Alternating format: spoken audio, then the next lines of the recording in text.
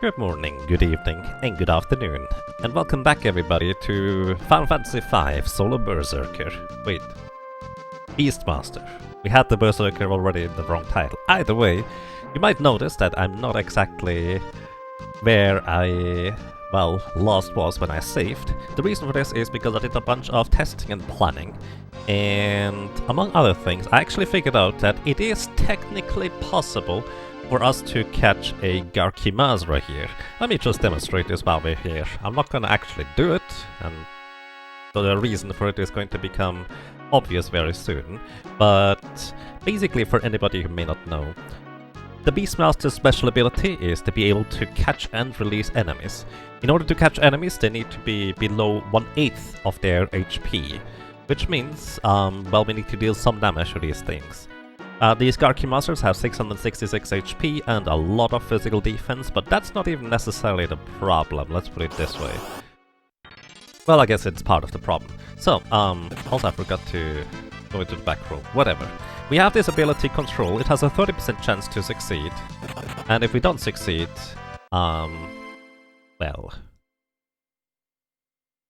it doesn't work.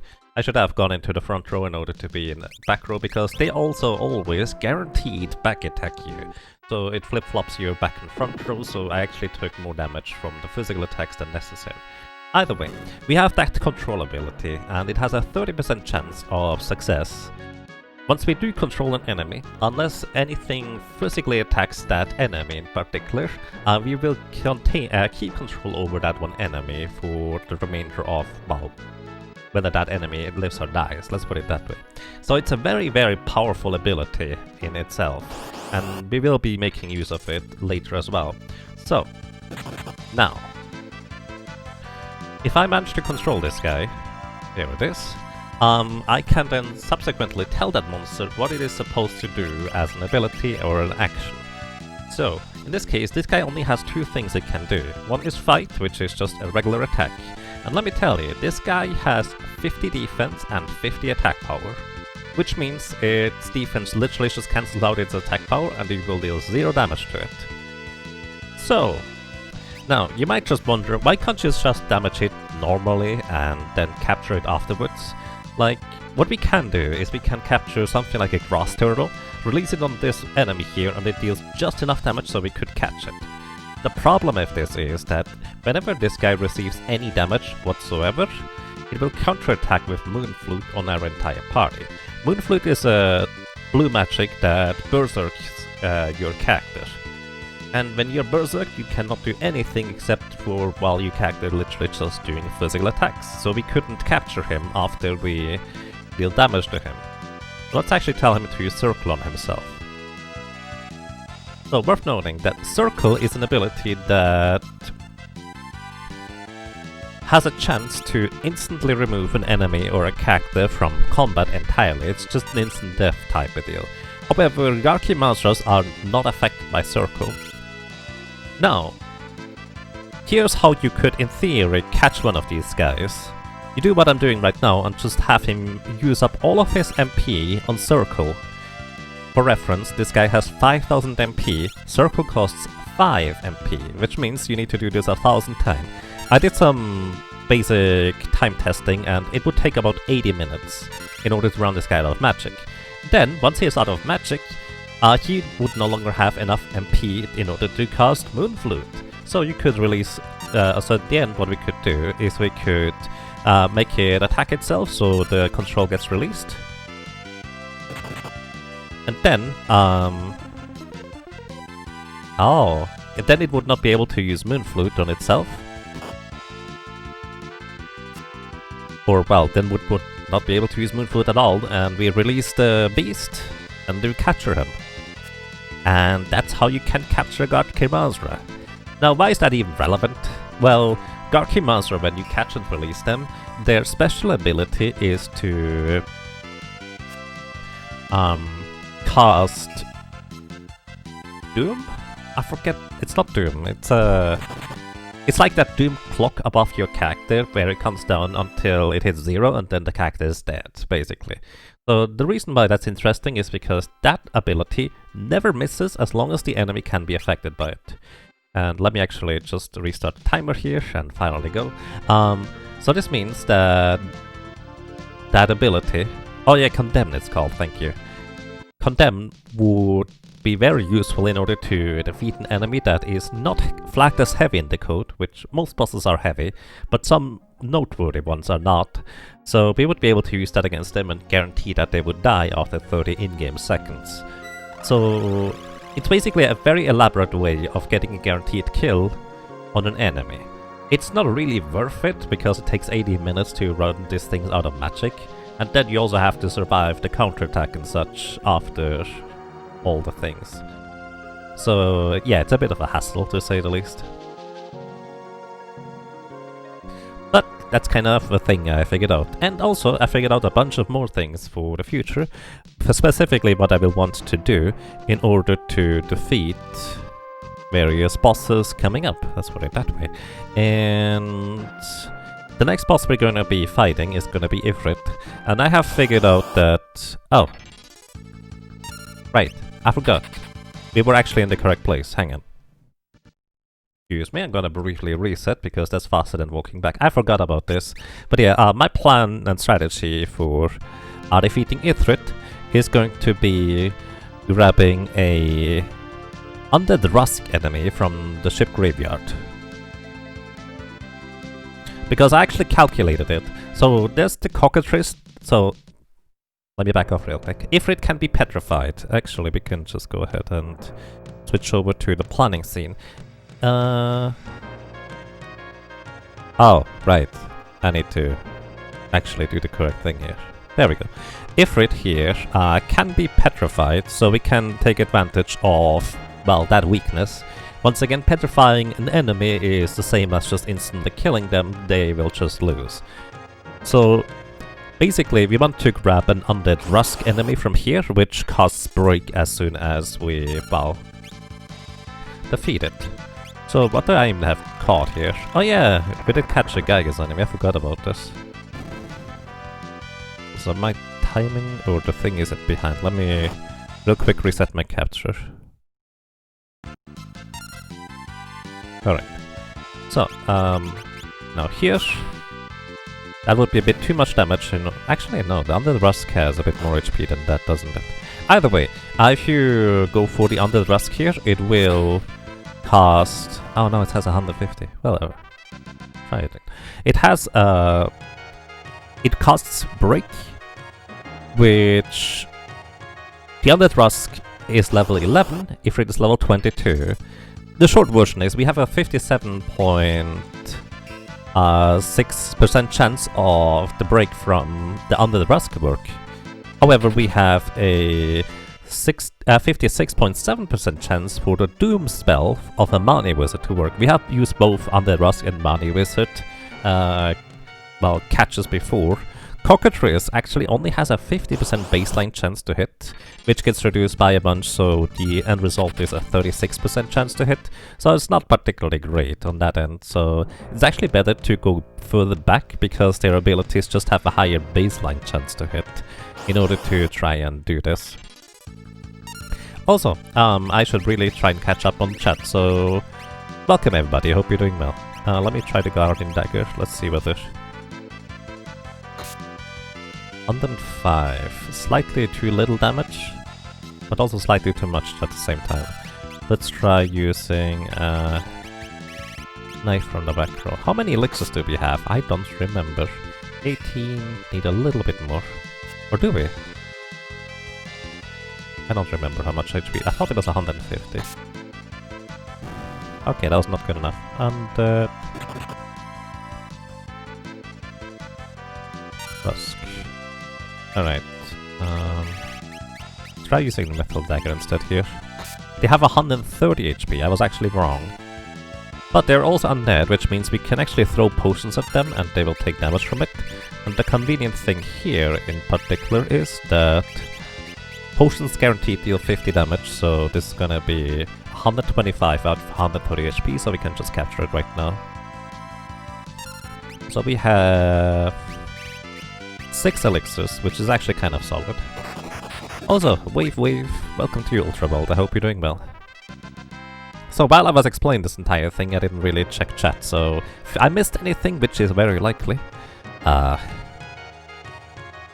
feel free to let me know and repost it, but wave.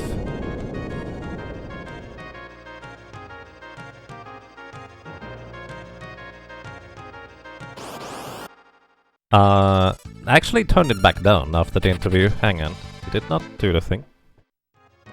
I might be a bit more loud than usual because I'm actually properly awake, but my microphone shouldn't be any more loud than before. But yeah, I usually remember to turn it back down. Not always, but usually.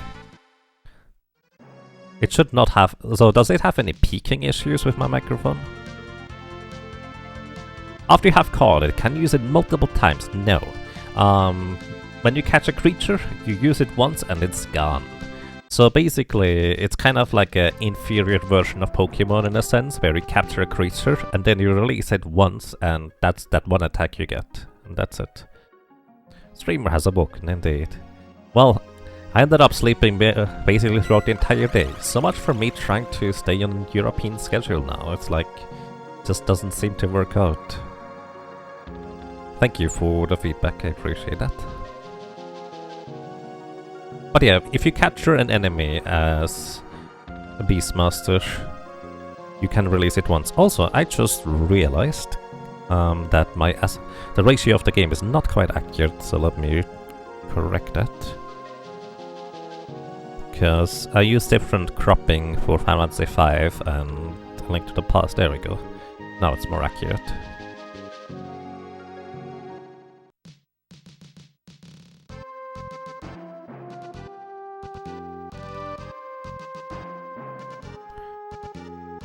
Make sure their microphones are not really sibilant. I have to admit I do not know that word.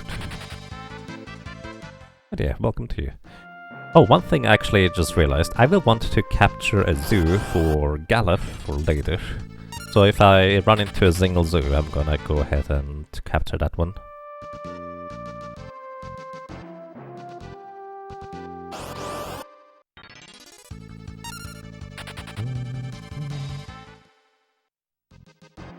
Welcome to UK. Are you confusing me yet? Well, probably. Oof. What level am I anyways? 18, so we don't have to worry about instant death. Alrighty, actually, something I haven't quite done for this section, have I, is tell you what would happen if we were to catch and release the enemies from here in particular. So, let's see, what do we have? So, in this section here, we have Eagles. They cause Rainbow Wind, which inflicts darkness, silence, and HP leak at the same time. These are the Eagles here. Then we have a Zoo, which casts an ability that hits all enemies for 25% of their maximum HP, and it does work on bosses, so it's actually pretty amazing, all things considered. Then, next up, we have the Wild Nags that we fought in the forest just earlier. They basically just attack an enemy for a decent amount of damage, so to speak. And so it's pretty awesome. Which, by the way, another thing, I learned that the whips do not have a... or will always hit against airborne enemies for the most part. So Zoo is airborne, so we can just use the whip here. It's pretty neat. What else do we have? So the Zoo is actually almost in catch range, but not quite. Wait, I'm a doofus. I need to make Galef a Beastmaster first in order to capture it. Basically, I want to give Galef a thing for later. Just use a tent.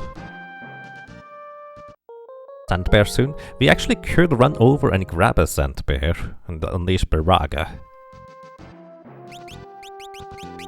Which is quite curious to say the least. Alrighty, I'm gonna turn Galef here into a Beastmaster for later.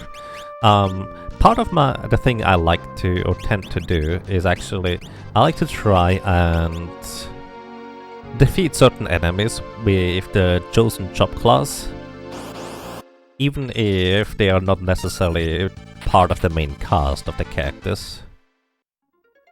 And defeating Gilgamesh with a low-level character later with a Beastmaster is actually gonna be pretty straightforward. Well, mostly anyways. So, that's gonna be the plan on what I will be want to do here. I'm still not going to use the other characters, I'm just gonna have them defend. Because my plan is just going to be to hit the zoo. That's gonna be largely it. So zoos have 850 HP, so 182.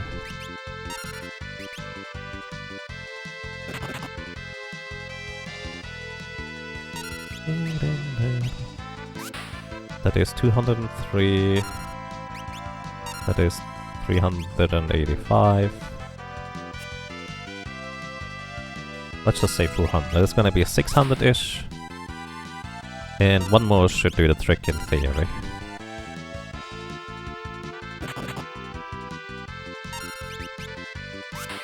Alright, so in theory, Galuf should now be able to capture the zoo, I think.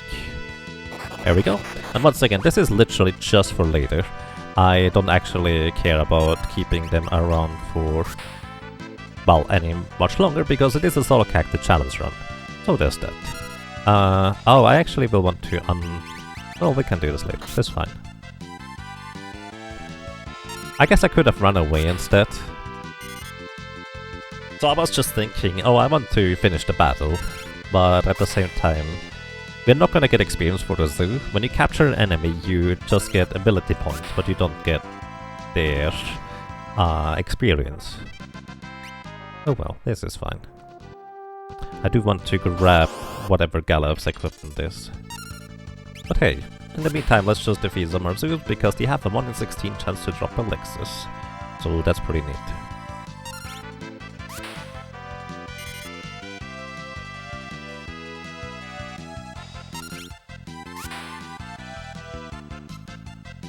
Alrighty, other stuff that we've seen around here, the bees.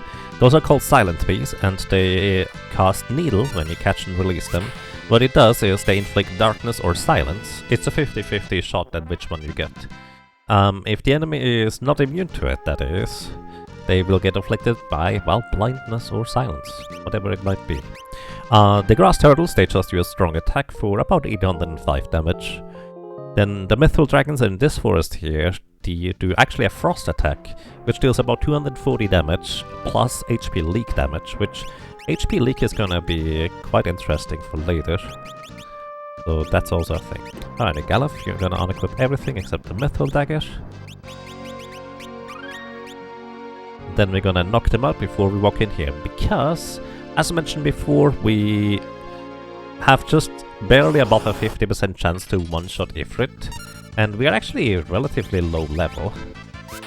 That's a mythical dragon that casts frost, so there's that.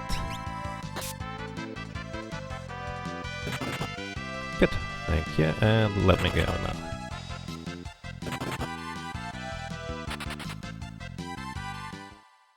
Alrighty, so, gonna briefly heal up Ferris to the maximum here. And afterwards we're gonna equip the Guardian Dagger, mainly just because it gives us a 1 in 4 chance to block physical attacks, on top of the Elf Cave 1 in 3 chance to block physical attacks, which they stack multiplicatively. Effectively we have a 50% chance to block physical attacks with both items equipped. So that's what we're gonna do here. What else is there? Oh yeah, now we're gonna get into the library. There is various types of page enemies in the library. Page 32, if you capture it and release it, it will cast Banish. Banish is an instant death spell that is time magic based. That means it actually targets whether an enemy is heavy or, well, not heavy, rather than anything else.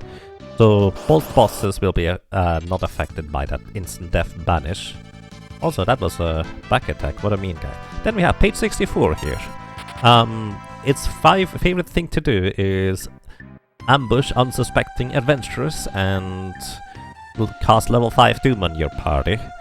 Level 5 Doom means that, or any level's X spell means that it will, there's level 5, it will always hit you, guaranteed, if your level is divisible by that number. In this case, if we have a level divisible by 5 without remainder, it would, well, instantly kill Ferris, so we want to avoid being level 20 or 25 or 15. So yeah, that's kind of the shorter. However, if you capture and release page 64, all it will do is just a strong attack, which deals about 1087 damage, so it's pretty good, but, well, it's not actually level 5 Doom, unfortunately. Don't banish you? Well, I suppose it would work on you. Alrighty, and welcome to Ifrit. He cast Fire 2 or Blaze at the beginning, and we hope that we win. And we didn't. So we basically just say, okay, that's one more death here. And that's gonna be it. He can be paralyzed by... Oh, I don't have the whip equipped. He can be paralyzed by the whip, but because it is an enemy and boss that is flagged as heavy, the whip effect for paralyze effect is going to wear very, very quickly. So he's gonna be paralyzed for like half a second. Literally. So that's just going to be my strategy. I hope it hits. We have a 57% chance, I think, in order to make this work, but that's about it. In the meantime, I can tell you about more pages in this library that have a chance to, well, do something interesting. Or, well, not interesting, because the next page, page 128, all it does is it does another strong attack, slightly stronger than page 64, but that's about it. I'm also not gonna bother grabbing the ether because I really don't need it. Also, I need to update the death counter. Where is it? There it is. Took me a while. Alrighty.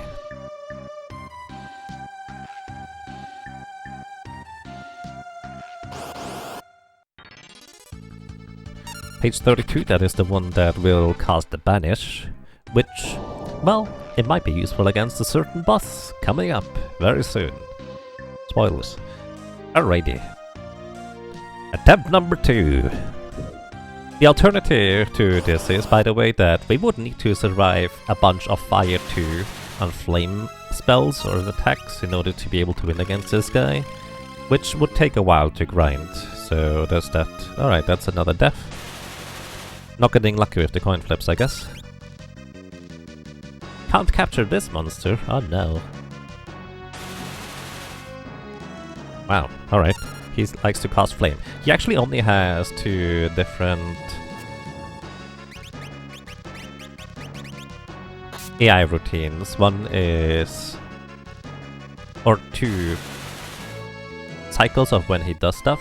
One is the 2 in 3 chance to use Fire 2.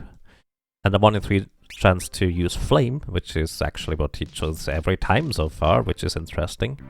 Flame deals 25% of our maximum health and damage, so that means the higher we level up, the more HP we have, the more damage it will do. On the other hand, well, we don't survive the Fire 2 reliably if he casts it once or twice, well, that would be a kind of a problem. We would need to level up a bunch. And what else?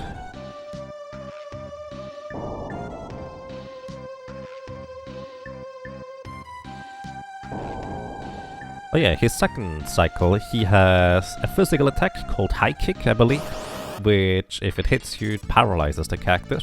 So, kind of unpleasant, but we have a pretty good chance to block physical attacks of our enemies, so yeah. And another one, I think it's a 1 in 3 chance to use Flame in turn 2 as well. And what's the last one?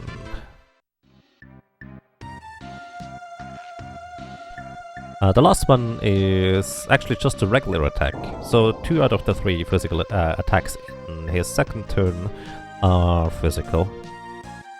So, well, we can survive it. Alrighty, let's try this again. Fire 2. Release. And it didn't work. Alrighty, so this kind of makes me think, did I miswrite this? Let me actually check whether he in fact is vulnerable to brick. Nope, yeah he is. So the only status invulnerability is if it has is Toad, Mini and Sleep. So we're just getting unlucky here.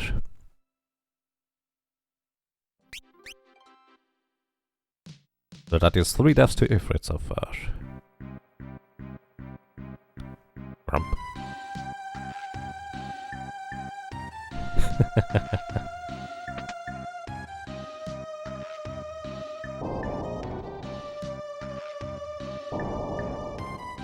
Don't worry, Rico can save more frogs from inside the food box, it's fine.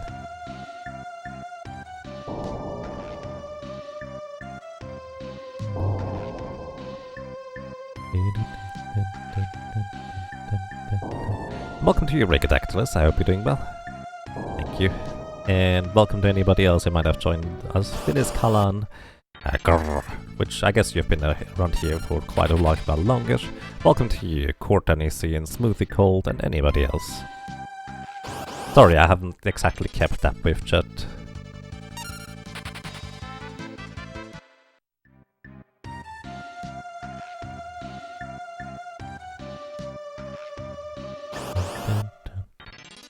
Flash wave, wave wave. Welcome to you, Cyan Kai.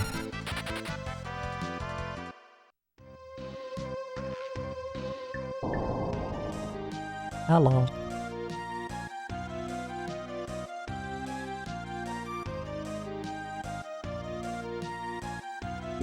Alrighty, attempt number 4.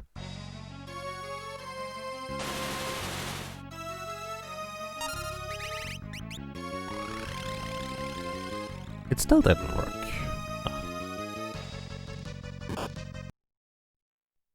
Well, either we're getting really unlucky, or something else is fishy. Oh, by the way, actually, something else I wanted to look up. So, I did learn that the car cursor enemy that we can't capture in the ship graveyard, as mentioned before, they cast Embrace or Hug in this version. That petrifies your character and heals them to full, which, well, for an enemy, for that purpose, it is just an insta-kill anyways. However, I did actually not look up on what the chance to hit is of Hug. Okay, a chance to hit of Hug is only 66% baseline, so it would actually have even lower chance than Break from a Undead Husk to hit. 50-50 chance. Would have to do this probably 50 times to get it your way. Well, that's statistically very improbable, but hey, technically possible. Yeah, sometimes it just takes a while. It's a 50-50, but especially Super Nintendo games, their randomness is not exactly like perfect. Like me just moving around the menu will change up the numbers, but reloading from a save actually might be that I just get the same, well, number values again and again. I don't really know. Probably not exactly, because it's also more specific than that. That still didn't work. Alright. I did look up, it should work. Well, that's the theory anyways.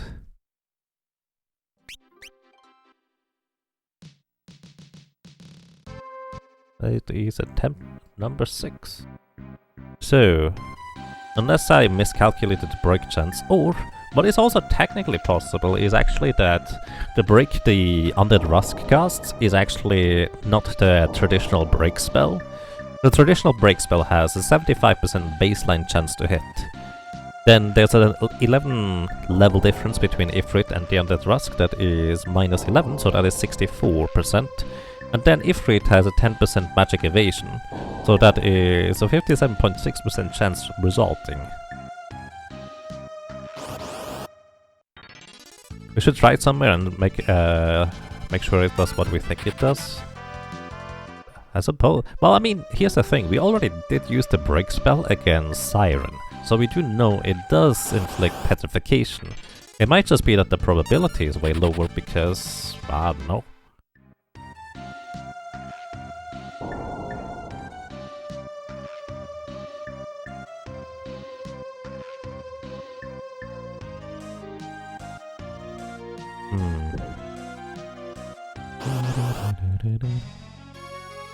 Hello! Don't mind me. There we go, it does work. We just got really unlucky, alright?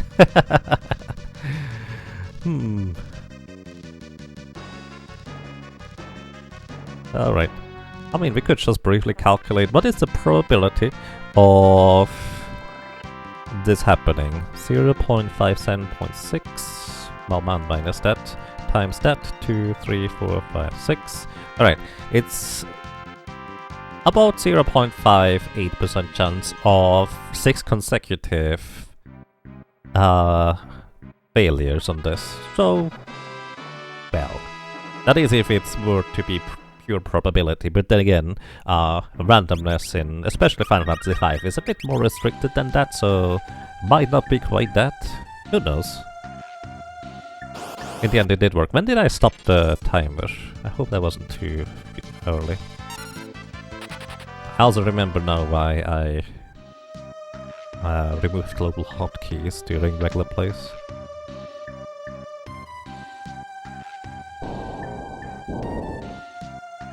Alrighty.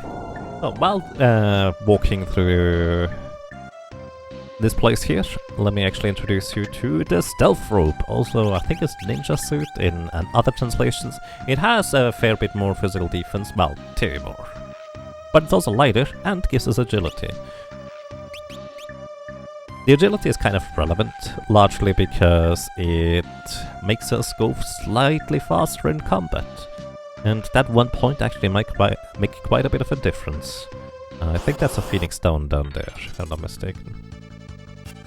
Either way, we actually need to capture something before we go much further, in order to be able to defeat Byblos reasonably well, because as some people probably who have watched other solo character challenge runs, Byblos is a major hurdle for a lot of solo characters. And it would be true for our Beastmaster here as well, if it wasn't for specifically these guys. So Byblos, curiously enough, is not flagged as heavy in the game's code, which means we can just easily capture it. Also, where is base 50 chance? Oh, I didn't write down how much HP it has. That's awkward. Alright, give me a bit. So, page 32. Page 32, it has 480 HP. How much damage did I do? A bit over 100? I think it will survive it if I do this again. Nope. Either way, we want to get another page 32. Because, as mentioned before, it casts Banish, which affects only enemies that are not flagged as heavy in the code. And it just so happens that Byblos is, well, one of the bosses that is not heavy. Alright. Gonna hit you, 114. 4 hits should actually bring it low enough for me to capture it. Also, fun fact about Byblos as well as Ifrit just earlier, those are the only 2 bosses where you can actually get a preemptive or a back attack strike. So it's a 1 in 16 chance that you get a back attack and it's really awkward, and a 1 in 16.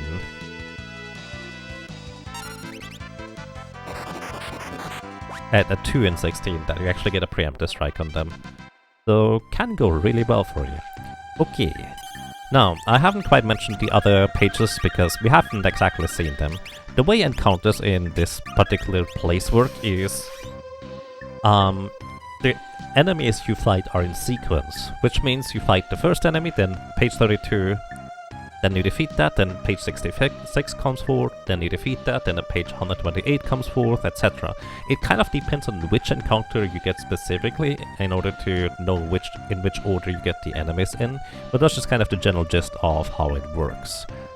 The other pages that we can get in here, I don't think they have any particularly interesting abilities. Here, let me get the catch list of Dragon Dark.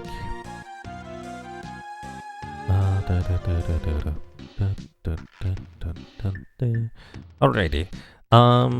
Page 256 casts Comet, which deals 200 to 1600 damage, completely at random. So it's an incredible variance on how much damage it can do. Page 128 is just another strong attack, so for the most part, the only really interesting page type enemy is page 32. Also, did I save? I probably did.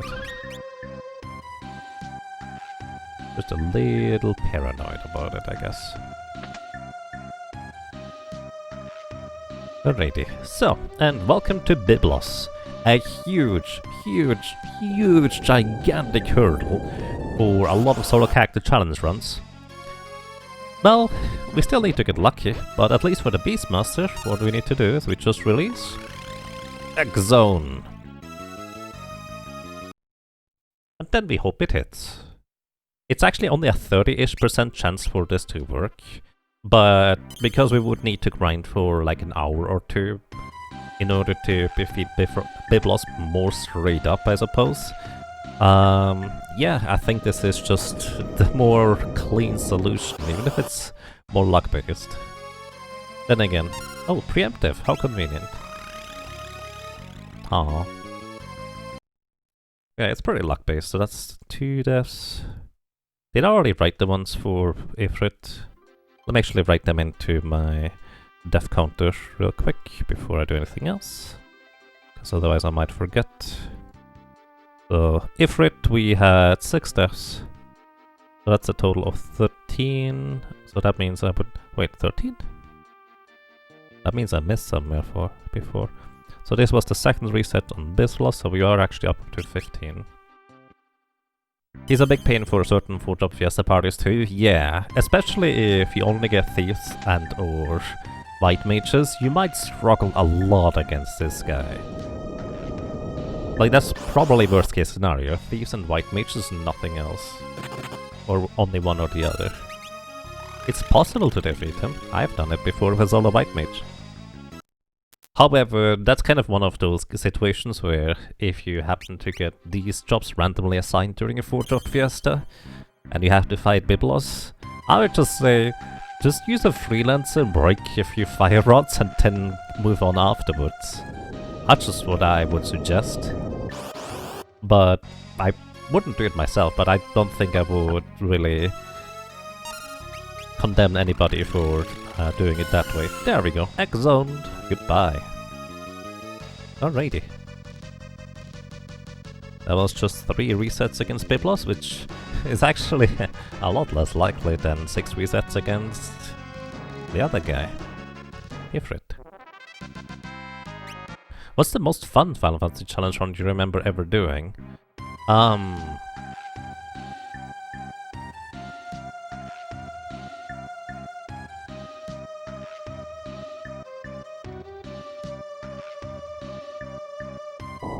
Of the solo characters, I feel like Blue Mage is probably the one that had the most freedom of what you can do, so it was quite intriguing.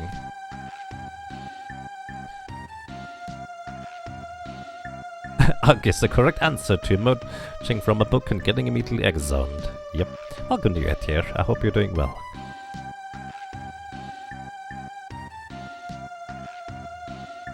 But yeah, I think Blue Mage is just the most diverse. Although it was quite a struggle as a bard, I actually kind of loved the strategies and things we came up with during the run. Those were pretty fun overall. Oh, that's Face, thank you. Thank you so much for subscribing with Twitch Prime. Actually, with Prime Gaming it's called now. Amazon Prime, Twitch Prime, whatever, all the same difference. Welcome back for almost a year. I'm glad you enjoy your stay. Thank you so much. I hope you're doing well. So yeah, Beastmaster, we can just easily cheese our way past these enemies. Oh, by the way, in this desert here, there is a Chimera enemy, which is why I'm saving before walking through this section. And those Chimeras are really strong. Oh, we're gonna actually see one. They are pretty strong. They use Aqua Rake on your entire party, which deals, what, like 200-300 damage to your entire party? Yeah. We will actually see another one of these guys later. Not right now, but later. What else? I'm just kind of trying to run through here, but also figuring out what did I plan for the next set of bosses and such. Oh yeah, actually, I will want to capture a Chimera in order to defeat the Sandworm. I actually already know how to do that because I think an old route of the speedrun used to do it that way. Or maybe there was a previous Forge of Fiesta, I don't remember. Where am I going? Wrong way. Good thing you saved. Yep, that's why you saved before going or walking through the desert. Because that thing could have kind of demolished me. I probably had enough HP to survive any attacks it does, and it's not that difficult to run away from. But yeah. Poor Sandworm. Yep, that's gonna be coming up. But yeah, we're actually going to capture Chimera next for the next boss. That is gonna be the plan.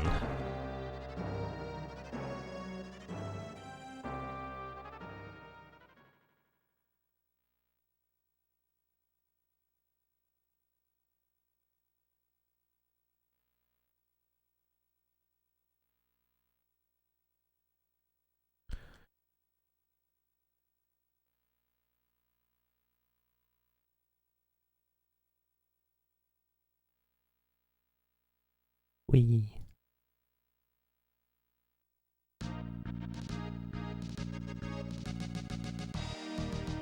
So, let me see. There was actually something I wanted to capture for a fair bit later. But yeah, that's not gonna work. Where was it?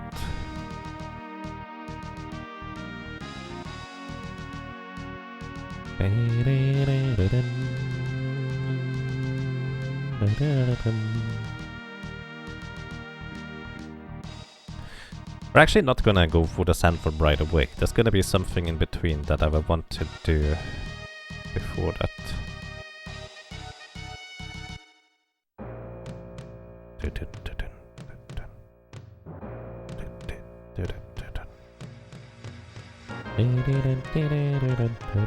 Oh, by the way, one fun fact that I did not know until way later. After you blow up Garna Castle, there's a guy in here that actually sells you a whip and kunai and mithril spears and bells. I had no idea about this guy even existing until way later, so if you have Beastmaster in your party for your Forge of Fiesta, might actually be quite worthwhile picking up an additional whip or two. Oh, I need to actually switch to the whip.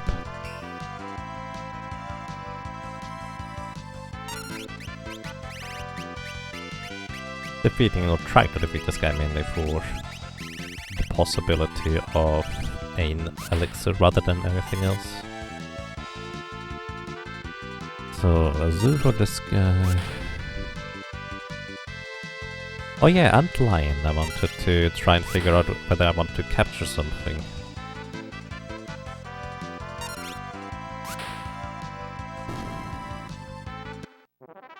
I'll try to capture something with time slip for Antlion.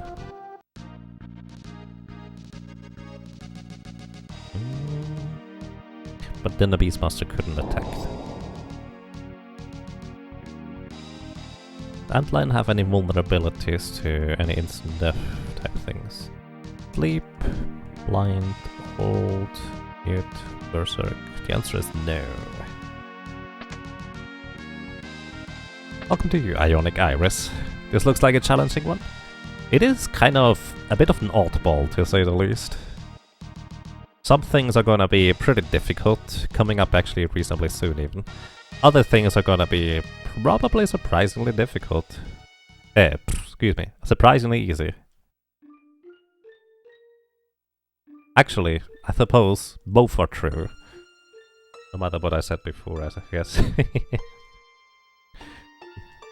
You can't wait to see how you tackle some bosses. Yeah, there's some bosses where I was trying to come up with some clever solutions, like Atmos, but I couldn't really find anything useful.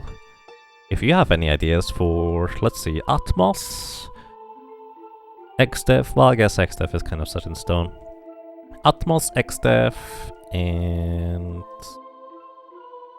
actually Soul Cannon coming up too. If you have any clever ideas for these, that would be interesting.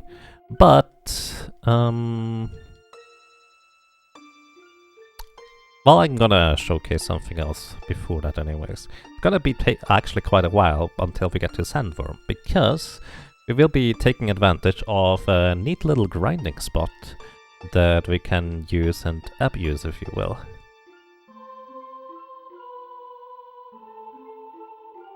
Sulcan was the one you were most worrying about? Yeah. So here's the thing. My original plan was to capture a prototype for Soul Cannon. Now there's a catch to that. Well, the catch is we can't really capture it.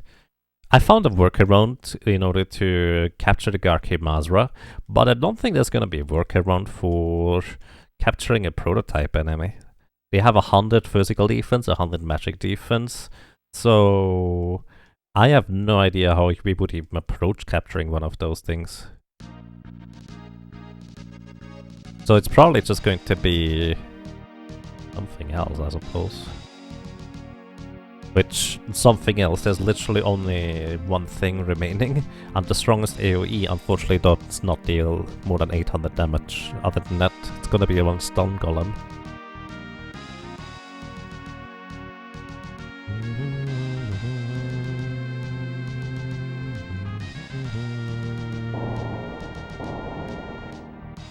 Also, in case you're wondering, I'm not gonna bother picking up the lightning whip yet.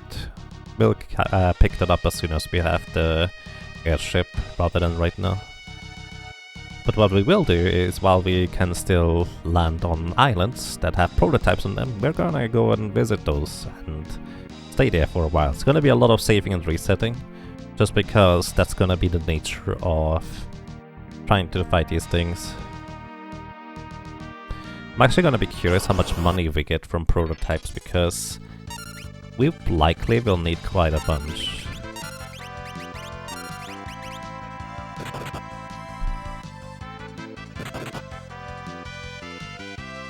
Aww, that would have been nice. 1-1-1-1. In the exact correct order too. But he had to attack somebody else. Oh well. So, basically, there is, I think, 2 different islands on this world that have enemies that are kind of notoriously really ridiculously strong for this point in the game, unless you know the trick to beating them. And the trick to beating them happens to be Beastmaster. I think it's this island here, if I'm not mistaken. So, the problem with Beastmaster and defeating those things, we have a 30% chance to successfully control an enemy. Which, considering that these things can one-shot us, well, we just need to get lucky.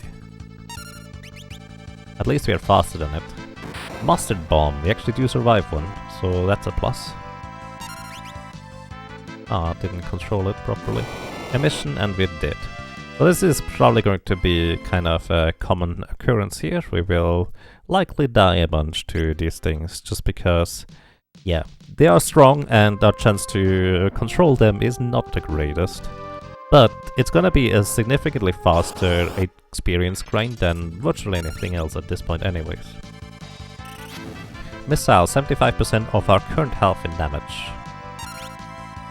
Current, not maximum. Alrighty, we have captured one, so let's take a look at its abilities. It can hit itself. It has 100 physical defense, so the hit will pretty much always deal 0 damage. It can use Missile on itself, which, unfortunately, Missile does not work on enemies or cactus that are considered heavy, and this guy is considered heavy. Well, flagged as heavy. Then he has Blaster. Blaster is either instant death or paralyze. So, not exactly useful to deal damage either. And Exploder deals damage equivalent to however much HP you currently have, which in this guy's thing is 5000 HP. And, well, die in the process. So, a really efficient grinding spot. It's a tremendous amount of experience, but, well, also pretty dangerous. So the thing is, if we were to be able to capture these things, they would allow us to use... Oh, that's the instant death. They would allow us to expand death count anyways. I need to increase it twice. They would cast... what was it called? some really strong area. Oh, was it Flare? Mega Flare? I think it was Mega Flare, which deals about 1000 damage to all enemies, which would be really great on an upcoming fight, but because there's not exactly a reasonable way for us to kill this thing without, well, damaging this thing without killing it, well, unfortunately, capturing this is probably out of the question. It gives us 2000 experience, so that's a lot of experience. Also, did I see that correct? It did not give us any money. Oh boy, that could be awkward.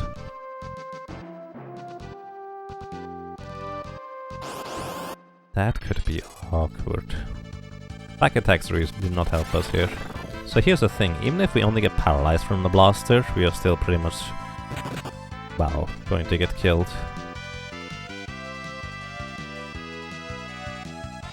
Probably anyways. Unless we get really lucky, I suppose.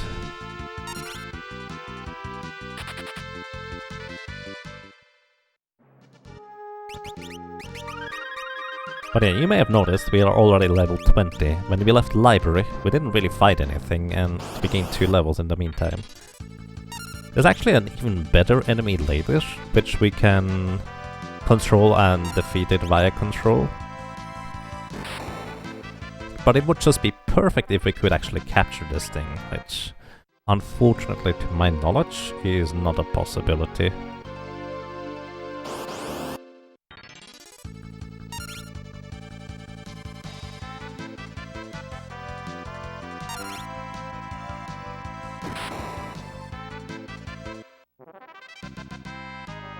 So the thing is, if I could deal any damage to this thing, it actually would be reasonably doable to defeat this thing.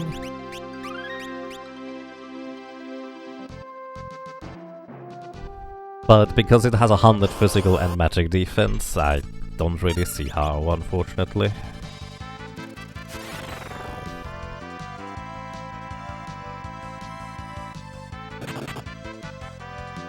Its physical attack is weak enough that we would be able to survive it. So let's say we were to run it out of magic, so it couldn't cast Blaster or Emission anymore. That would be interesting, but the problem is that we don't have a way to cut through its defense. This is probably one of the very few places where axes are actually really useful, because using an axe-type weapon will reduce an enemy's armor you're hitting by 3/4, so it would be only 25, and there are axes that are strong enough to punch through this thing's defense. No captures that could reduce the HP, so that's kind of the thing. That's the thing I was considering too, and to my knowledge there's no capture that can reduce the HP of this thing a sufficient amount in order to... well, basically we would have one shot at it. I'm actually going through the list. Maybe there's gonna be something later that I just didn't think of. In another level, so pretty good.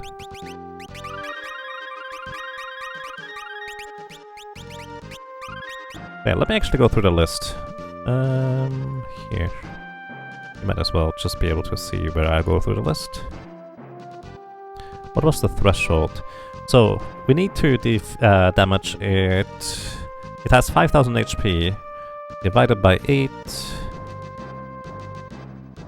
625 HP remaining or less, which means we need to deal a total of 4375 damage at the minimum. So that's a lot of damage we would need to deal in order to be able to defeat it. Alright, let's see. Is there any enemy that could be useful? Actually, another thing I want to check real quick. Prototype cannot be poisoned, can they? Because poison actually would, in theory, work. Nope, it's immune to poison. And poison is kind of the only status effect that I can think of that would help us in any notable amount. Yeah. Poison does not work. There's not really any enemy in particular that would allow us to deal enough damage to defeat it in one swing, because you would need to deal over 4000 damage, and that is after it already reduces damage by a lot because it has 100 defense. Like the Skull Eater would be a very interesting one.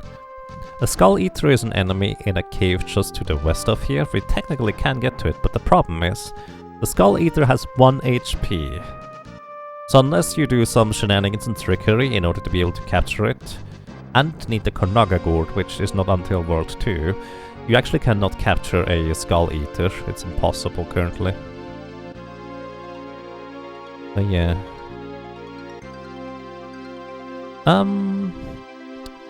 Actually, I was just thinking, it is flagged as heavy, so an ability like Tail Screw is unfortunately not going to work. Yeah, it is heavy. Otherwise, actually, Blaster would work on it too. Yeah, basically for me, it's like I haven't found a way to capture it as a solo Beastmaster. Oops, wrong screen. But maybe you have an idea. So weakening or poison are the only two types of statuses that could realistically work, I think anyways.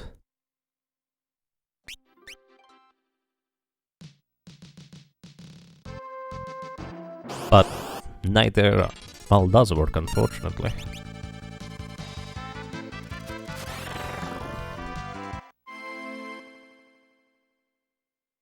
Hey Gentlebars, welcome, how are you doing today?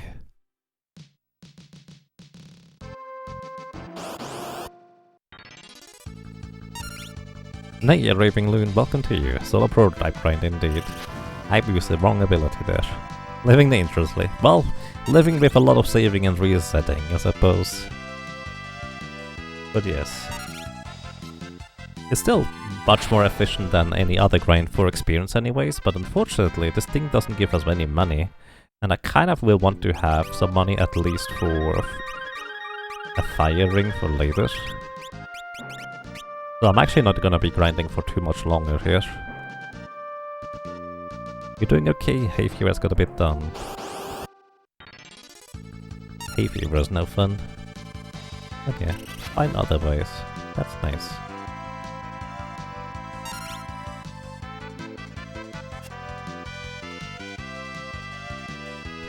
Yeah, I think I'm gonna go level 23, which is one more level, and then we move on.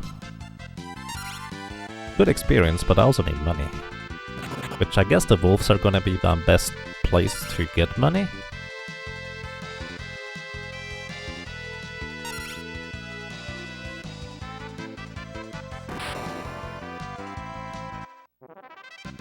Wonder whether there's another more clever place to grind as a Beastmaster. Like there might be some enemies that if you control them, they have a really powerful area effect that just wipes out their entire own party. But I can't think of anything like that until the Lonka Ruins, which unfortunately is after Soul Cannon, which is where I want to have the levels in the first place and such. Should be immune to wolves about now. Kinda, mostly. Yeah. It's just kind of gonna be slow knocking out wolves one by one.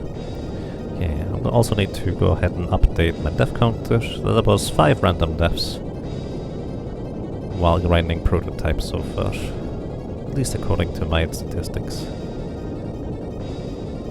I might be wrong.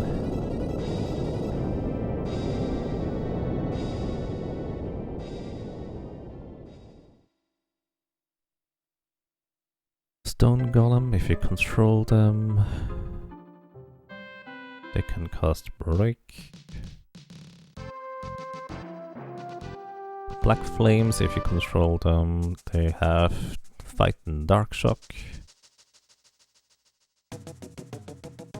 Many dragons have Flame, but good luck surviving 4 of them, plus they are not exactly guaranteed encounter. Storm Chimera.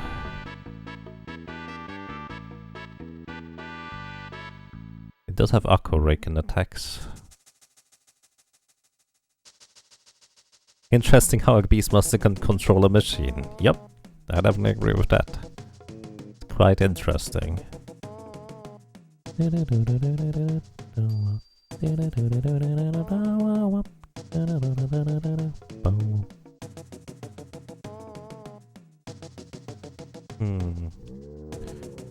Yeah, there's not really anything else I see that is particularly intriguing.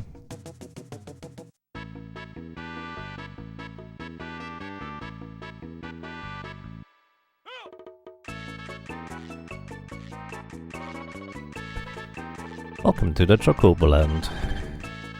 Next destination, Karnak. Wait, that's not true. We go to the library next. We also need to grab a chimera along the way.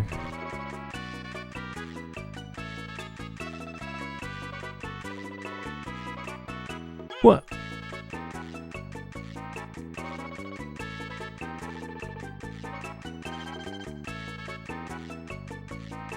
Huh. Alrighty. Now that we have about 250 more HP than before, we should be able to reasonably easily survive a Chimera.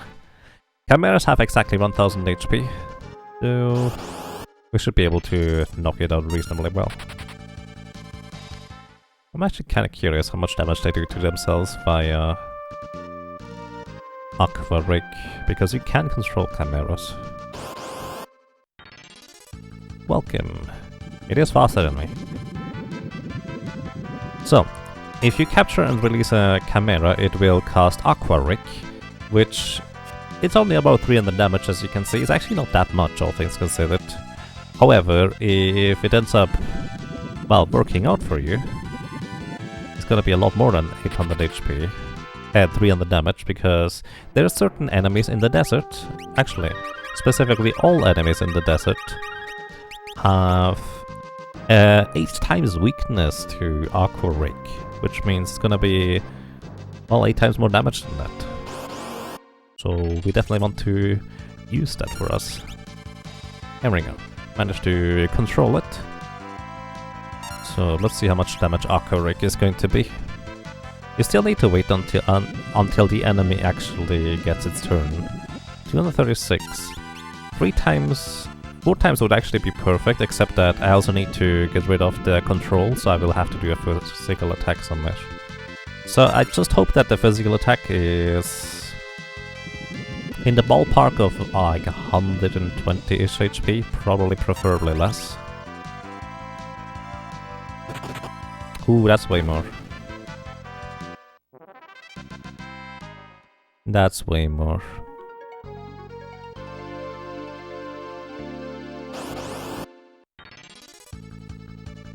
Preemptive attack. Come on, fairies.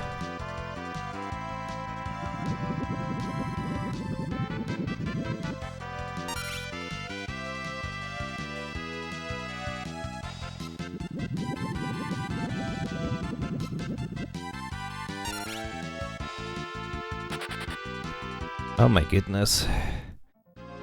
I know 30% isn't that great of a chance to control an enemy, but it feels like it should be better than that. I'll have to go and buy more potions at this rate before I can get a Chimera. I was going to buy the potions after.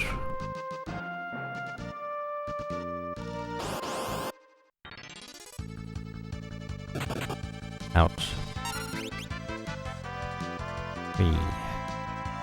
I'm going to be happy to get the Hypno Crown or whatever it's called, in order to try and get more mileage out of this.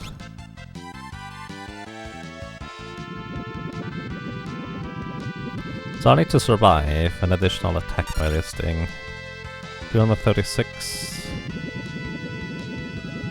plus 408, 488.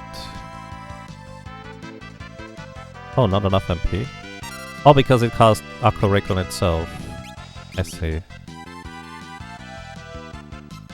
I need to actually hit it again. That is 700, 800 and some change. I need to bring it below 825. Oh, 125 times 8 is 1000, so need to build. Actually, need to attack it again.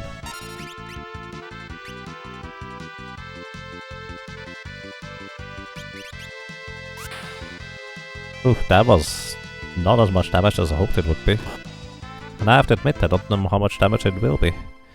Okay, that is an additional random death here. So, what's my best option of defeating a chimera? Actually, I actually even said earlier that I have an idea on how to capture a chimera. And then I forgot about it entirely until just now. Whoopsie. So there's a very easy way to capture a chimera. And I'm gonna do this in just a second after buying more potions.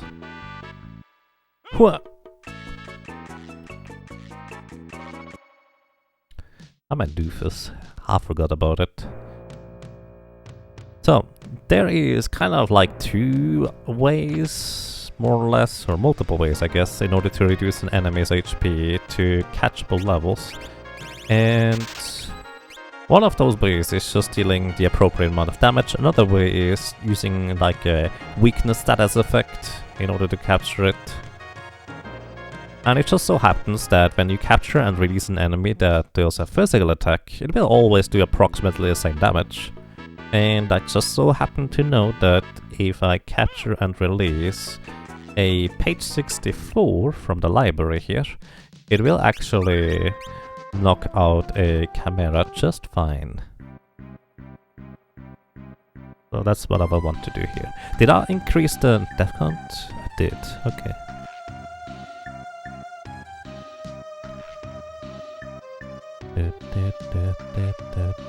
Maybe I should have gotten the Thunder Whip anyways already.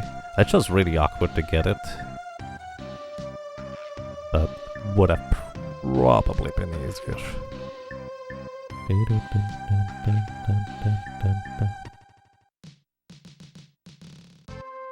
Yeah. Alternative, I think there's an enemy that we can capture that casts Tail Screw. I don't remember which one it was.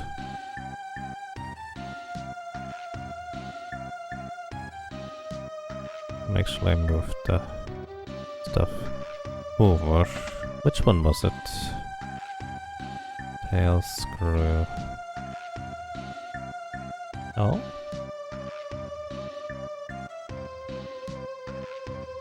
A Tail Screw, there it is.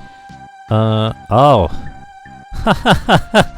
Okay, so, fun fact, there would have been an enemy I could have caught that casts Tail Screw, which puts an enemy into critical HP.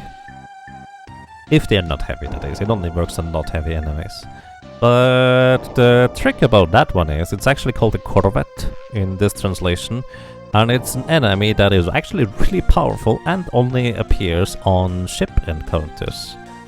And I kinda lost my ship here, so I couldn't even do that anymore, even if I wanted to.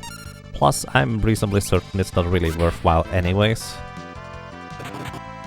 to do this.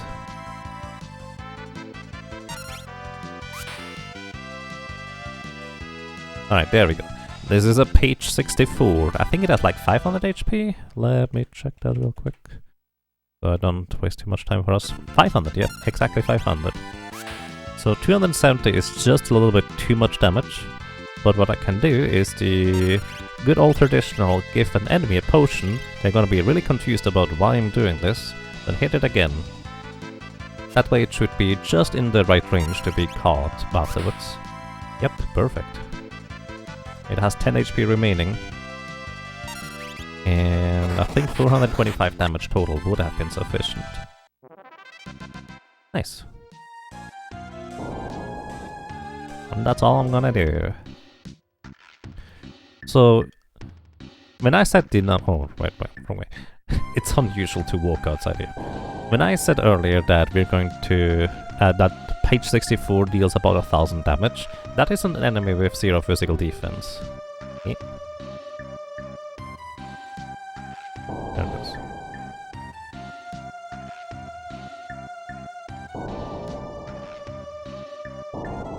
So in this case, the enemy will have actually some physical defense, So it should just deal a little bit less than 1000 damage.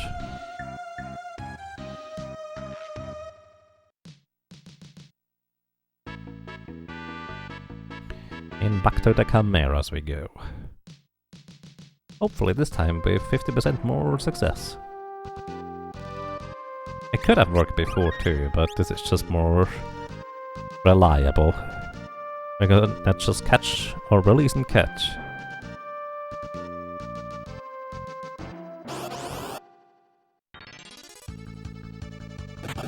Bonk. Ow. Release. Fight. Bonk.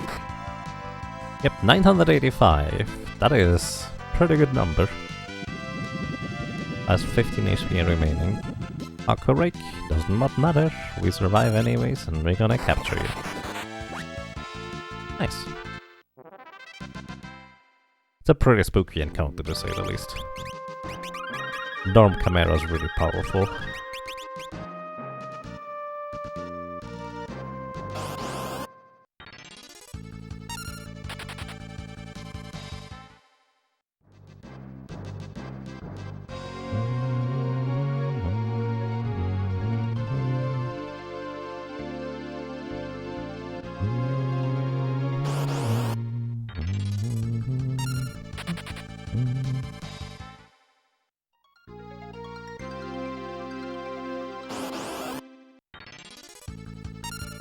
Bonk.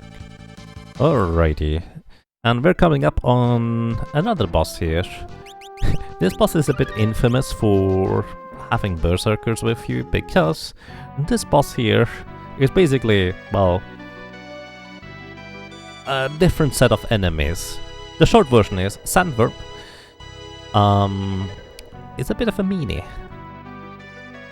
because it likes to change its position frequently, and if you hit where the sandworm is not, one of the holes, it will... Basically, your character plummets into the hole and you take gravity damage, or demi I suppose, which is 50% of your current health HP is gonna be gone. So this kind of discourages the use of some area of effect attacks. However, Aqua Rake is always area of effect, so...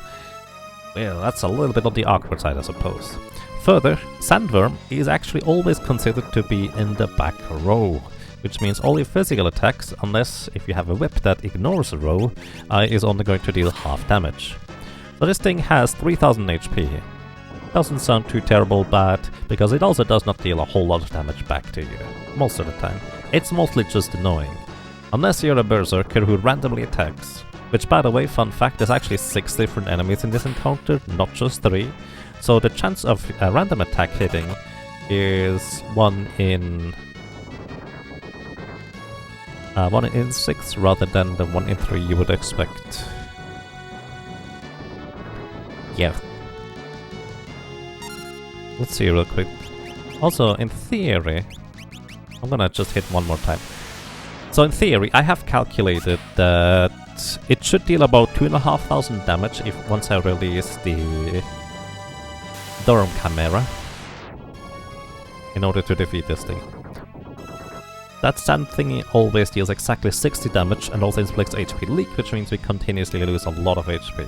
It's actually kind of devastating if you have a low level party, because that's a lot of damage very quickly. But yeah, 2500 damage. The holes are going to counterattack with demi, because that's what they do if they get hit, which is why I did not use it beforehand. And the sandworm is gone. Good night.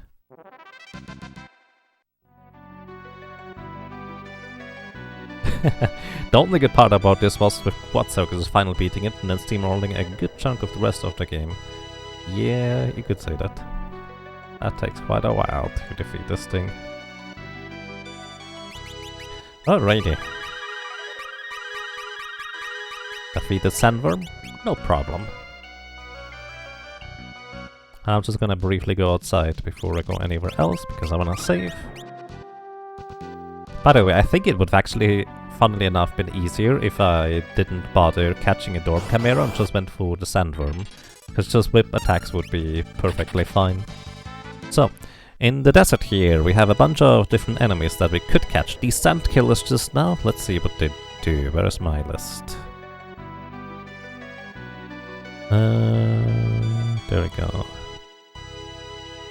Sand killers. If you capture them, they cast quicksand, kind of like the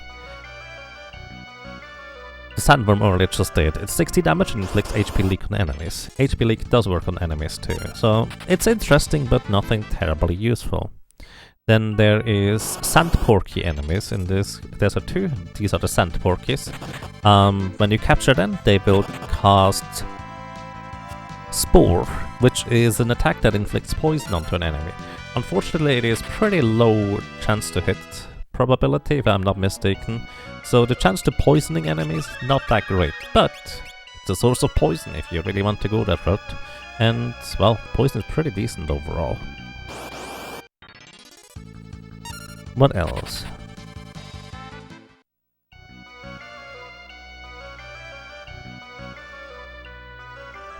Solar Berserker, that sounds mean. Yeah, and it's not even the worst boss for Solar Berserker, there's two that are worse. Alrighty, here we have a sand bear. If we capture a sand bear, it will cast what we lovingly know as Bearaga. So Bearaga is not actually an ability, it is just a sand bear's physical attack is notoriously ridiculously powerful. So we can use that to our advantage.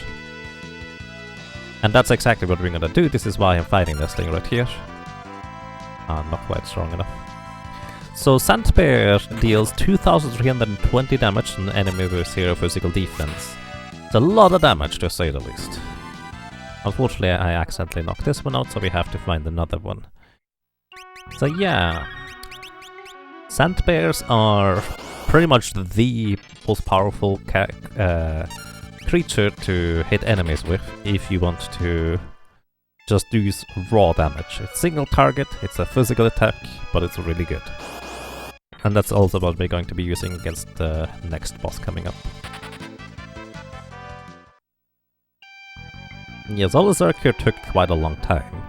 So Sandworm was actually not too terribly bad for a Solar Berserker, because the way I ended up doing it is I didn't really bother grinding for Sandworm, I grinded for Soul Cannon, because I knew that there was going to be a much bigger grind already anyways.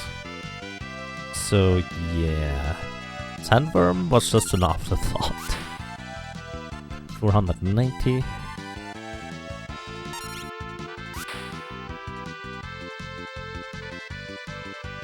I found the 680. 740, 840. Let's hope we don't get 160 or more. Well, rip. I should have just equipped the dagger in order to defeat this thing here.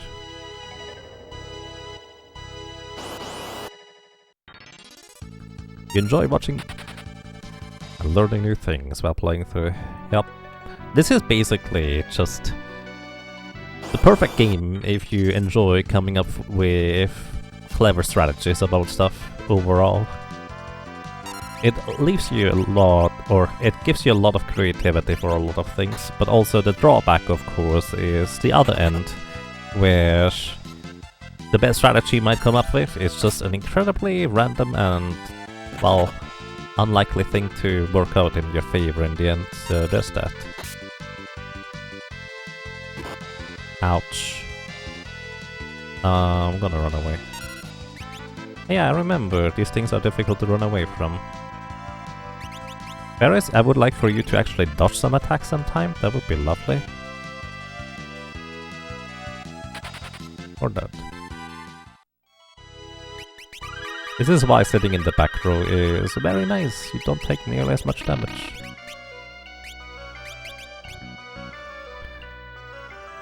Is this your favorite classic Final Fantasy game? Well, that kind of depends on what you consider classic. Is Final Fantasy 9 classic? Final Fantasy 6 a classic? Probably. Both of those. Either way, there's actually kind of like a triangle for me for my favorite Final Fantasies. I absolutely love the setting, story, music, and all-around feel for Final Fantasy 9. It's pretty amazing, honestly. I Love the combat system, the freedom, and the crazy things you can do in Final Fantasy V right here. And Final Fantasy VI happens to be my favorite type of storytelling in any medium, any game in general, where you just kind of follow different characters, they crisscross their paths as you experience the story of a world. So yeah. And then there's Final Fantasy X that is actually not too far behind these three. I'm sure you've asked this before, but is there any situation for these challenges where you think character-based stats come into play? Yes. Yes, actually.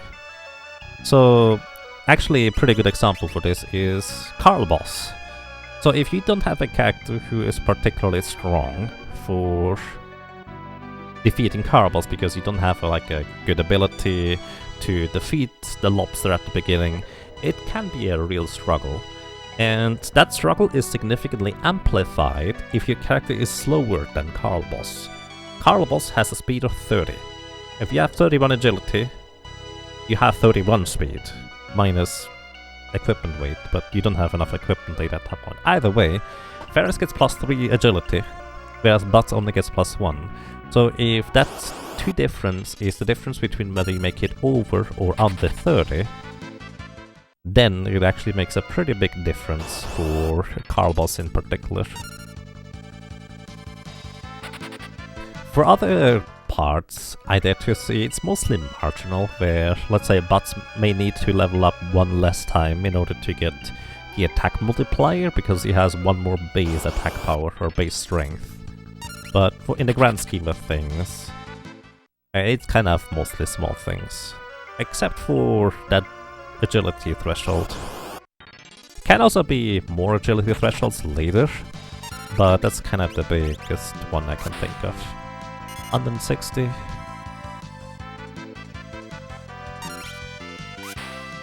Two, 330. 190. 650. Wait, no. 660. A bit more than that. 700. Wait, can I catch you now? There. Gonna switch over to the Guardian Dagger. Come back up here in the menu, please. I don't know why you keep going down there. Okay, this should be just enough in order to capture this thing. There we go. And that's all we needed from here.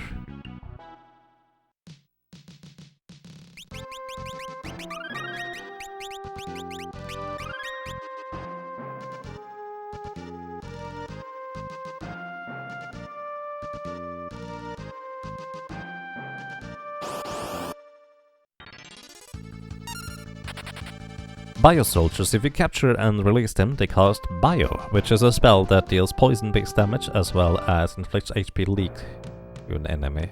So they can be pretty powerful overall. In that specific section, there's also enemies called Bombs, which they cast Exploder when you capture and release them. Exploder deals exactly 440 damage every time, because that is how much HP they have maximum, and that's just kind of how the game works on a baseline. Exploder damage cannot be reduced by any means. I wonder whether you can be immune to it though.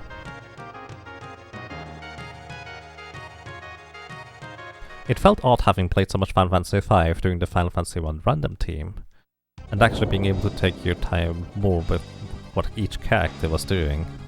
ATB makes a big difference in the battlefield for you. Yeah, it is definitely a huge difference.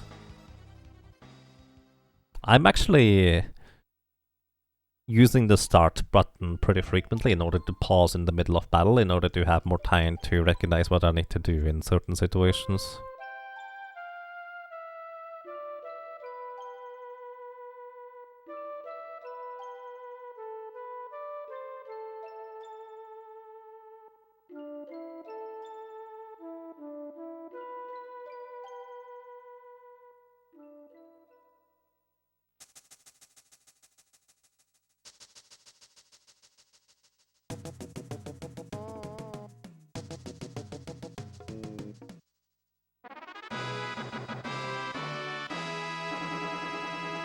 And I have to admit, Final Fantasy 1, I enjoyed playing through it for its legacy, but since I have absolutely no nostalgia for it, it was just interesting to go back to it and look at it. And was, okay, that's nice. Kind of see where things come from, but as a game itself, not quite my cup of tea, I suppose. Or more specifically, it goes further away from what I like.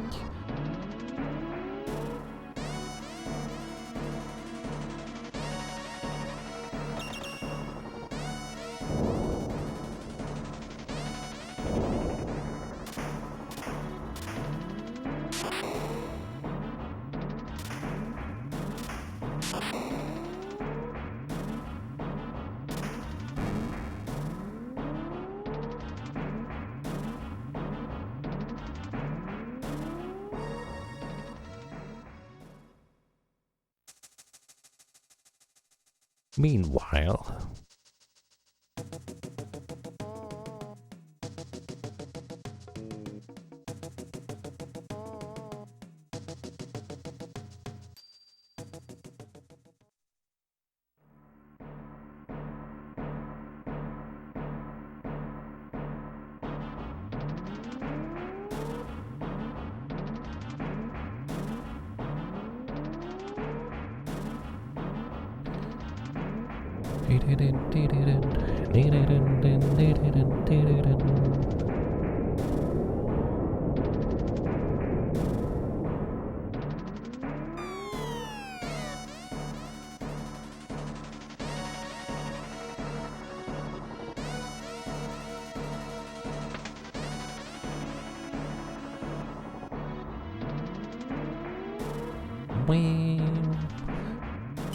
Alrighty. Coming up is another boss that can be a bit tricky, but unlike Carl boss, it's not usually as bad. This coming boss here has a weakness to lightning element. If you have anything that deals any particular lightning damage, it's usually an easy way to defeat this thing. It's going to be called Crayclaw. Crayclaw has total of 2000 HP. It does actually have a fair bit of physical defense, but if you use lightning element, you ignore all physical and magical defense for that matter. And it likes to use Tail Screw much more frequently than its counterpart, Carl boss earlier. In fact, in a lot of turns, it will have a 2 in 3 chance to use Tail Screw, meaning to put you into critical HP. So if you don't have a particularly good means of defeating this lobster, it actually might be more efficient to just ignore your low HP and just trying to deal damage instead. Just because it casts Tail Screws so frequently. Plus, you might usually have at least the Guardian Dagger as well as the Elf Cape in order to avoid taking any physical damage in the first place. It can still paralyze you with an attack, it still has regular physical attacks, but it is surprisingly tame most of the time. And especially if we have something to just destroy it, because it only has 2000 HP, which is actually less than the previous 3 bosses, then it's a pretty easy knockout. There's the physical attack blocked. We release Bear. Bomb. 2120 damage. Easily enough to defeat this thing. And that's Crayclaw. I needed to start explaining all these things well before we even got into the encounter, because it was going to be over that quick.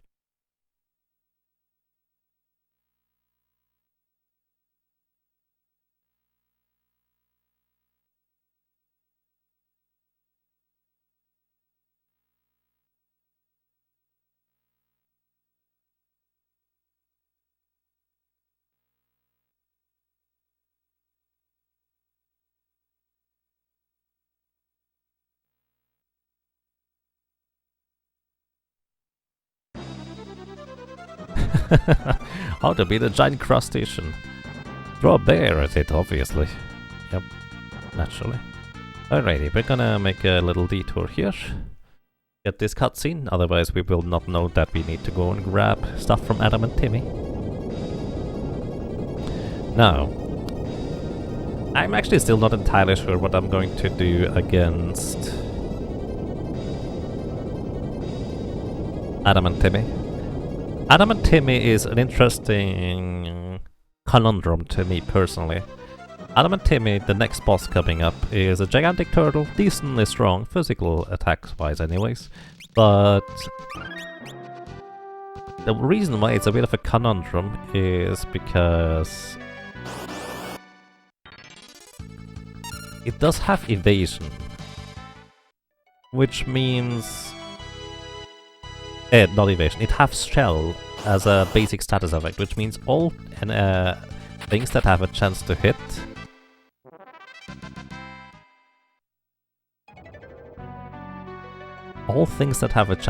are just halved in the chance whether they hit or not. It is vulnerable to a number of things, but maybe I should just use a bear, throw that at it instead of doing anything else. Maybe. Either way, the reason I'm coming here is a Thunder Whip. Thunder Whip allows us to have more baseline damage. Thunder Whip actually is not Thunder Element. It just has a 1 in 3 chance to cast level 1 Thunder. Also, this Skull Eater would one-shot us if it hits us. Thankfully, Ferris is pretty good at blocking stuff right now. Also, these are Skull Eaters. Those are the enemies that have 1 HP, but if you could somehow capture them, they would deal 11,000 damage. It's kind of ridiculous, honestly.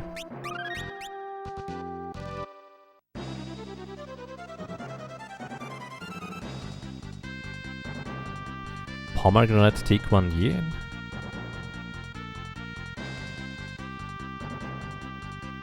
I see, to put it here. Good stuff indeed.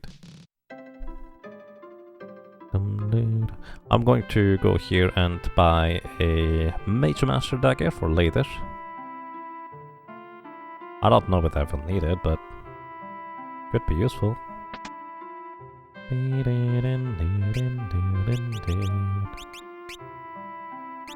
Let's just buy 2. Might as well. Beastmaster dagger has a 1 in 4 chance to proc mute whenever you attack with it physically. So the mute spell is still a chance to hit in the end, but it can be pretty useful.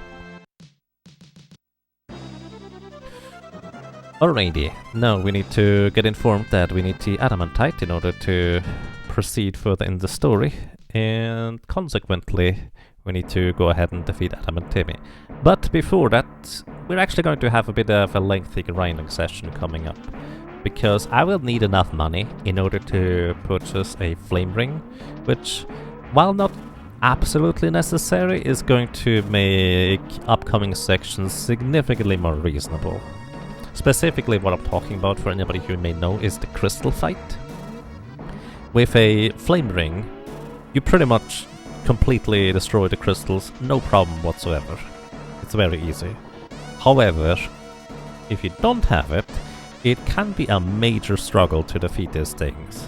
And while the Beastmaster technically has a way around that to a minor extent, it is nothing reliable. I'm talking about catching a sandcrawl and using Maelstrom, which... I don't even know whether you could survive it if you hit more than one of the crystals. Either way, we want to bring up 50,000 gold somewhere in order to be able to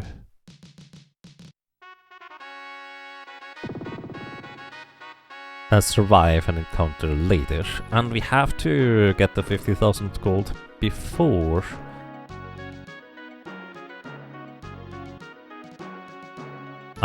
we leave World 1, because you can no longer buy them afterwards. So it's basically just an investment into the future. So, since the next 2 bosses actually, in fact, are gonna be pretty awkward to deal with, and can be quite a bit of a threat, we might as well just do the money grind right now. That will also give us some actual experience points, so that should result in a few levels, so we will have our flame ring sooner rather than later. Curiously enough, I mainly want the levels for Soul Cannon. We can deal with Adamant Timmy. Adamant Timmy is susceptible to instant death, poison, blind, old status, slow, and mute, and berserk. If it only wasn't for Adam and Timmy just resisting stuff. Either way, on the other hand, we can now capture more enemies on the sea, which I actually kind of forgot to mention. We technically could have caught these enemies before already, but yeah, I forgot. Let's see. Sea encounters. Oh, by the way, depending on when you go here to Tycoon Castle, you actually get a different cutscene. It's kind of curious. I did not realize that until way later. Let's see. So we could try to inflict poison, but it's not that great. Quicksand, tail screw. Oh, that's why I have this document open 3 times. I was wondering why it kept switching pages at random. It doesn't. Alrighty. Sea Ares casts Beak, which includes inflicts Petrify. Spore with Thunder Anemones, which inflicts poison, which would be our choice here. Strong attack by Sahagin. So, Sahagin are the fish on the sea.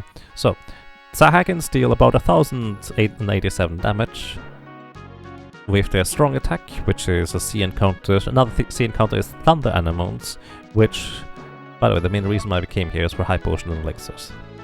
In case you're curious why we're here. There just happens to be some in the castle. Either way, the next is a Sea Avis, basically a bird on the sea that has only 25 HP, so it would be difficult to catch. But the Sea Avis actually uses Beak.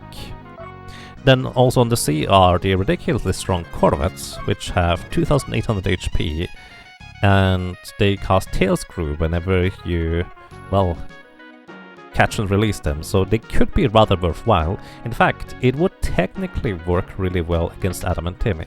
You know what? We're going to try and capture a corvette for Adam and Timmy.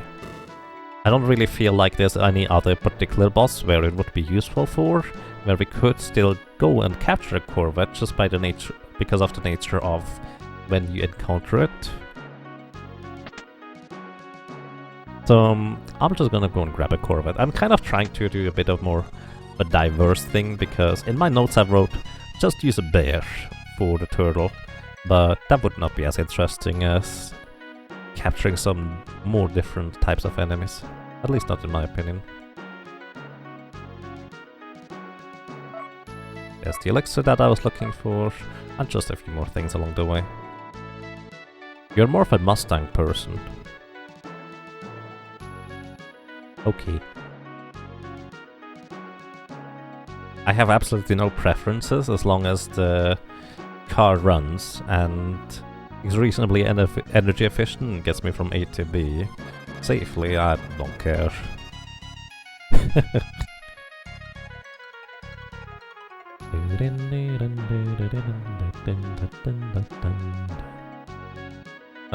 There's not really any interesting weapons/items to get over there. There's a katana, a healing staff, a bell. Well, I suppose I could grab these to sell them. We do need money, so that's not a bad idea.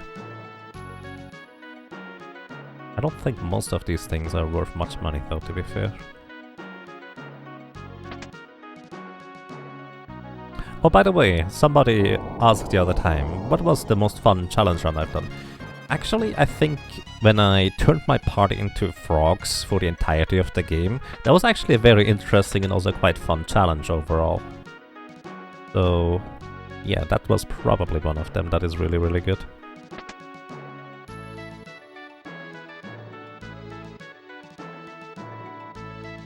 The poor pun about Corbett.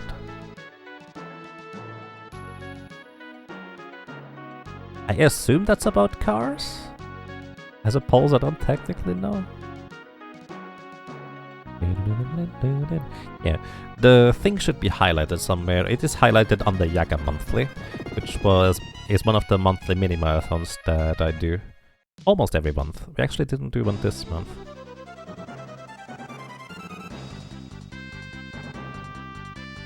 So either way, now let's try to capture a corvette. I actually have no idea where they exactly appear, but I feel like we are gonna figure this out anyways. Corvette. And there it is. Encounter F411. Wait. There's 2 in there, I don't need 2. Group 102, 103 and 104. If it's on 104, it's actually pretty common. I think random encounters are pretty common around here. See Avis and Tusahagen. Oh yeah, this is gonna be a rare-ish encounter, but at least it's going to be usually only one around here. In case you're wondering, Corvettes don't actually give any experience, to my knowledge, only ability points, which is kind of a big deal, because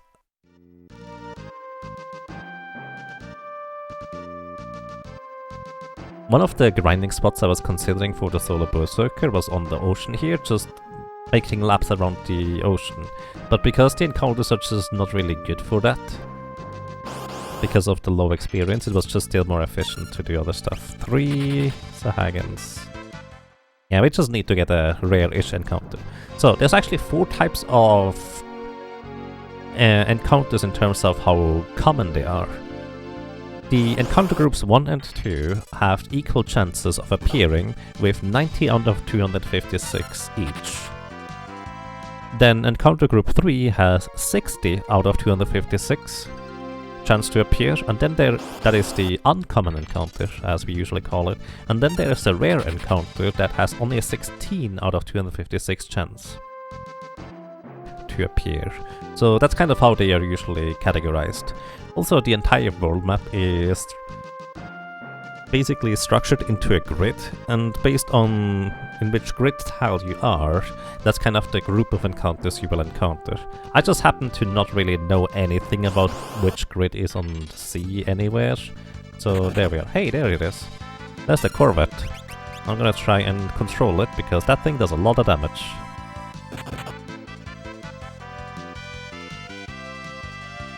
Also pretty fast. Finn would poison us if I'm not mistaken. There we go, controlled it. Thankfully, fairies can still block stuff while controlling an enemy. Now, what do we use? Tail screw in this guy, sure. Tail screw once again is the reason why we want to capture these in the first place. Attack it afterwards.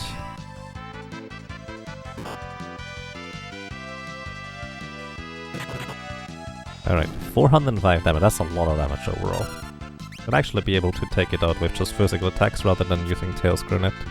Tail Screw has a 99% baseline chance to hit, so it's really, really good on that end.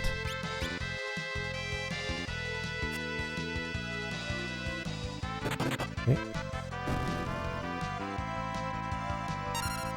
Now, let me real quick see. Does Tail Screw even work on you? That would be perfect. That's not true, it would not be perfect. Oh, it does work. That's a bad thing. Actually, oh, hang on. So the problem is, if I attack now, it will knock itself out. There's not really any other way to cancel control, aside from using a physical attack right there. So that's a bit of a problem.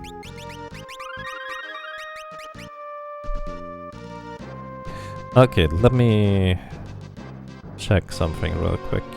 So I actually want to get into an encounter with 2 Corvettes, rather than just 1.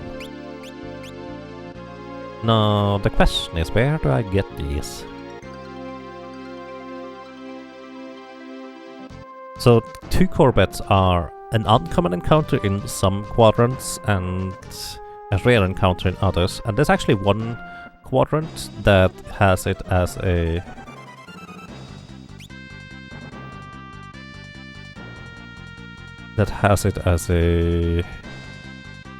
common encounter.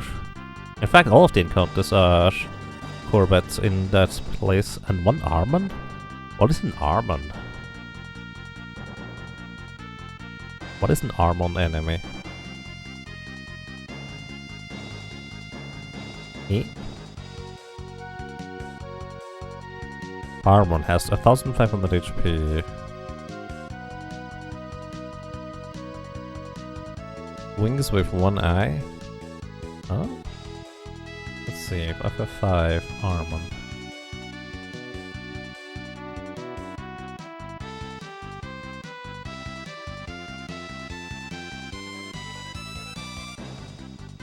Eh.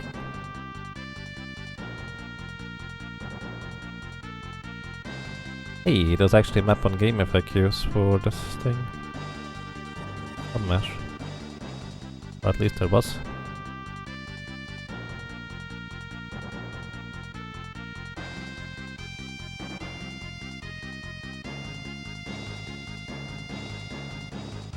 Might find one. Let's see, where am I? In theory, around here we should run into Corvettes according to the map that I just found.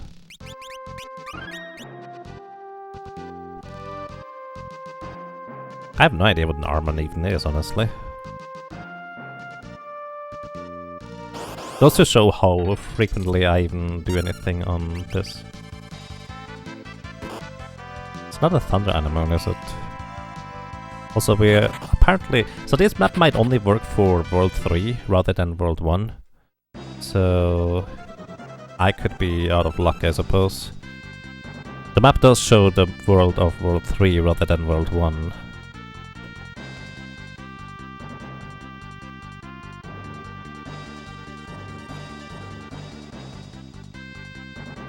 Let's go to the top left corner.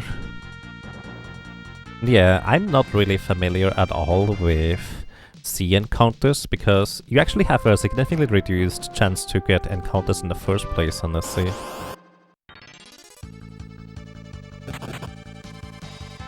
Ahriman is usually a big magic user. It looks like a gigantic eyeball with wings. Ah.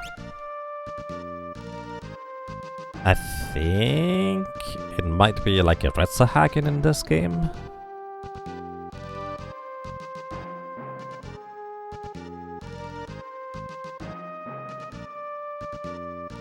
Before the cannon area. Yeah, we are not... We've only not seen encounters get Mighty Guard, right? Same deal here. Actually, I've caught gigantic butterflies, which is the PlayStation name for the sea avis. And yes, we are before Soul Cannon. So I actually have no idea what the encounters are on the overworld or on the sea in general. I don't think the maps usually indicate them. The maps I found only are for specifically sea encounters in World 3 and not in World 1, which is pretty awkward.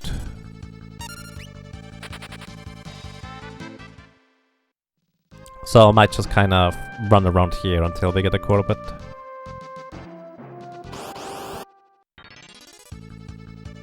Yeah, this could take a while.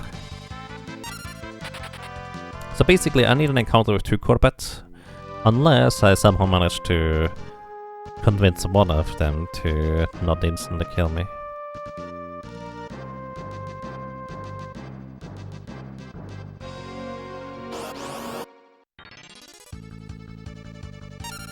Hello.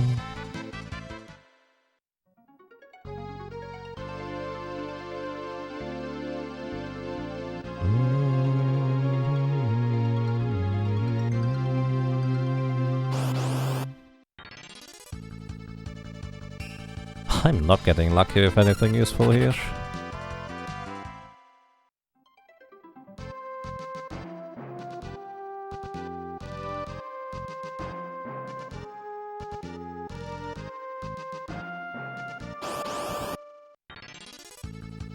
Oh, there's another Corvette.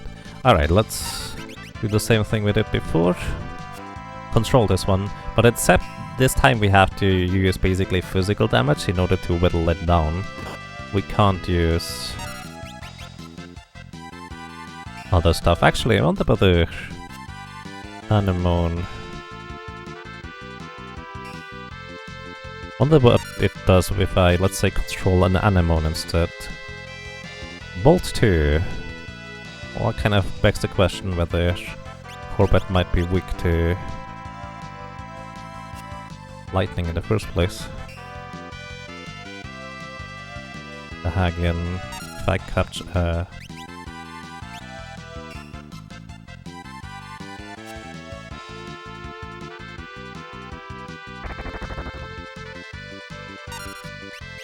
So Hagen would be Goblin Punch. Corbett is 9 levels higher than as a Hagen. That would not work.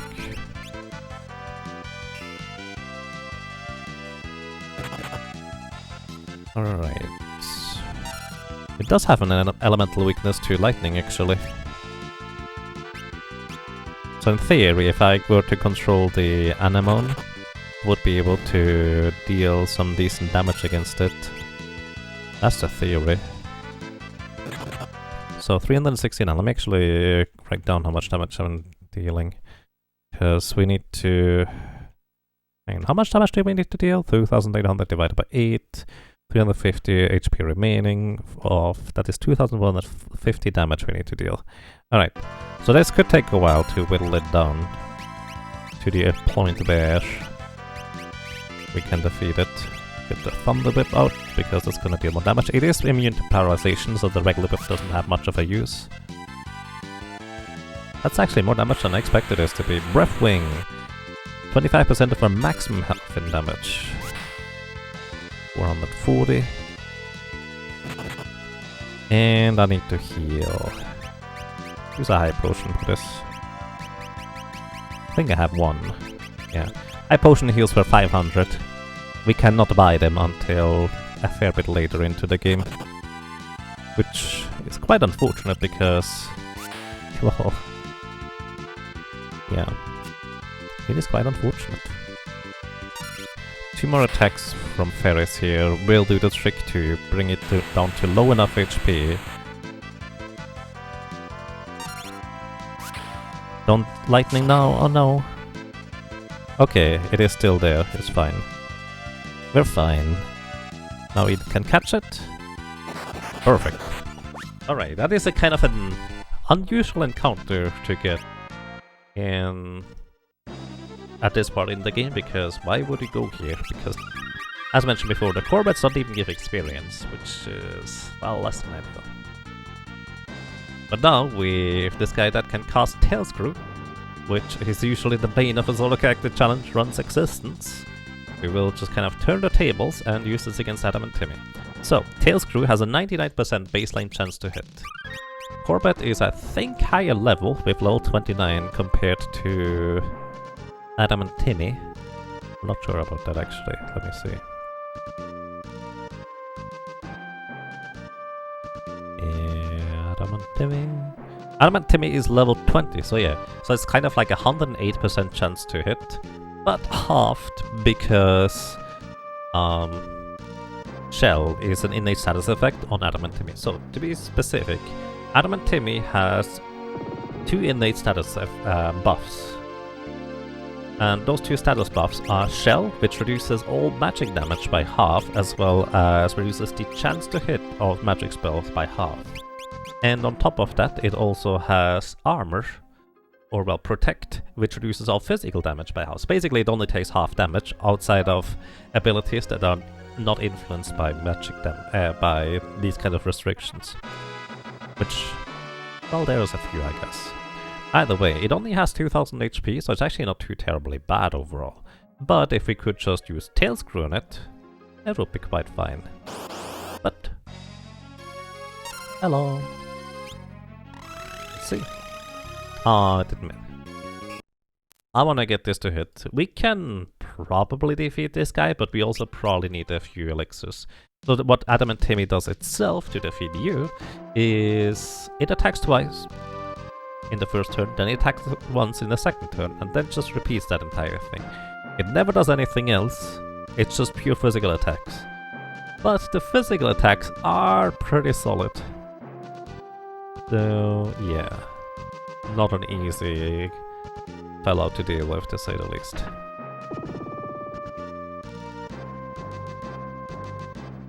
I'm just gonna try this until it works.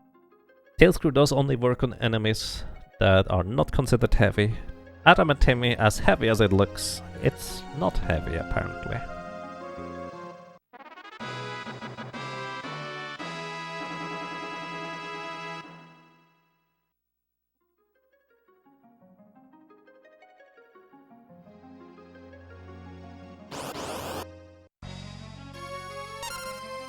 Come on, Corbett. Oh.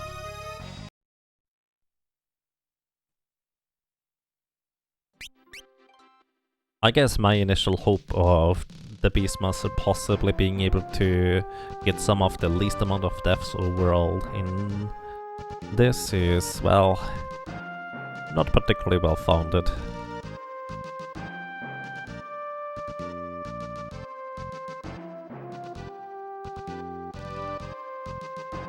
To be fair, we could just grind a bunch and not have to worry about it, but oh well, it's fine.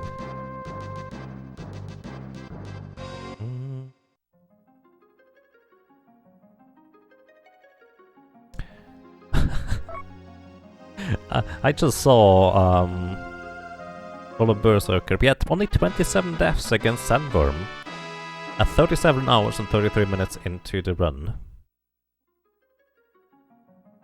And we had 65 deaths against Soul Cannon at 74 hours and 27 minutes into the run. So yeah, come on. Please work. Ow. Oh. Didn't work. I'm getting really unlucky here. It should be basically a 50-50 again. I actually don't know whether it makes a difference that it's technically 108% baseline chance to hit due to the level difference, or whether it's just going to cap it at 100% chance to hit and then reduces it afterwards.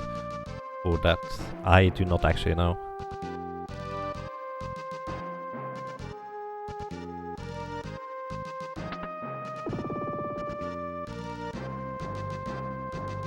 So it might be a 54% chance to hit, or it might be a 50% chance to hit. Or, well, it could even be like a 49% chance to hit if 99 is the maximum, and it's always rounded down after the half, so it would be 49% remaining. We found it in Armament, and some games look like one of these. Oh, I see. I have seen these kinds of little creatures somewhere. Also, let me... My capture card is not playing nice today. It just keeps falling back or behind in... Where is it? Just keeps falling behind in timing, so the time for the music was really off. Wow. That's getting kind of absurd here. May look different in this one. Yeah. I don't think there's such a sprite in this game.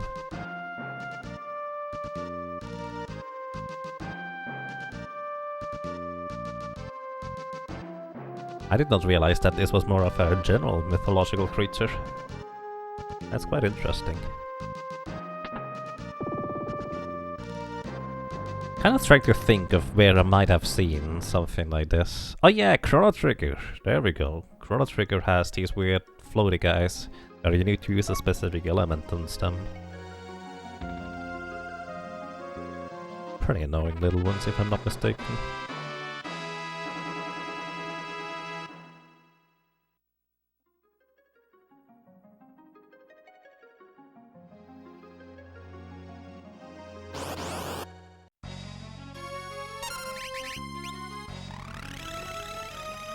Come on. Hey. You know, I said it before in previous runs and I'm gonna say it again. If I get unlucky here, where it's going to take me like 10 times the 10 times the amount of attempts to get the expected result, I'm okay with this. As long as I get lucky in other parts where it's going to be a lot longer to retry and redo stuff. They are big in other Final Fantasy games. Right. Oh, also, wasn't this kind of like a beholder? Not a beholder. Doomgaze, there we go. Final Fantasy IV has one of these, doesn't it?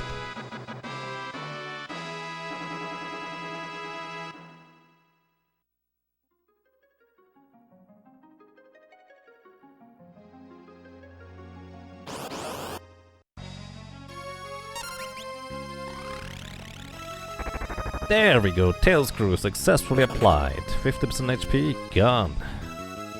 Well, actually, it has less than 10 HP now, so 9 is the maximum it might still have, and that means we just defeated it. Okay. So, it was really easy. Excuse me. Needed to reset again because the sound was falling behind again. It was really easy in the end. Well, except for the part where we had to reset a bunch of times for a 50-50 chance. 10th first try. Maybe?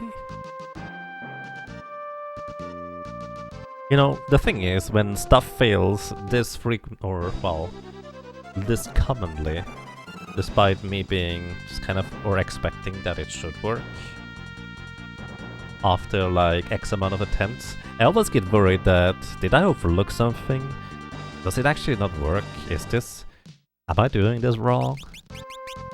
Always in the back of my mind. Alrighty, however, now we have a nice, relaxing, grinding session ahead of us. We currently have 7,500 gold. Actually, let me go ahead and sell everything we don't need, so we know how much money we need. We need to get 50,000 gold for a flame ring for later. And in theory, maybe we need to get an angel ring for soul cannon as well. Hopefully not. I might just use a bear for one of the cannons and then use the other one for the other one. We'll see, we'll see.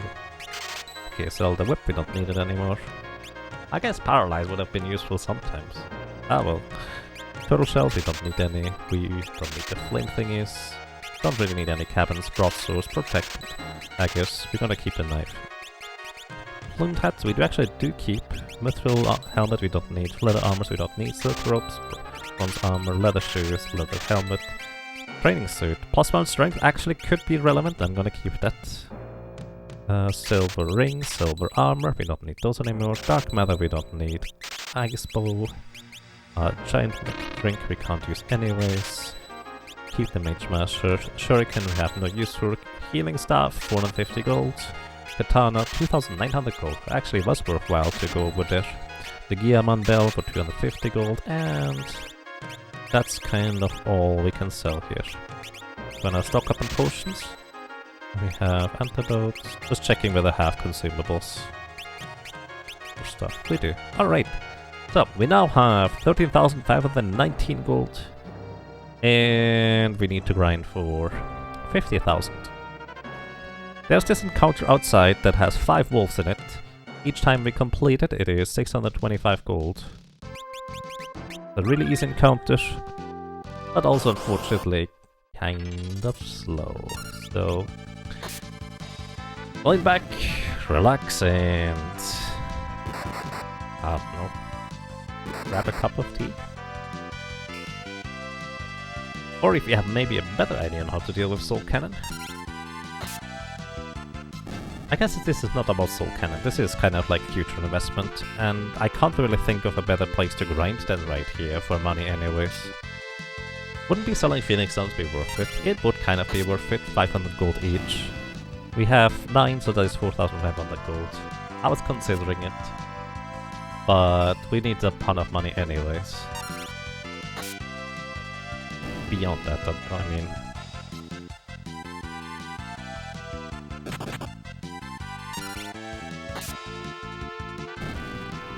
So yeah, welcome to the grind. This is kind of what it boils down to for a lot of solo classes. That's just how it works.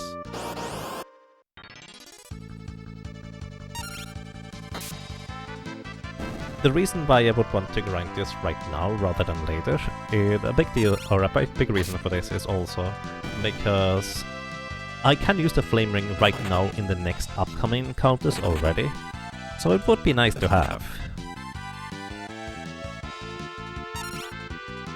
Even if it's not absolutely necessary, it would still be very nice to have.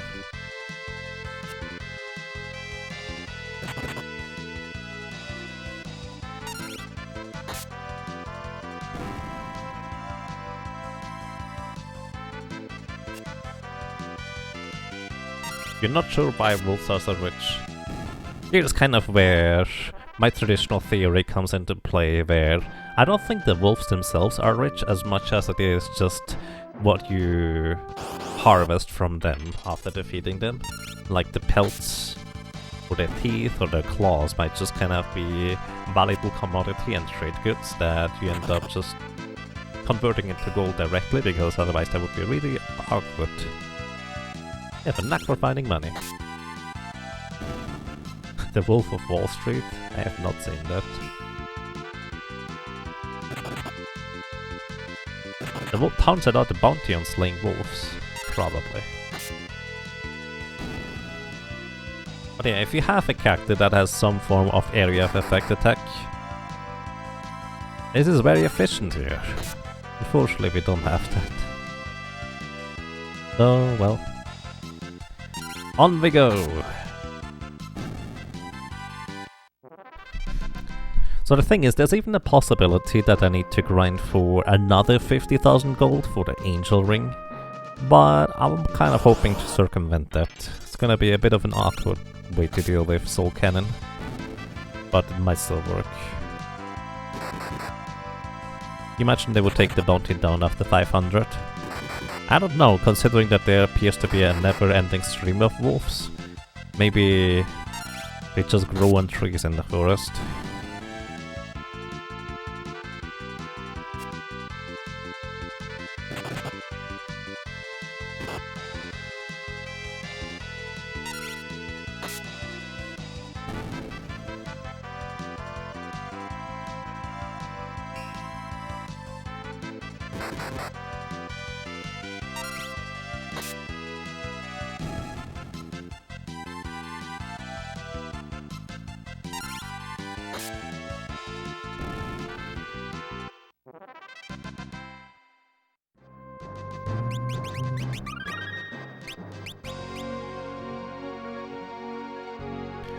If there's this many when you're killing them over and over, imagine how many there would be if you stopped. Probably. Yeah. Uh-oh. Okay. I need to go and grab some food and also close my window, so be right back.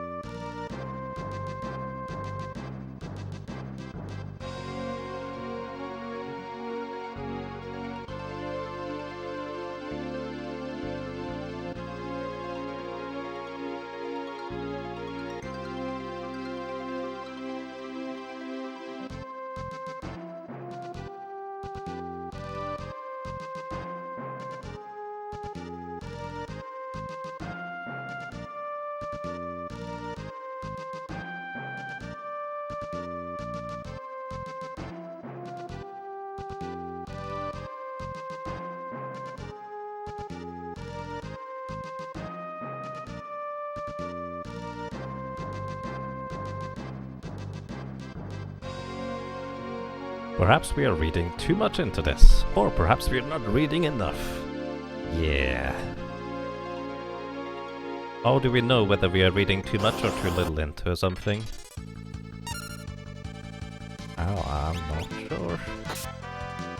You tell me. Alrighty, I have food. I'm gonna mute myself. Oh, this does... I'm gonna mute myself anyways. And... just gonna roll back and forth until... well, later I suppose. Be right back.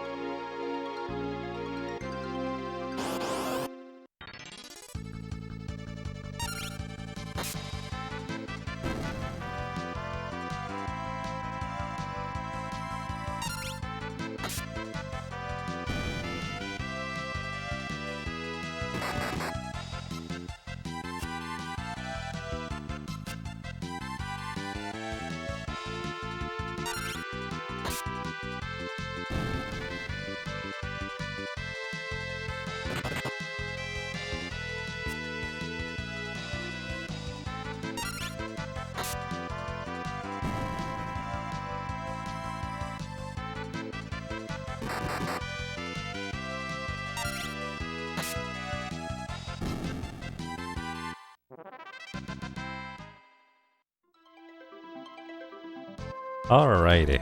I have successfully had a very early or very late lunch, depending on how you want to look at it. It is 4 in the morning.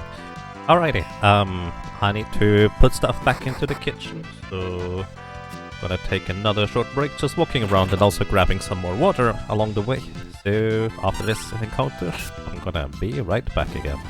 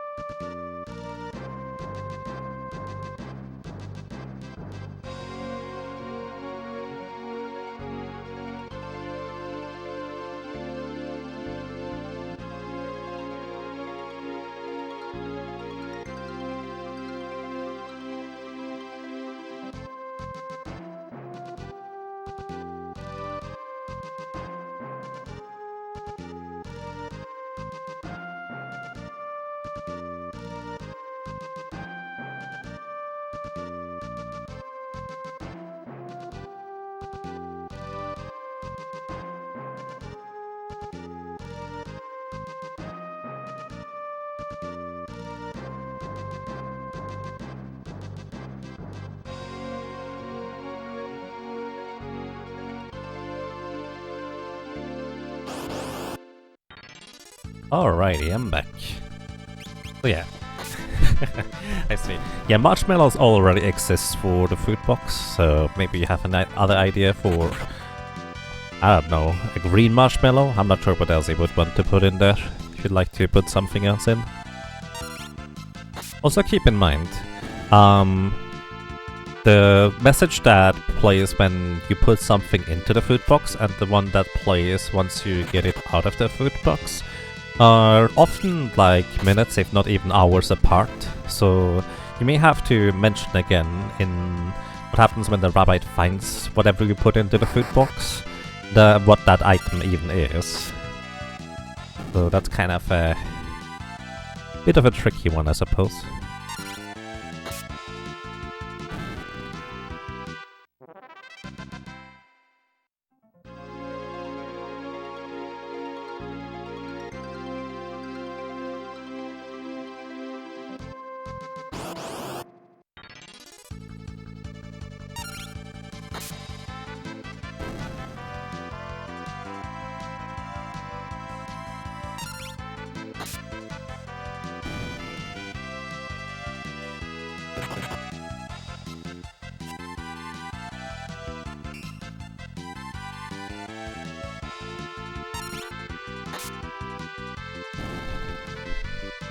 In the meantime, I think we've gotten about 30,000 gold.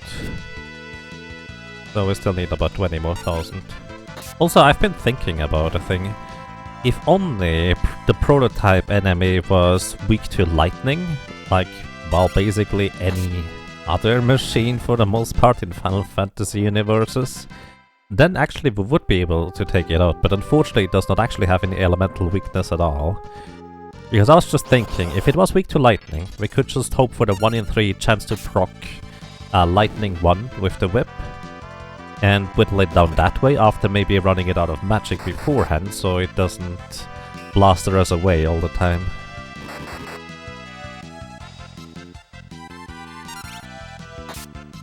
But unfortunately, it does not quite work out, at least not the way I can see it. Maybe somebody else might have an idea. Maybe, maybe not, who knows.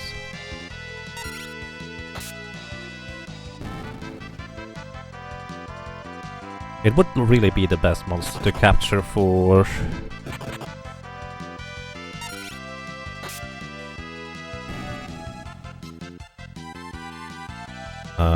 words. It would be the best monster to capture for Soul Cannon after all, because it would just knock out both of the rocket launchers in one hit.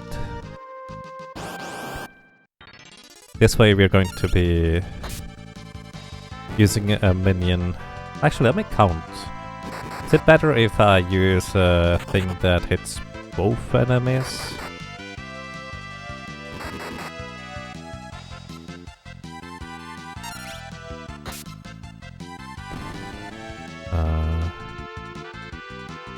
Trying to think about this.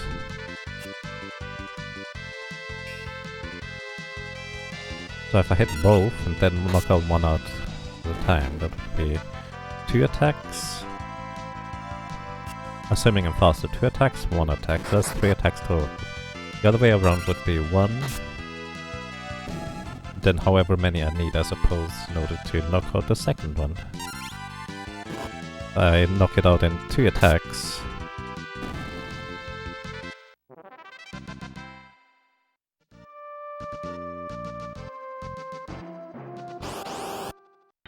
One, 2. Okay, Beraga is better if I knock it out in 2 attacks. But if I need 3, it's equal. Which means the bear is generally better anyways. Hey Alien Bob, welcome. Final Fantasy 5 Solar runs back. Yep. Indeed.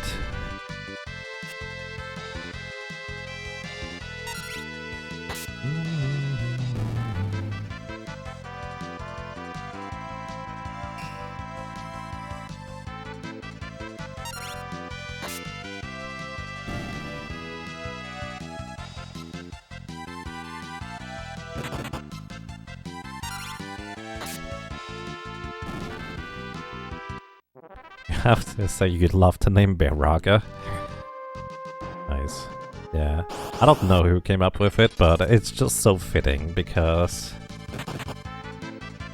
Bear just does so much damage, it's great.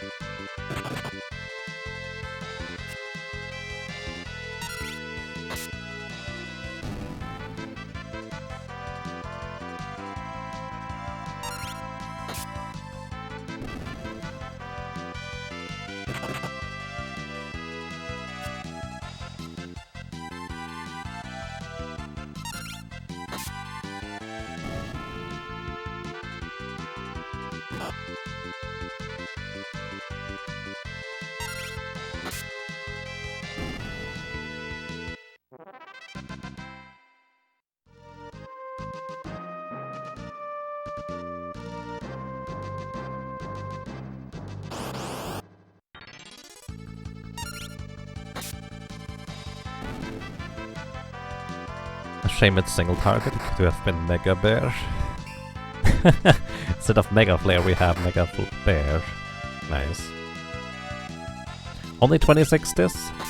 Yeah, it's actually more than technically necessary, because I kept resetting for some bosses where I could have probably taken them out without just doing that all the time.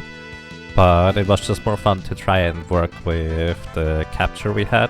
Plus, we've gotten actually surprisingly unlucky with hitting the chance to hit thingies in time. For reference, we earlier had 8 failures in a row with 54 point something chance to hit. It was actually quite impressive, all things considered.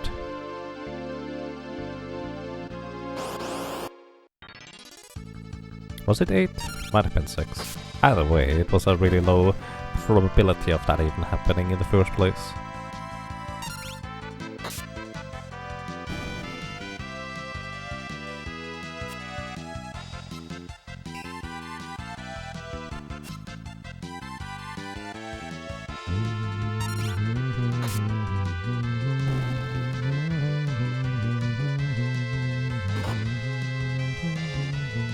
Also keep in mind, we are pretty early on in the story, we are just before Soul Canon at this point, because, well, that's why I'm grinding.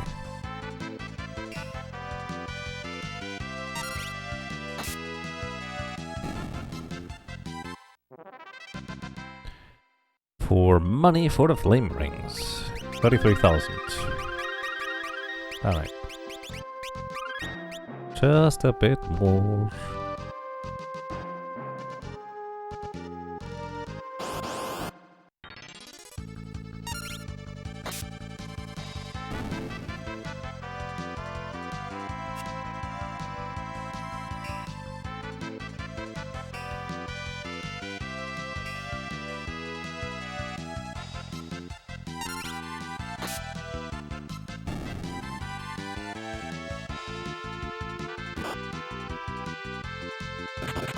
How do you see Archaeavis going? Actually, probably really easy.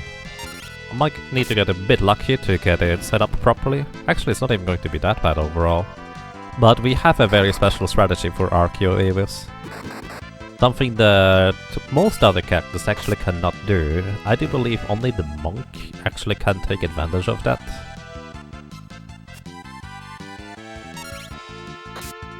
So yeah, it's going to be interesting, I think. Might take me a little bit to set up, probably just one scouting fight to see how much damage the ability does, whatever the ability may be. Actually, we'll probably just...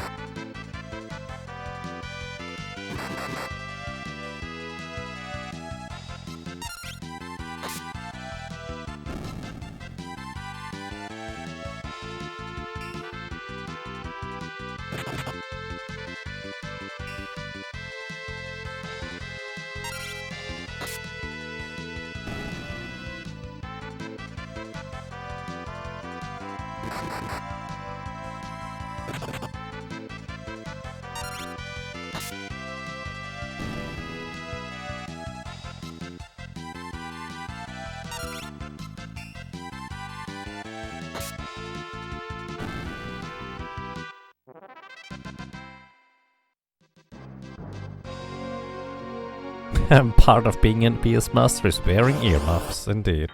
Which... I don't remember who it was, but does anybody remember in One Piece, the anime? Very early on, when they encountered Captain Buggy, there was this guy that was basically a Beastmaster, kind of in a very similar attire to this. I just kind of keep thinking about that, because one of the one was inspired by the other, and I think One Piece was before Final Fantasy V, at least the early episodes. Not entirely sure about that though. You remember him? Nice.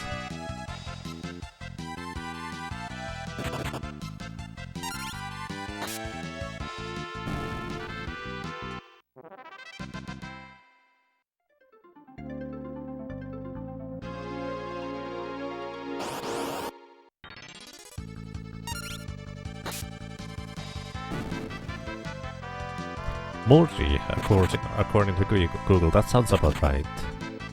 In One Piece? Yeah, One Piece is an anime.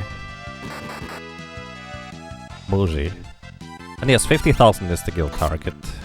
50,000. We're about at 35,000, I think. Each encounter gives us 625 monies, so... just a bit less than 30 encounters at this point. But I'm not sure we will... Well, actually, hang on. What was the probability anyways? Let's see. Plumed Hat was like 5%. We might actually have to go for 100,000 total, just because it might not be reasonable to go for less than that. Alright, Plumed Hat is 5% magic evasion.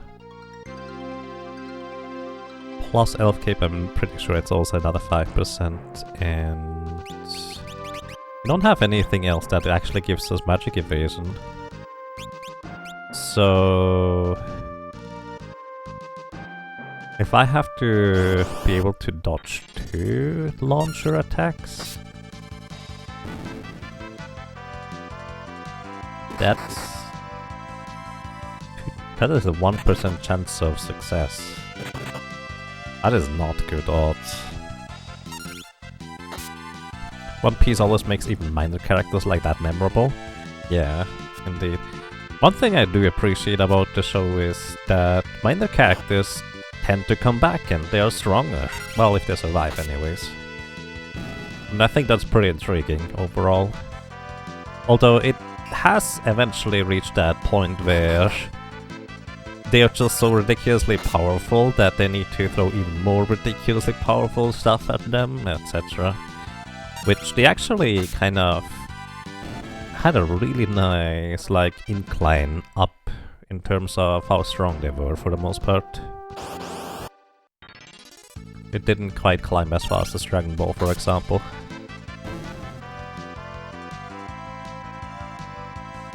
Yeah, kind of to briefly outline what I was talking about just earlier. So, the upcoming boss battle, Soul Cannon, it has 3 portions or 3 enemies to it. 2 little launchers with 800 HP each, and the Soul Cannon itself with 12,500 HP. Now, the problem is not necessarily the Soul Cannon itself, although 12,500 is a lot of HP, and that's gonna take a while to take down. No, the big problem actually is dealing with the launchers.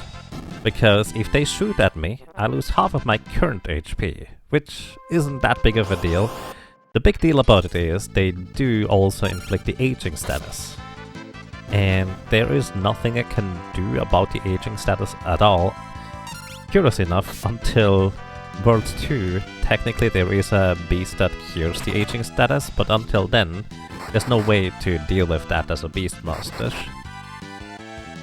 So, what the aging status does is basically it reduces my stats all the way down to 1 eventually. Actually, pretty quickly. Which means I would, instead of dealing like 500 damage per attack, I'm gonna deal 20. And of course, that is not exactly useful if you want to defeat an enemy that has a lot of HP. So, There's three common strategies to get around that. The launchers only have 800 HP, so if you have some area of effective attack that just deals 800 HP to all enemies, then boom, problem solved. They are pretty slow, so you will usually go before them anyways. Another way is you buy an angel ring, which is 50,000 gold. That is kind of what I may have to grind for, because there's not exactly something we can do in order to hit all enemies with more than 800 damage at the same time. Let's put it this way. Technically there is, but practically I can't catch a prototype. Because I don't think there's a way. It has too much physical defense, magic defense. Unless somebody else has a more clever idea than I have, I can't see a way on how to capture prototype, because that would be actually one that deals about 1000 damage to all enemies, which would knock out the launchers, which would have been perfect. But, well, not an option. Either way, the third option is a bit of more a luck-based one, where you equip stuff that gives you magic evasion to have a chance to resist the launcher's attacks. They are not guaranteed to hit. However, if I'm not mistaken, they have a 99% baseline chance to hit. And as a Beastmaster, we cannot equip light equipment, which means we actually do not have access to the better magic evasion equipment. So the maximum amount of magic evasion we can get without an angel ring is 10%. And consequently, what is the launcher's level? Let me actually... The launcher are level 50. So we are not going to out-level them and resist that because of it. So we effectively have a 10% chance to resist the launcher attack.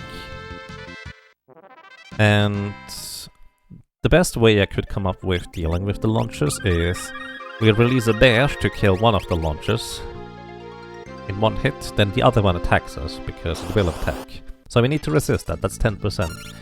But being able to one-shot a launcher with a physical attack is very unlikely, because that would require a tremendous amount of attack power overall.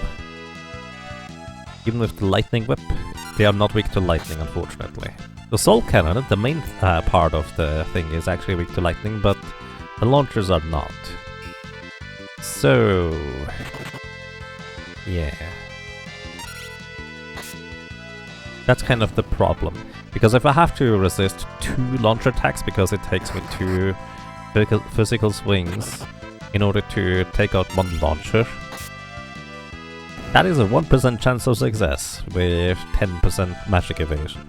That is not good odds. I would prefer just grinding for an angel ring if I can't come up with a better solution than that.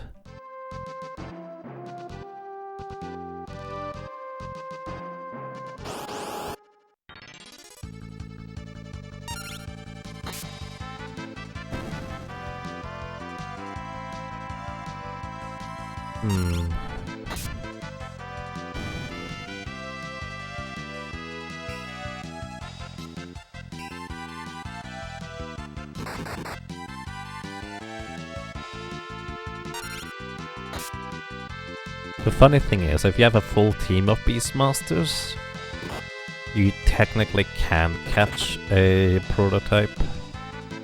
The way you do that is by capturing 4 zoo birds. They deal 25% of an enemy's maximum HP and damage. Which, by the way, Soul Cannon and the launchers are immune to wind, and the zoo unleashes wind elemental damage. So unfortunately that would be the best option, but it doesn't work. Either way, 4 Beastmasters, you could catch 4 zoos, which that is 100% damage, right? So you just capture 4 zoos, release 1 on the prototype, give it a potion to heal it for 50 HP, release the other 3 zoo, and it will have 50 HP left. Then you can capture it. So in theory, that would work. But beyond that, I can't really see a solution as a Beastmaster. Or just purely for Beastmaster.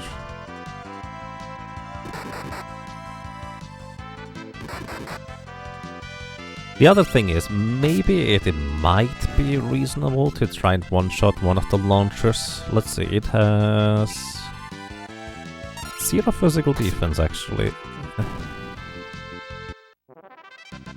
But it does have 10 magic defense. What is the lightning attack? Fire attack for that matter. Bolt.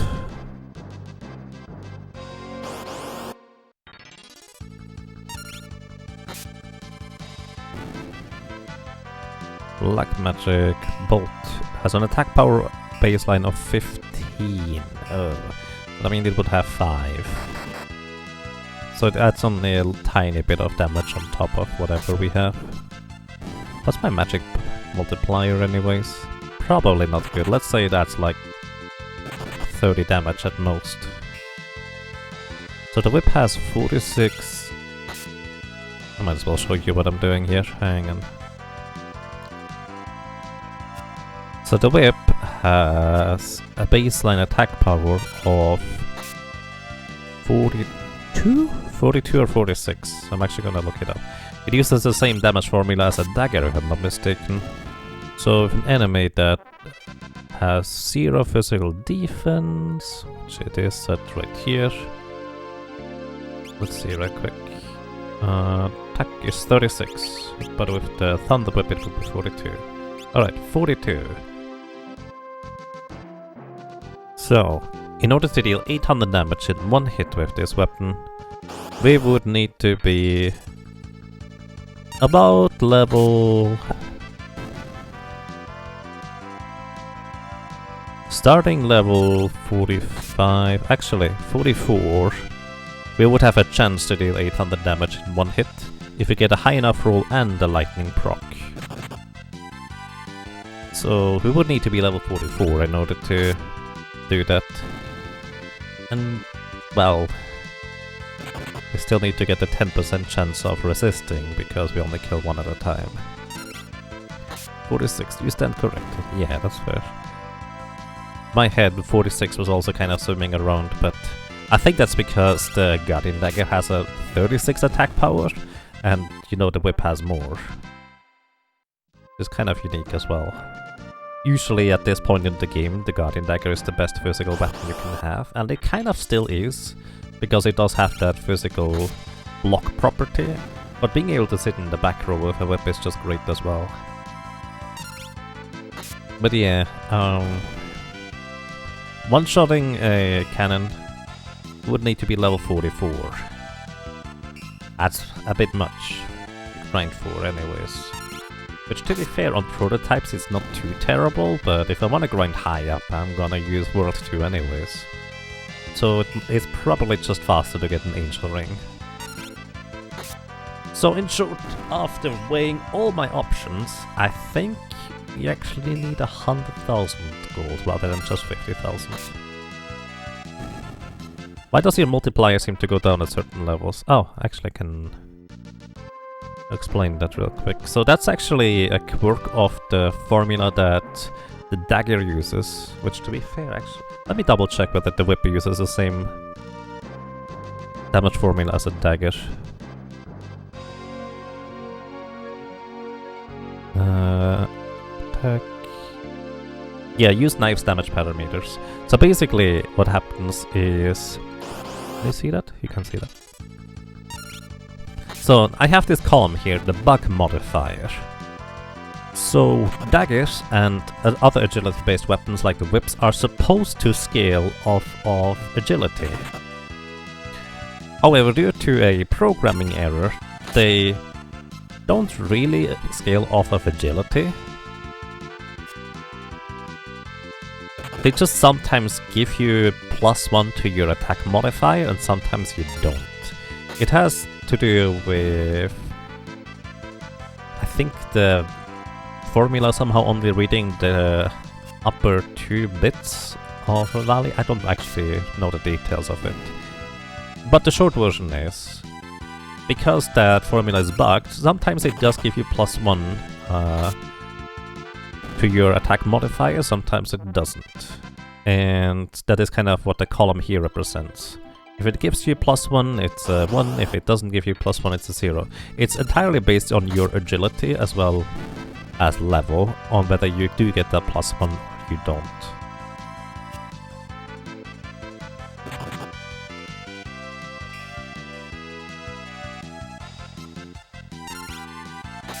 And hey Team Murdoch, welcome, how are you doing today? I actually haven't touched it yet.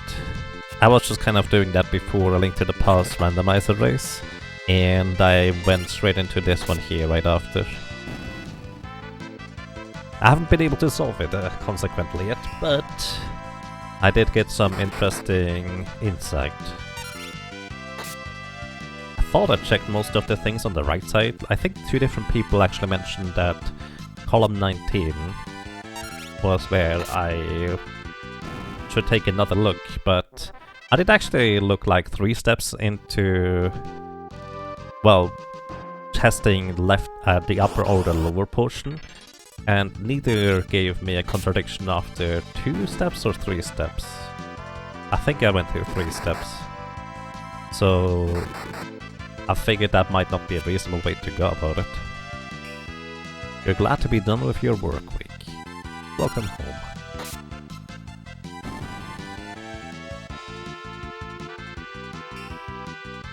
Actually, it's not exactly how it works, Headspace. So, the fun fact is that there's 2 weapons that actually do use the correct agility, or the correct formula for scaling of agility and strength as knives. This is actually part of why the chicken knife is so ridiculously powerful. It actually does scale fully off of strength as well as agility, rather than just only partially.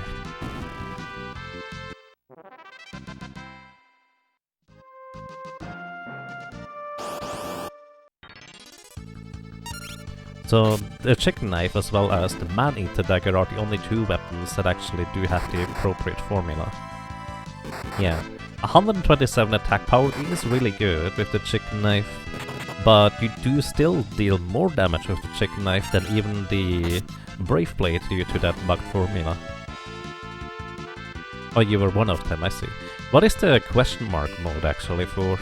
I saw you could do like yellow stuff, but since I don't really know Japanese, I didn't really play around with it much.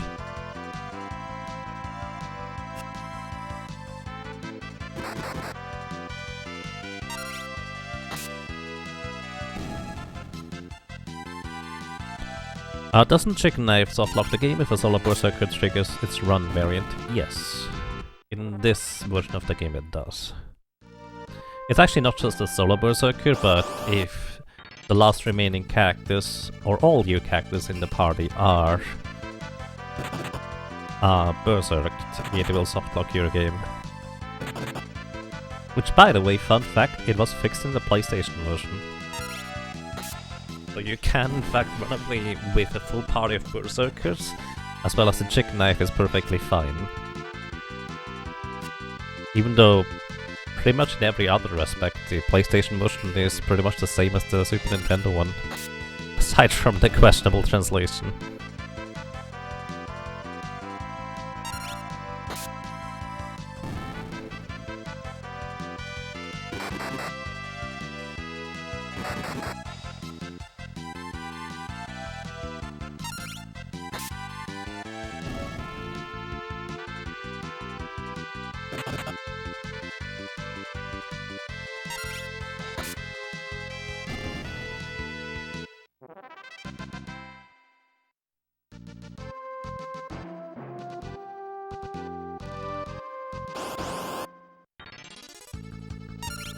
The question mark mode is condition mode. It allows you to go forward on a guess. If you get a contradiction, you can choose to cancel, and it rolls back to the beginning of the question mark mode, or you can choose to accept. Oh. So it's like a save state. Just an in-game one rather than me using the emulate the save state thingy from the Switch. Why burn? Yes. Honestly, Giant Butterfly is my favorite name in the entire game. Of all translation. It's just amazing. Here's the mode to use if you want to guess. I see. Oh, that would actually have made my life a lot easier, aside from just using the regular save state thingy. Because I did actually do that a bunch of times. But it obviously kind of doesn't properly keep track of how long it takes me to solve the puzzle in the end because of it. Alright, thank you for the explanation.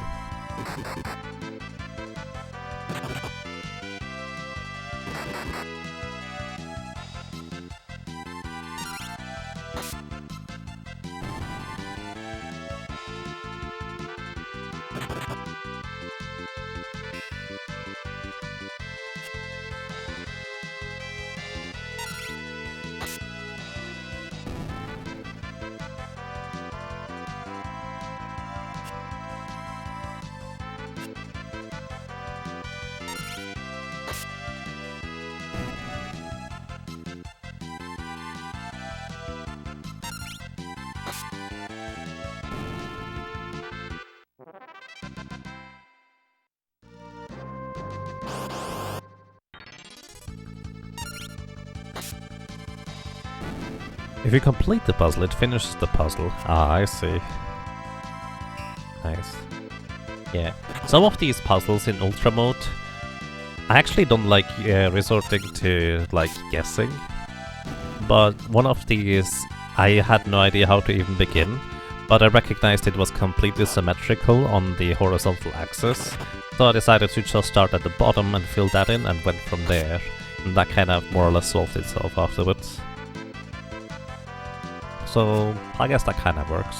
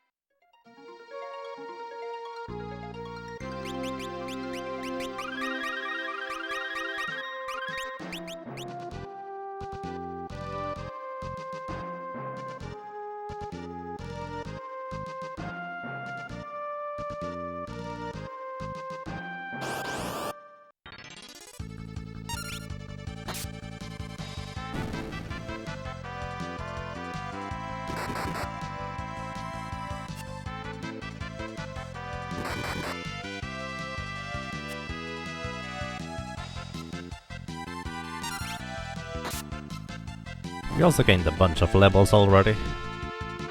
I think there was 3 levels so far during this grind here for the mini. It's gonna be a bunch more, because, well, I do think it is just more reasonable than trying for the 1%. Mage type characters do have a better option, or at least characters that can equip just light armor. Because the Silk Robe I think gives you like 15% more magic evasion, so it bumps it up to like 25% chance to resist. And having 2 25% chances in a row is much better usually.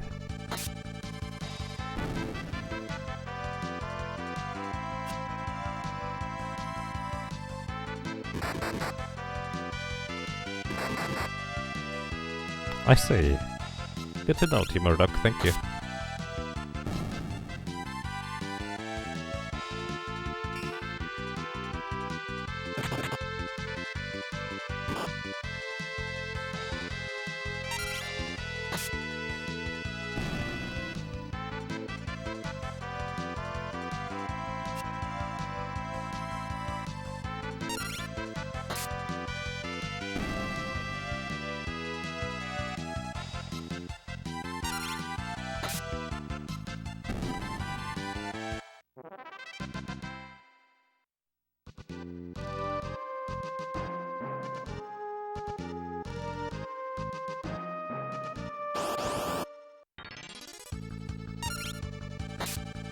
Picross 2 GB and Super Picross, Super Famicom. I see. Well, I'll figure it out.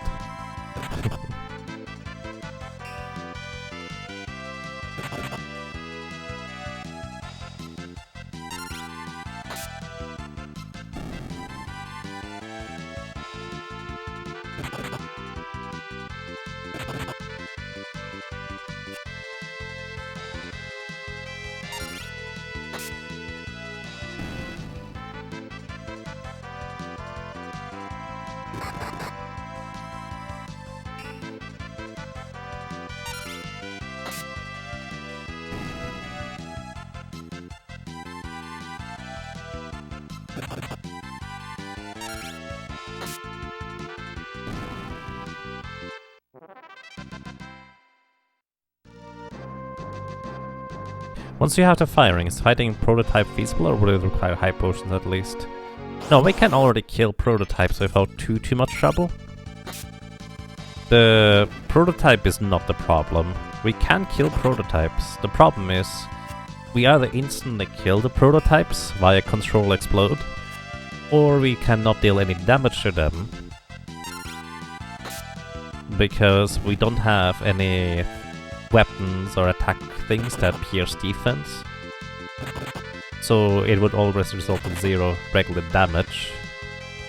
Consequently, there's no way for us to deal damage to capture it afterwards, is the problem. I guess critical hits would work too, actually. But there's no weapon that allows us to do critical hits with, well, our class. If you have a samurai, the katana does have a chance to critically hit. But also the thing is, the enemy has 100 defense. It does not matter if I level up to level 99. I will still deal 0 damage because defense is directly subtracted, or well, the defense is directly subtracted from the attack power of the weapon. And the highest attack power weapon it has is 42. It can, with variants, or at least for a dagger type weapon, go up to 45, which is just purely luck based. But it's still, well, 45 minus 100, which means it's gonna be 0 damage. But it does not matter, the level just kind of defines what you multiply that attack power number with, rather than anything else. Super Famicom Super Picross is actually compatible with the SNES mouse that came with Mario Paint. Oh, interesting, that's pretty neat. I had no idea. That's really neat.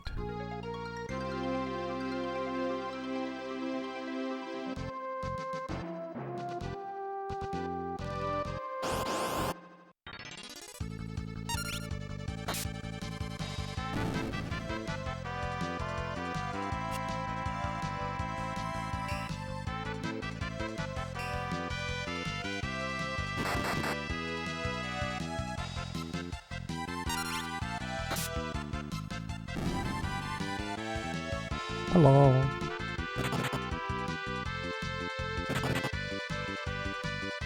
And good evening to you, Lefty. Thank you for the good luck. I hope you're doing well.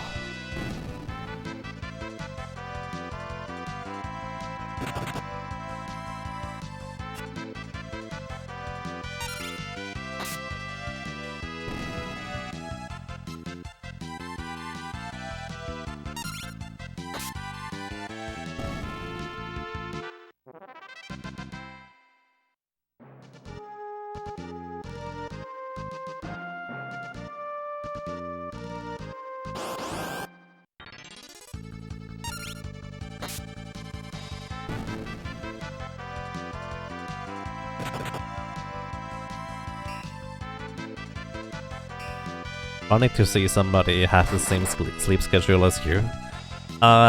For me it's more of a, I don't have a sleep schedule. Like, if it was at least consistent when I stream, that would be great, because that would really help people knowing when I'm streaming.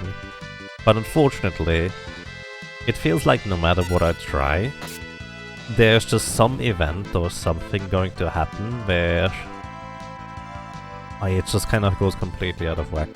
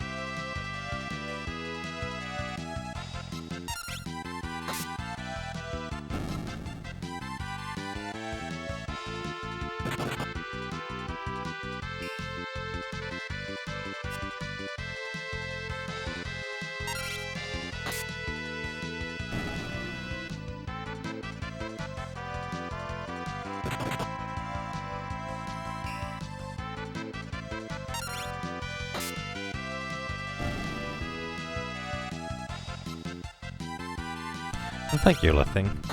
I'm doing overall pretty well. Well, I hope so do you. And once you go to bed, I hope you rest well. Good night. And hey, Wallkicks, good evening or good night. Welcome, I hope you're doing well.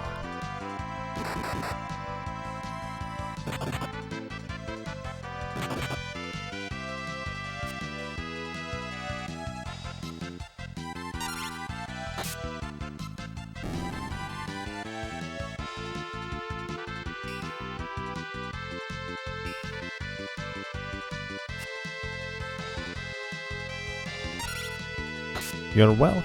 That's nice. I'm doing quite fine, thank you.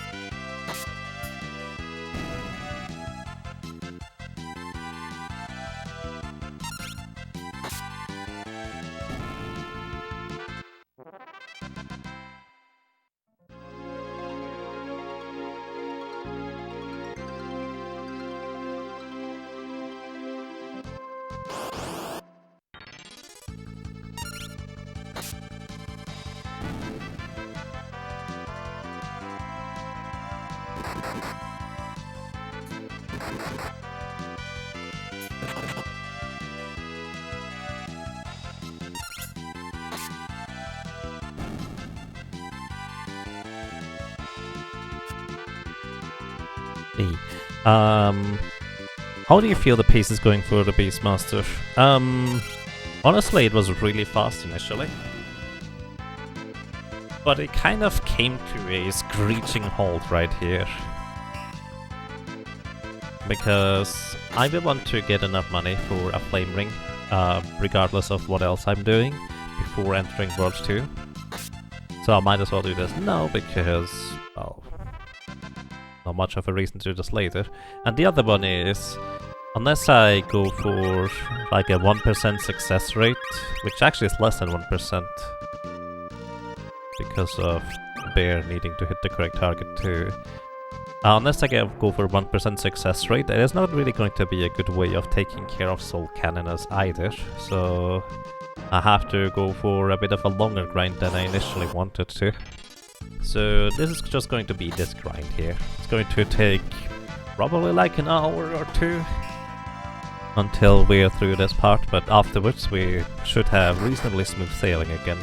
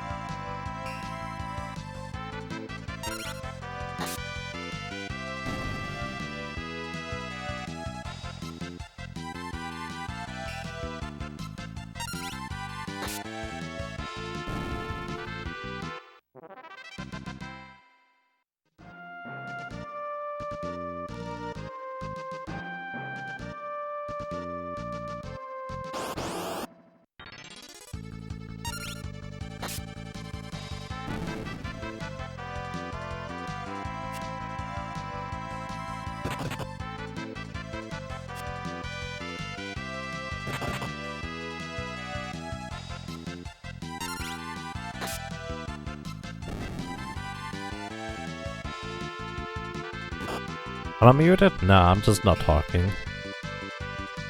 Basically, I'm just kind of spacing out here, walking left and right, reading stuff on the side mostly.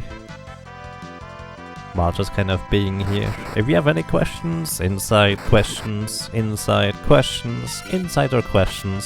or anything on the side really, if you'd like to ask stuff, go ahead. But at the same time, it's like, I'm not sure what to talk about right now. Just listening to music. Good morning.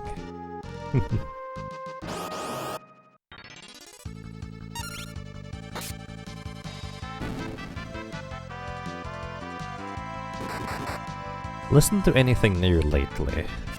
Music-wise? Not really. The new stuff I tend to listen to are like YouTubers like Miracle of Sound, Jonathan Young, Caleb Hiles, and Orchestral Fantasy, I think. Those are the ones that usually That's actually the only music channels I'm subscribed to. But beyond that, this hasn't really been a band that I've been listening to in particular. Quite a while anyways. Yes, it is. I agree, Ricodactylus. There's so many really pleasant pieces. Because Orchestral Fantasy to me is just... Alright, I would like to know how a music piece sounds.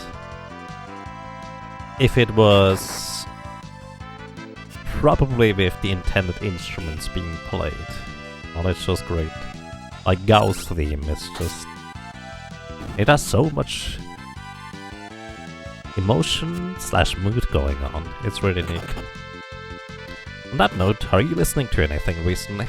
Anything that you think is worthwhile mentioning? Or anything that you think is particularly interesting?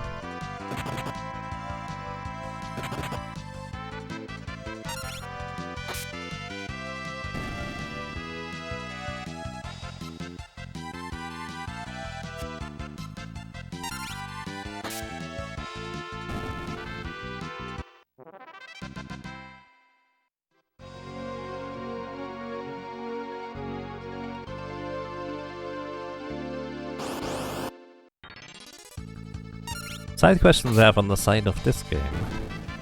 What is your favorite side dish to have on the side of your food, besides side salad?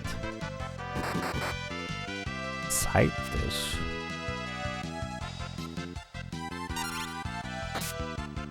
I don't usually think of food particularly much.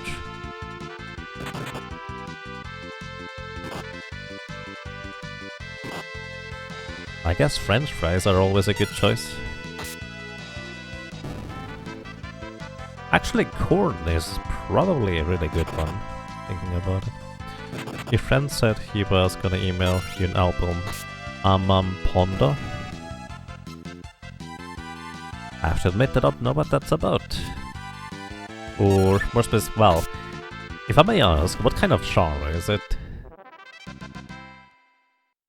I'm usually leaning more towards like classic, rock, metal, folk. But there has been like rap songs or like techno, synthwave, etc. songs in the past that I also really liked. Not as many, but yeah. None is really good. Yeah, actually, none is really good. An apple with your sandwich. I actually, surprisingly, really like apples inside the sandwich. I feel like it often tastes really well. Really good.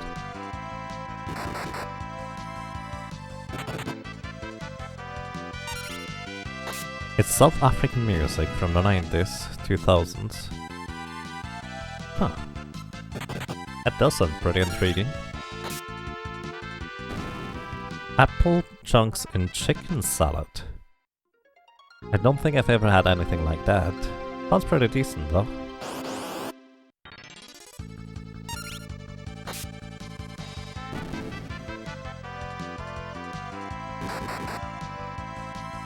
Final Fantasy 4 Celtic Moon. Don't know that one. Celtic Moon, however, sounds like the type of sound music that I would like. Your band is recording its next album beginning next weekend. Oh, that's neat. I wish you good luck with that and have fun.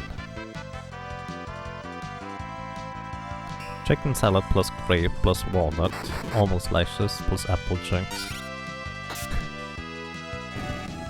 Alright, yeah, I was with you until the walnut. Almond slices, I suppose. Walnut, actually, here's the weird thing for me about walnut. I don't like walnut in its regular form, but like walnut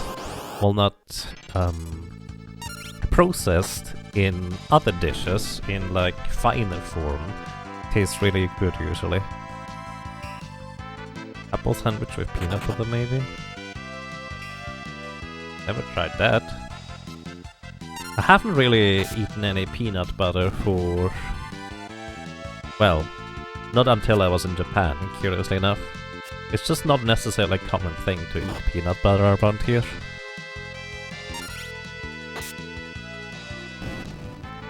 And that's fair enough, Rickedactylus. So here's a funny thing. At some point, I used to like walnuts, but not for its taste. I just liked cracking walnuts. Because it was an interesting type of challenge to do it in different ways.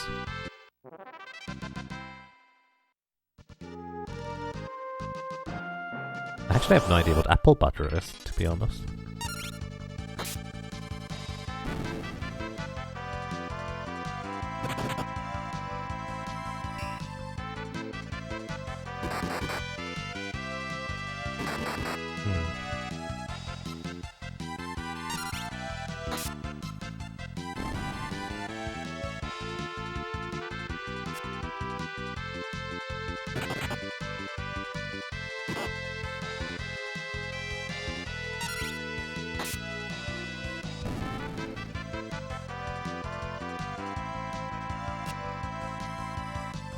It's making you miss the fiesta. Oh no. I did not do particularly many fiesta runs this year. What was it, like 2?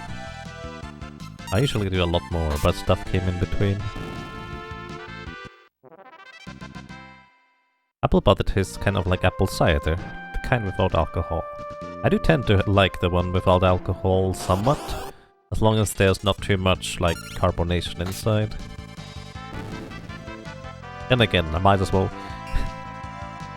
I think my favorite fruit juice is actually, curious enough, red grape juice.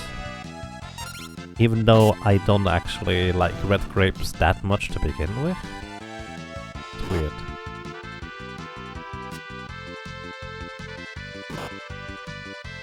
You're not sure there's a single place in America that sells any kind of packaged food and not sells peanut butter. I mean, I'm sure you can buy peanut butter around here too. It's just not something you commonly eat.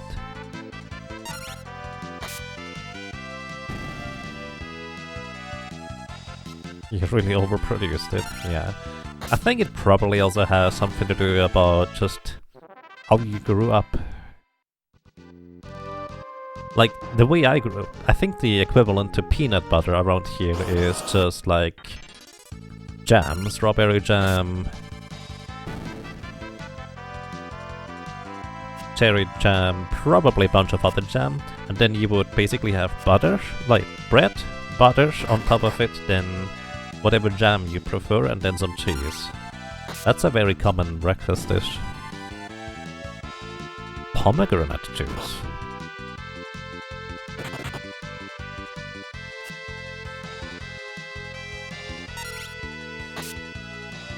I don't even remember how pomegranates taste.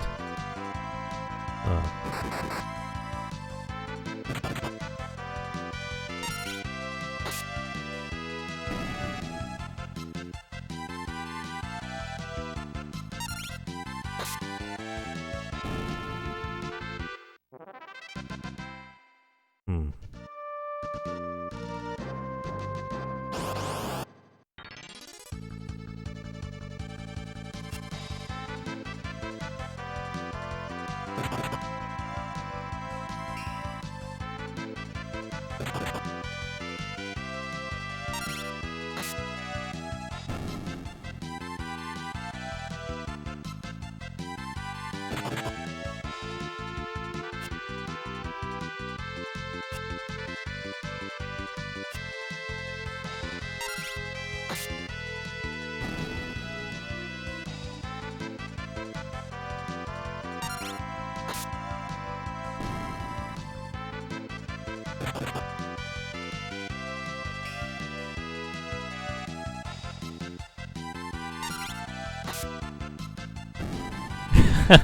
Pomegranates taste like you think cranberries should taste. Ah, interesting. I like the mental image because cranberry juice does not taste the way I think cranberry juice should taste like. So that feels like a really appropriate explanation to me.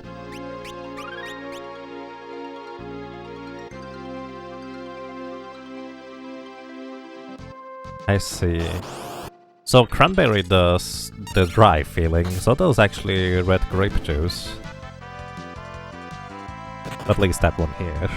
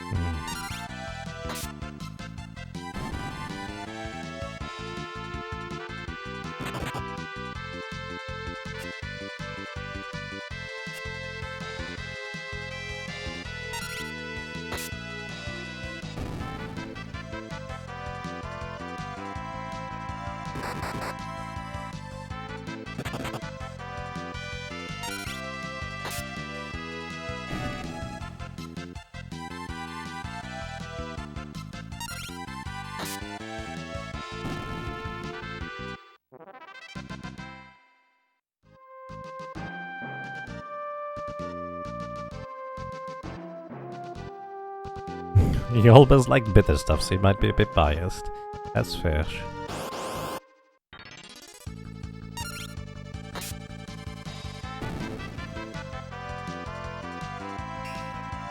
You can drink 100% pomegranate juice, but 100% cran juice would likely be a mistake. Ah, let's see. Alright.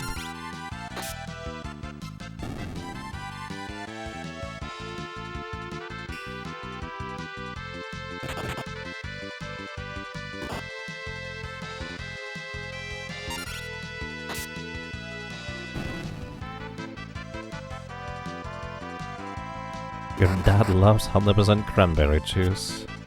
Oh boy.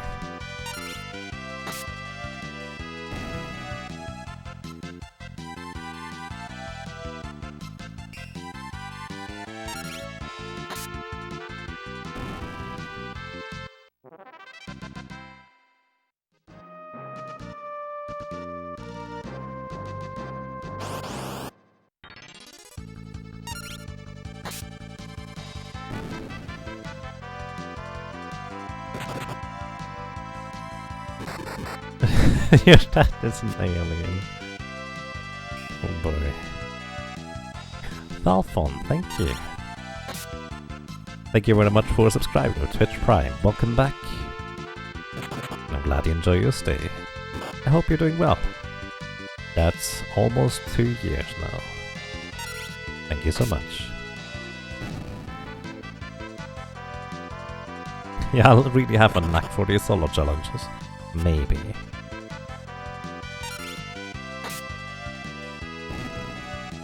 Maybe.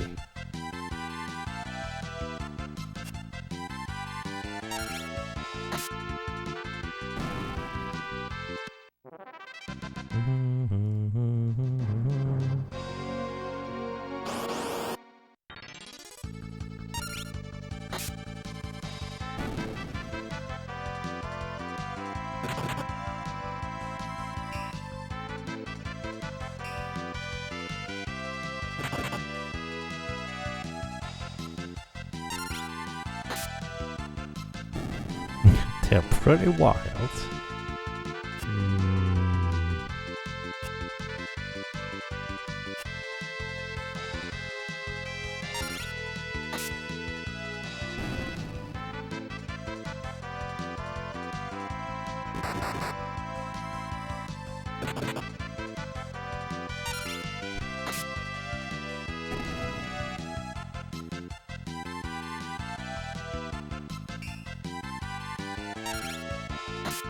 Those were intended for cooking. I mean, so here's the thing. My favorite type of chocolate we have over here is the one that is intended to be used in cooking. It is a very dark chocolate, a little bit bitter, but not much, and it has a bit of a strange taste to it, but it's kind of my favorite type of chocolate anyways. It's not one of the types of chocolates you like eat an entire bar of, but like a few pieces here and there.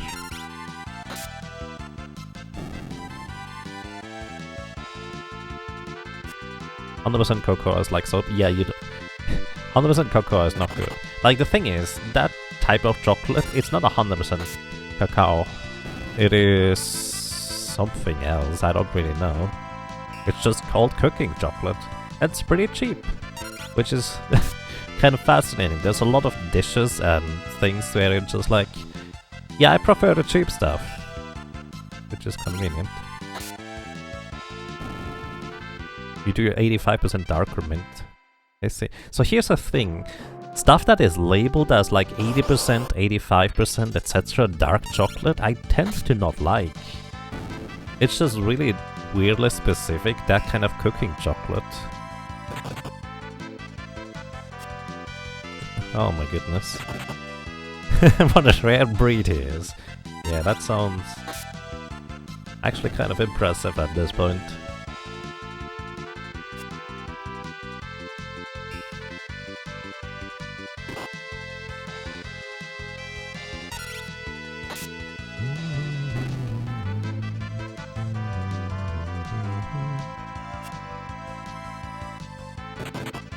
Chili chocolate by Lindt.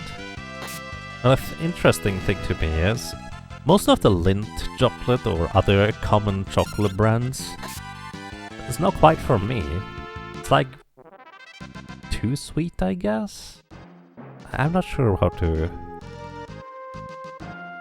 put it.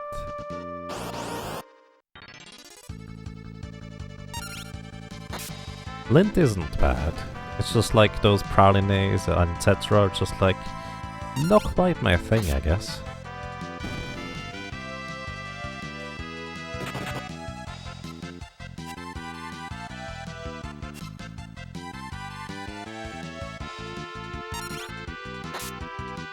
Lake Champlain that has good chocolate. Yeah. Oh, another thing that I remember is, you know how it usually is kind of said, oh, Switzerland has the best chocolate.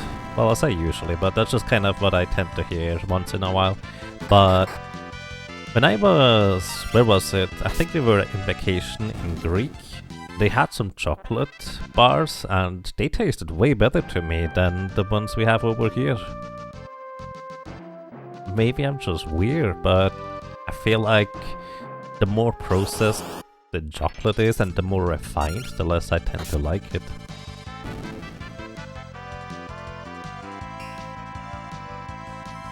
Eaten Pocky? I don't know what that is.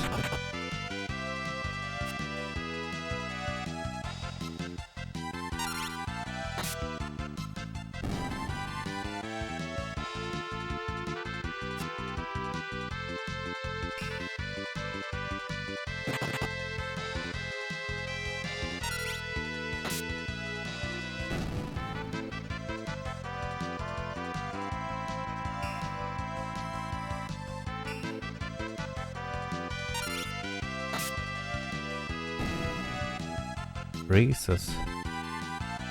I actually tried Reese's. That is pretty much exactly not my kind of cup of tea. I don't know what it is about Reese's, but that's not my thing.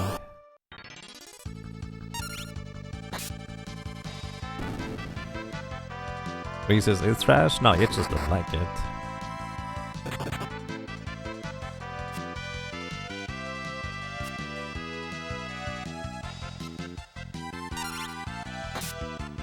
They say chocolate bar, they often mean candy bars, or real chocolate bars are seen as superior. Wait, what's a candy bar then? What's the difference between a chocolate bar and a candy bar? What is...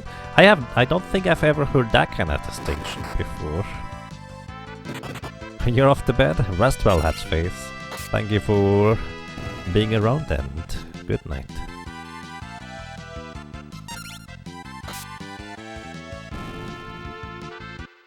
Chocolate bar is made of chocolate, candy bar is made of candy. But why would you call it chocolate bar if it's candy? Or so should have caramel, other fillings and stuff with chocolate coating. I mean, oh, I see what you mean. I mean, it's kind of like chocolate bars. Personally, I don't really make a distinction between those. I never really thought about calling them candy bars though. Citrus fizzy drinks coke out of laziness.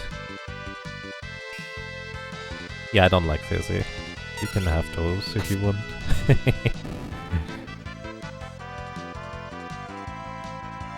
I mean, if there's chocolate around it, like it's chocolate coating, that's when you call it a candy bar, because it has other stuff in it.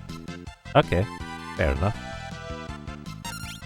That actually probably means I prefer candy bars most of the time over chocolate, because I do prefer chocolate to be just part of the thing, other than the entire thing.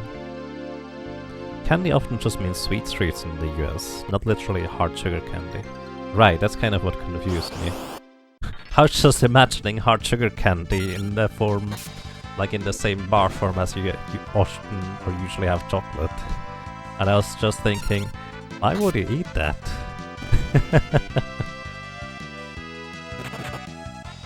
Candy bars are way higher in sugar content than chocolate bars. Well, I guess I used to not mind. In fact, the more sugar the better, but more recently it's like, yeah, don't need that much sugar anymore. You enjoy a small square of dark chocolate together with a fresh coffee. That's neat. I have to admit I never understood the concept of eating chocolate with coffee. It just doesn't seem to mix well with taste to me personally.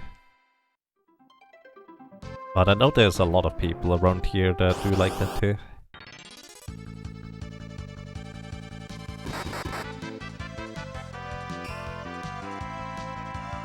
Candy canes are a thing, I suppose. Jawbreakers.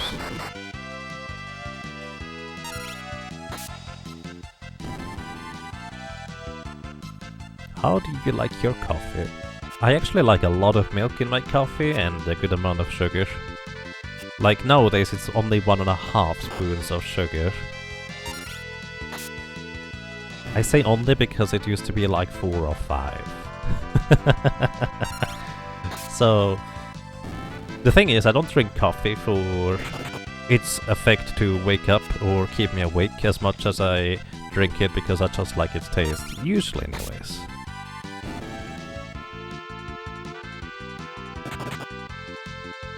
Candy for adults is one-way ticket to diabetes. I don't even know how diabetes works. Has someone tried making tea with coffee? I mean... I don't know how you would properly mix that. No. Sounds interesting. Good work. Cake Town, thank you.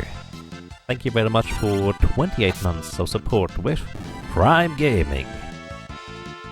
That's quite a long time already. Welcome back, and I'm glad you enjoy your stay. I hope you're doing that.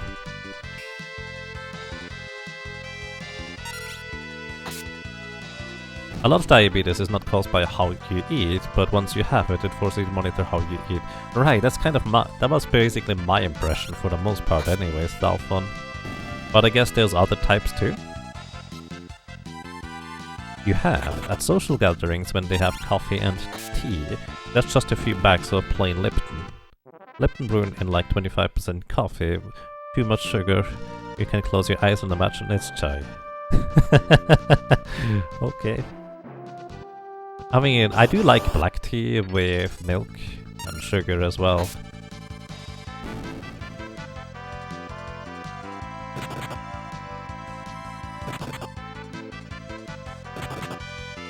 There are two types of diabetes, but they have to do with how your body produces or fails to produce insulin, not how you get the condition.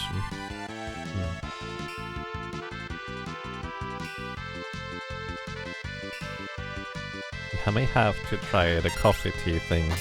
You got some oolong you can try that with. I mean...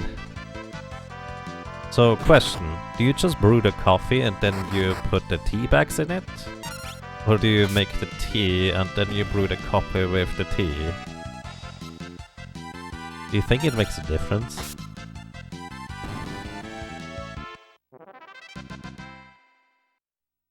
Oh dear god, don't waste good oolong. I'm one of those people who...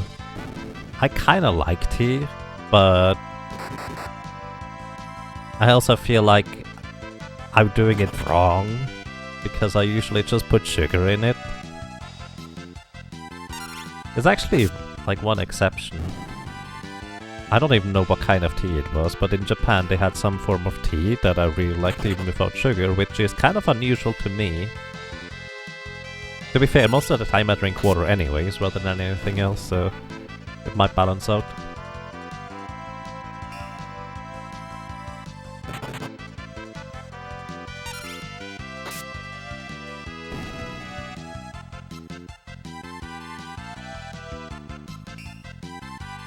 I have no idea what that even means.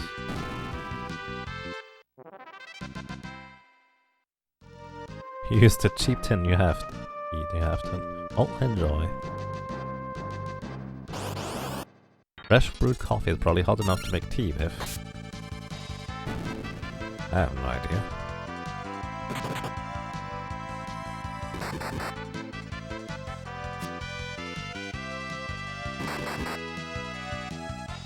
I have no idea how to make tea.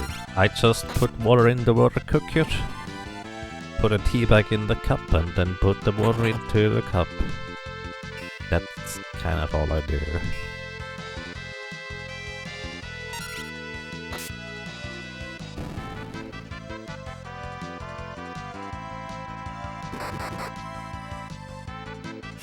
I'm very simple when it comes to these things, I feel.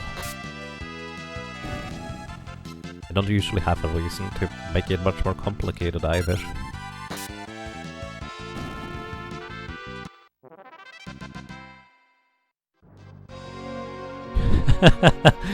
You don't care much about tea, but your grandfather was very fussy about his. I see.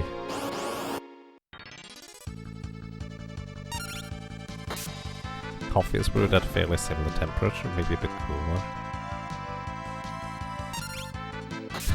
Your friends have timers for certain types of tea, but you're lazy and don't care how long it steeps. Yeah, that's the only time I really care about time to an extent is there's certain types of tea that just get bitter if you have the tea bag in it for too long. That's kind of the only time I really care.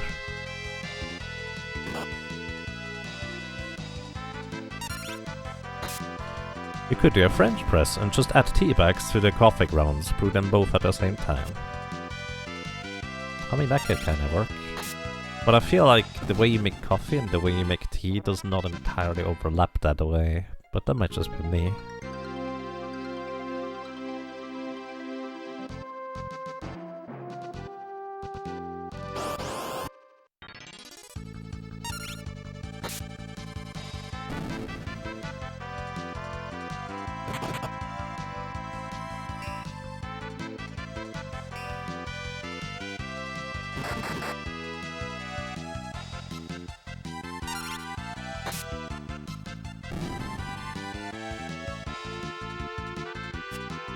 Never knew about tea brewing stuff until you live in Europe for a while. Yeah. I mean, I guess it kind of depends on what type of company you get into. There's just people who really like tea. And that's kind of how you naturally just learn more about tea, if you interact with them. Why not? You just knew hot water plus back plus equals tea. Right, that's kind of where I'm sitting.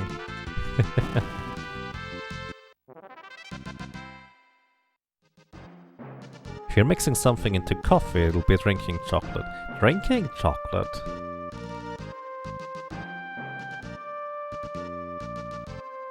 I would just drink the drinking chocolate instead. Then again, I really like drinking chocolate stuff. I don't care that much about coffee.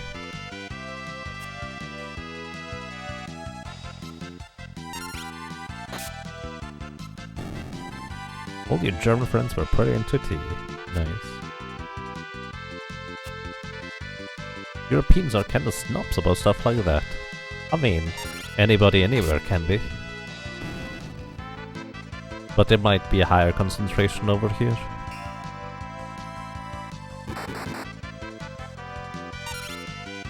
I dare to say there is indeed quite a large portion of it being a cultural thing, where it's like some people just are proud of their culture. That might be why they might know/like certain beverages more than others. Like, I think I'm supposed to like beer more, but, well, I don't.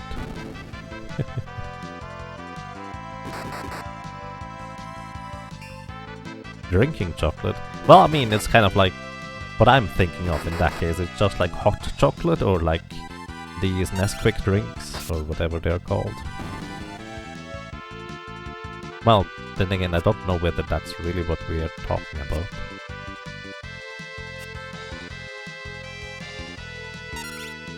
I just assumed that would be it.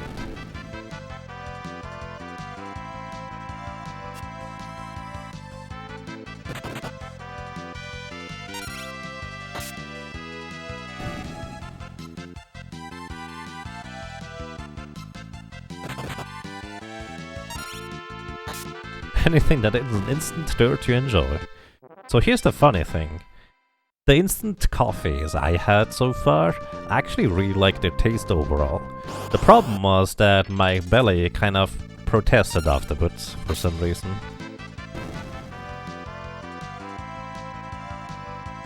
Milk or cream, okay. I'm actually really not sure, but I've had that before. Probably pretty tasty.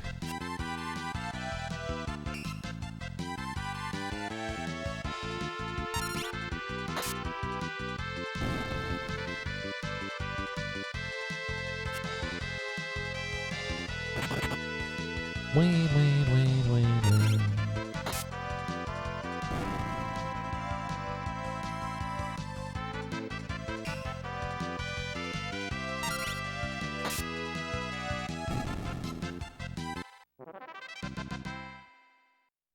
By the way, how far are we? 81,000 gold.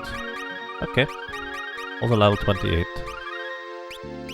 Pretty good progress I did to stay for just talking about food, while walking left and right and holding down the A button.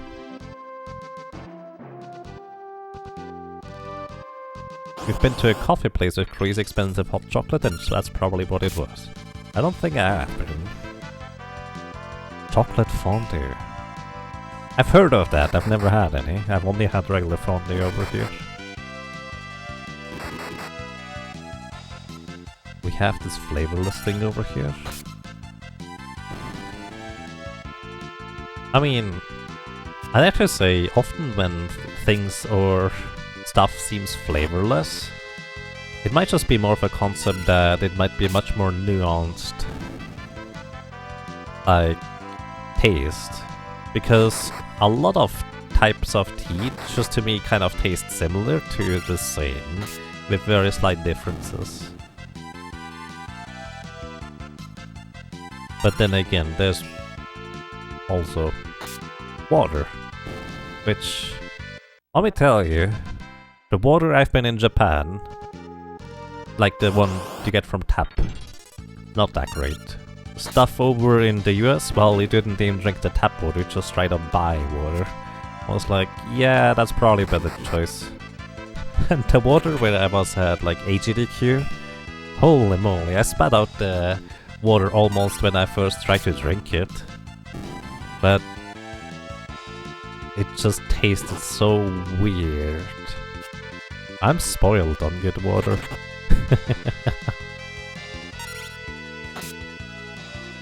Filtered tap for you. Water should not have a taste at all. Well, I don't entirely agree on that.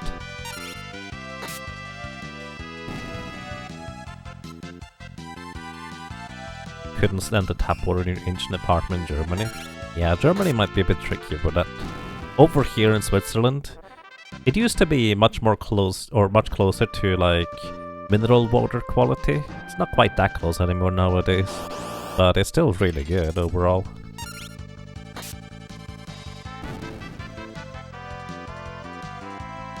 Your city has great tap water? Nice. What would nothing with a taste like then? What does nothing taste like? I feel like nothing tastes like you have just something in your mouth, you know it is liquid, and you can swallow it, but that's kind of all you know about it. Maybe it also has a certain, like, temperature to it. That would be weird.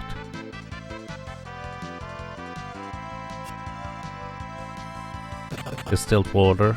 Isn't it kind of not so good for your body if you drink distilled water though?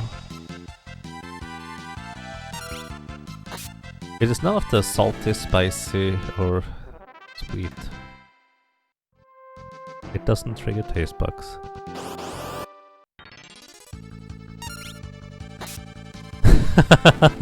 Don't come to Florida. Our water has a wonderful flavor of sulfur with just a hint of chlorine to balance out the flavor profile. That's kind of how I felt about the water when I was at HEDQ. That was something.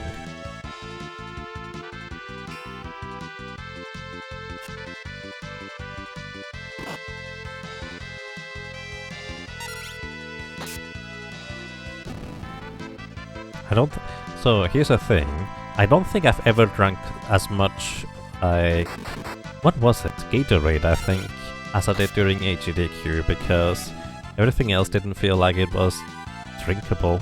Then again, Gatorade was a bit too sweet for my taste as well. Umami? I have no idea what that is. Crazy high iron in the water, ew. That does smell weird indeed.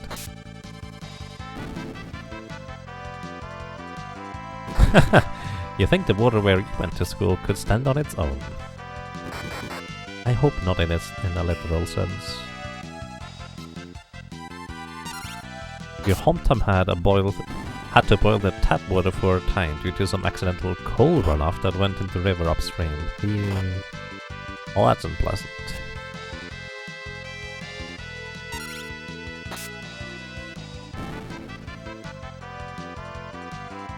Right, that sounds about right, Nawson.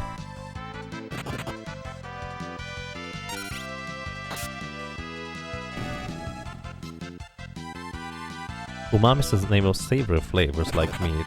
Ew. That sounds terrible. I guess soup kind of works for that too, though.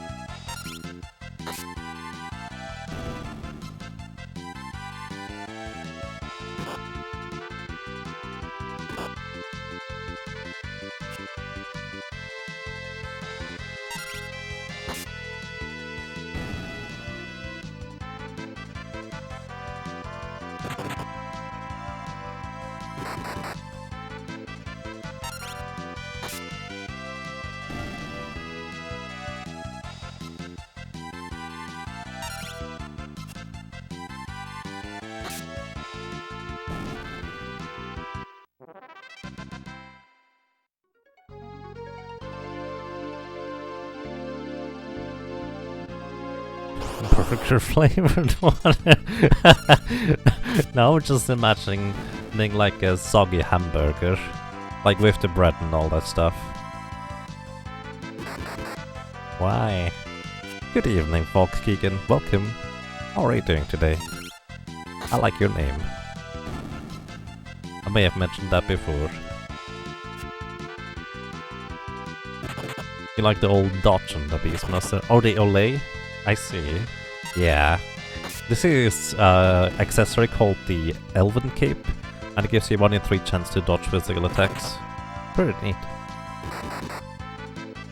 Like a matador, indeed.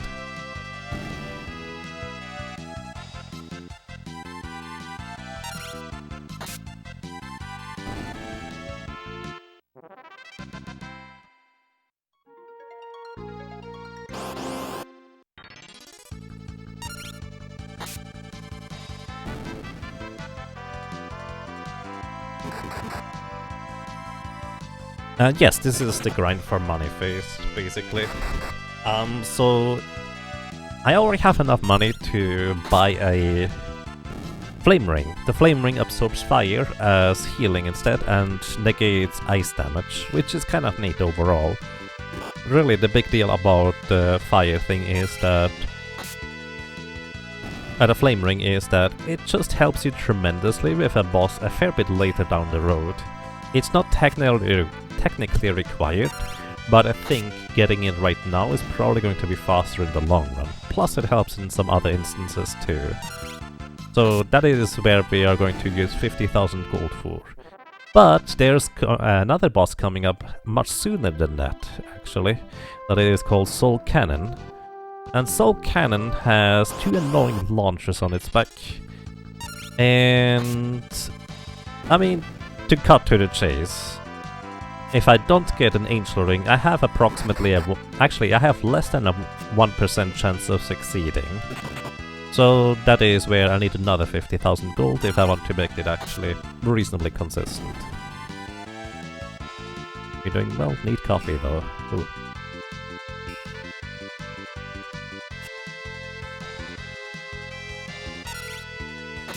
Good luck with getting coffee. Hope it's gonna be tasty.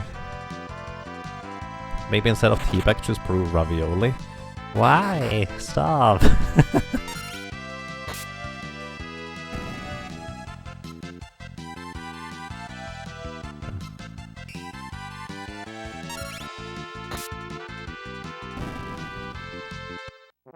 But yeah, we're actually pretty close to the end at this point, but at least compared to where we started.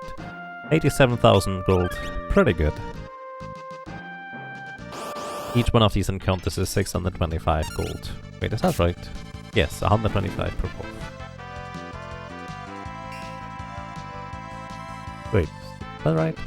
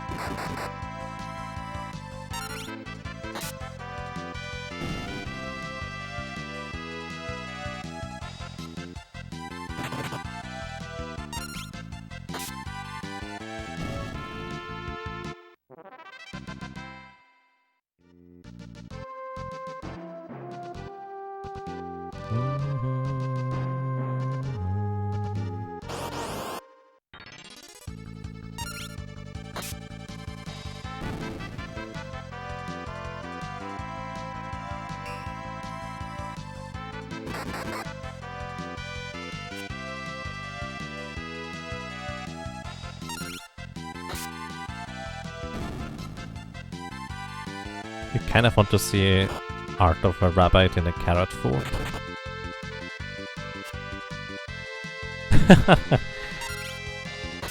That would be kind of neat.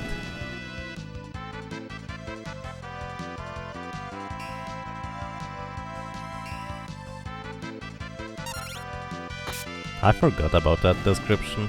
That's pretty awesome, actually.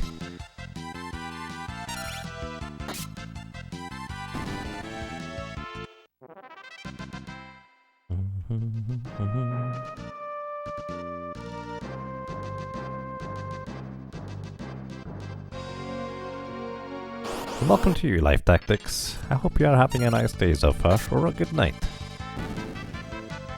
Whatever it might be for you.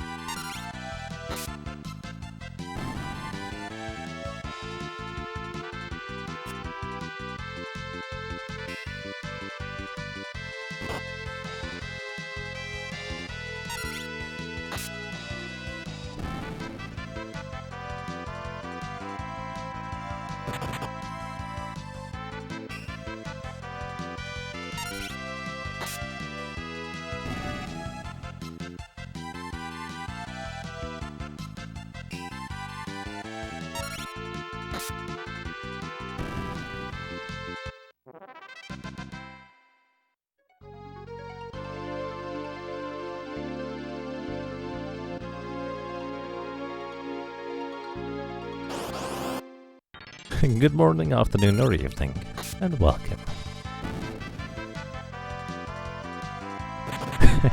You've had a surprisingly good day. Hey, that's nice to hear.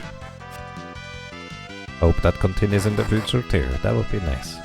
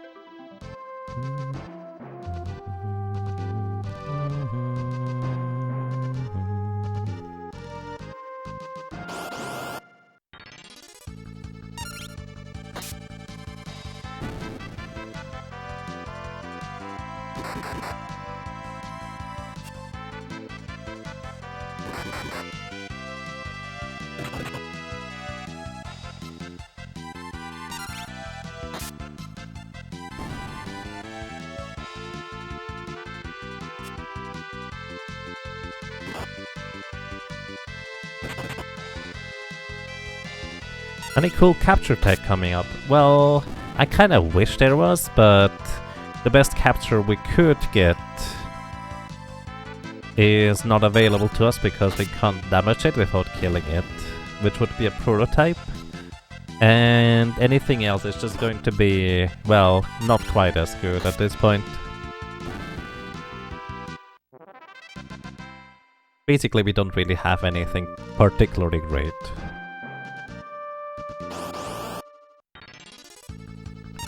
Where's Beraga?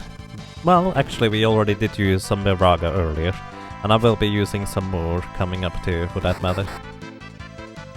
There will be some Beraga, I can promise you that.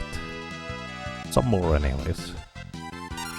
In fact, I will be using it against Soul Cannon because it's not really anything good to use against Soul Cannon without being able to damage prototypes. So that's just going to be, well, what I will be using against the main cannon.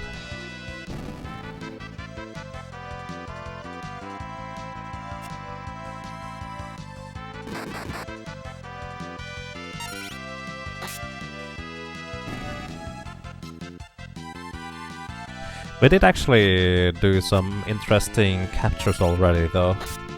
I actually captured a Corvette earlier, which caused tail screw. It's kind of like one of the strong sea encounters. And then I used it against Adam and Timmy. Took me a little bit to be able to capture one, but we eventually managed. And even though it should be about like a 50-50 chance of working against Adam and Timmy, it still took like 4 attempts until it finally worked to put it into critical HP. But yeah, we were actually pretty low level for a large portion of this here. No, it's just because I don't really see a reasonable way to avoid the grind for an Angel Ring. We are just grinding on wolves, and that just kind of naturally gives us more experience along the way too.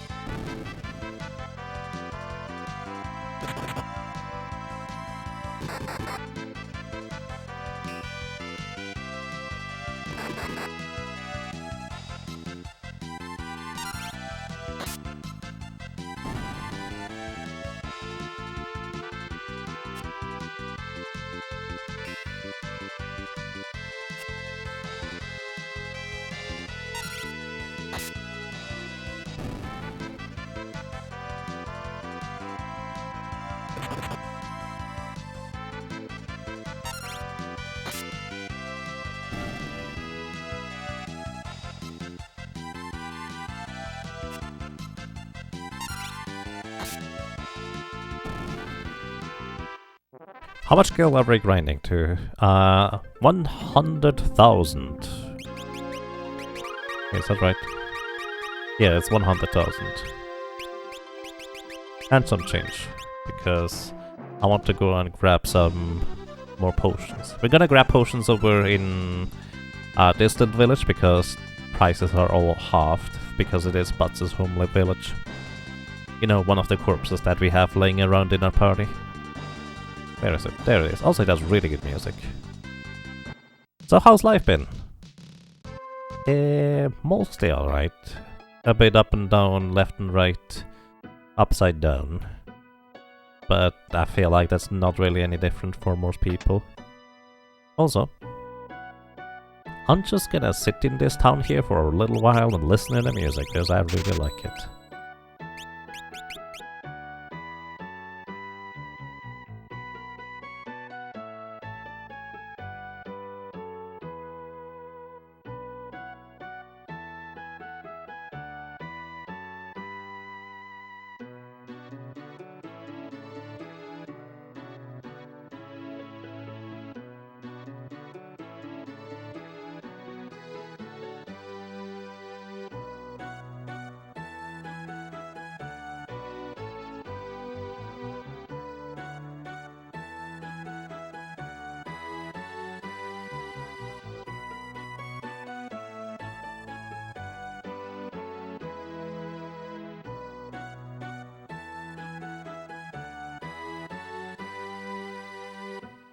Home Sweet Home.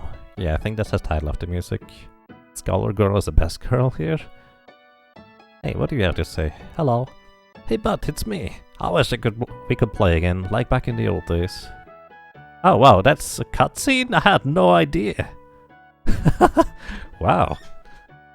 You found it. That's with the lyrics, you say. 9, 10, ready or not, here I come.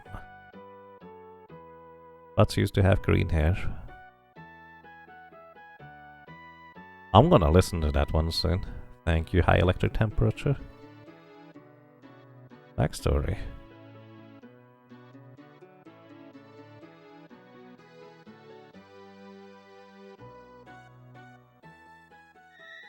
Butch is the best in hide and seek. At this point you kind of assume he's stuck up there. I don't think I've ever seen this cutscene. Oh no. Uh-oh.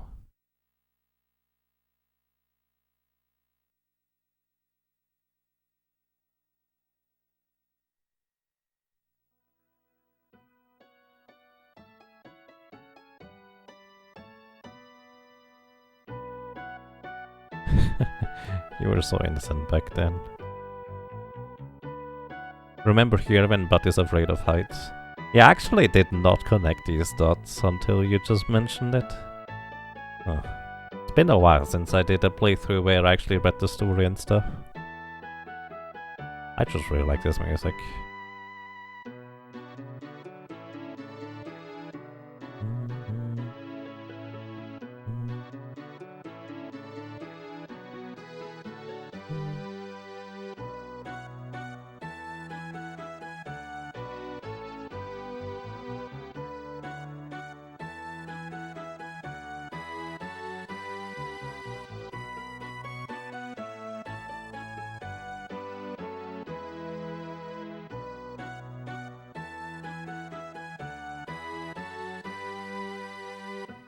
You know, that's the nice thing about it being a challenge run rather than a speed run.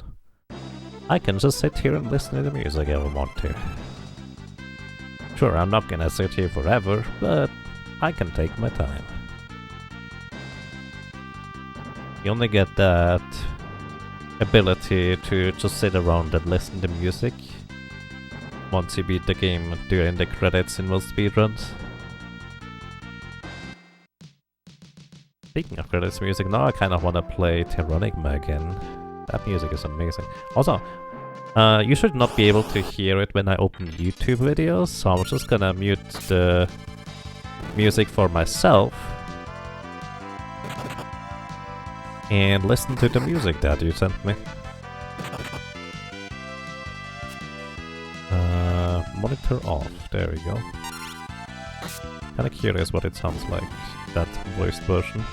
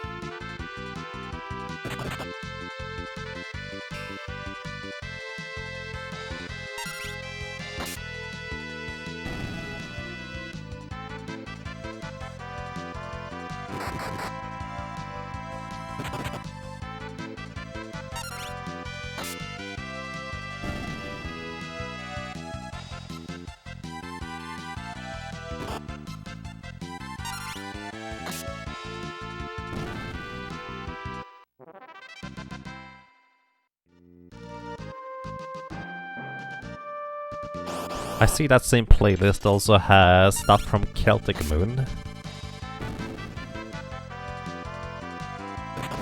That's actually a really nice version. I like it. A bit strange.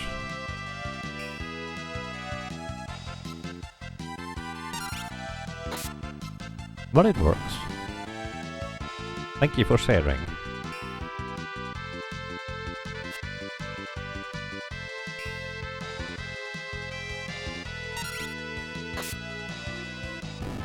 You actually have a bit of an issue with speedrun ideology, where it becomes more about the times than the games themselves.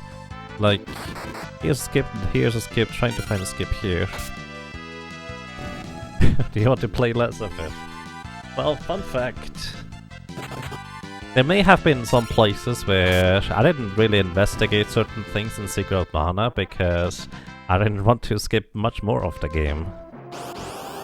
Like, there is some potential for a faster early game to just do it out of order, but it's like, yeah, maybe. Yeah. Thank you for sharing that album. It's nice.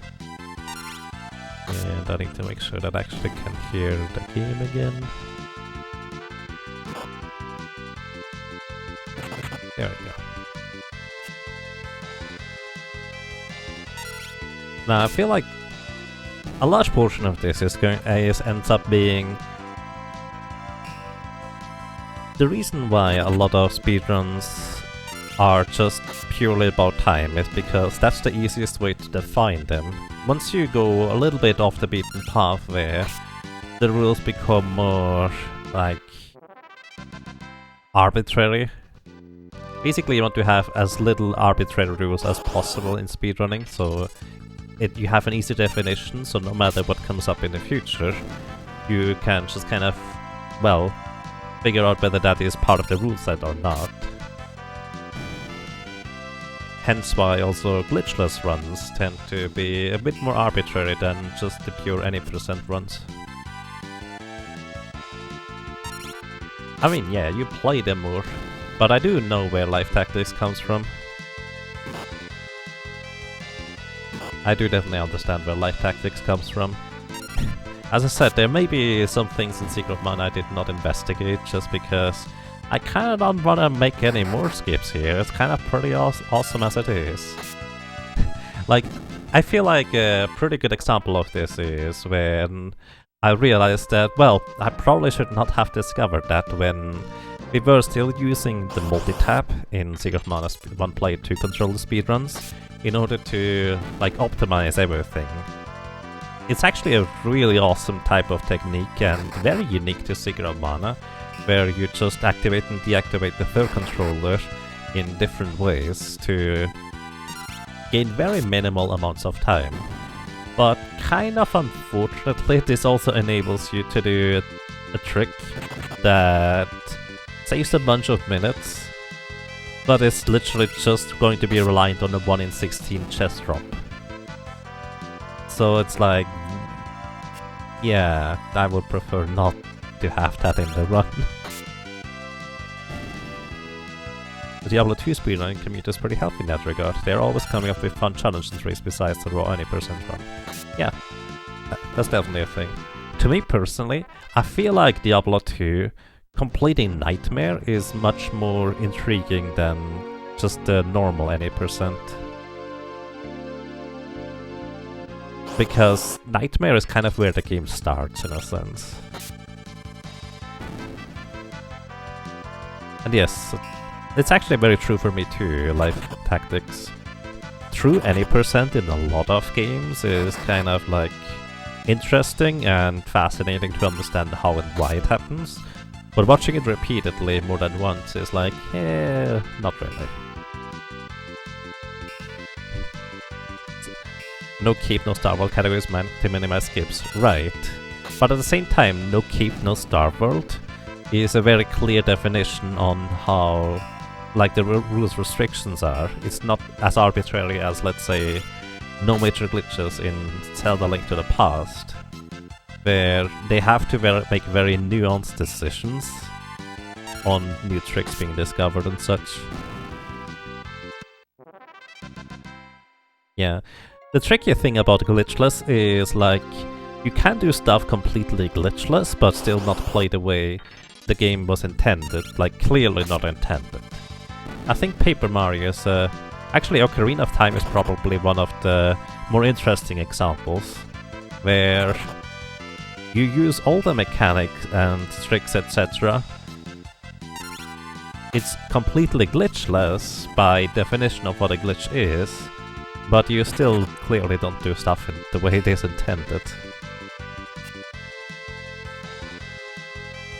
80% Final Fantasy VI is fantastic. It's the perfect definition of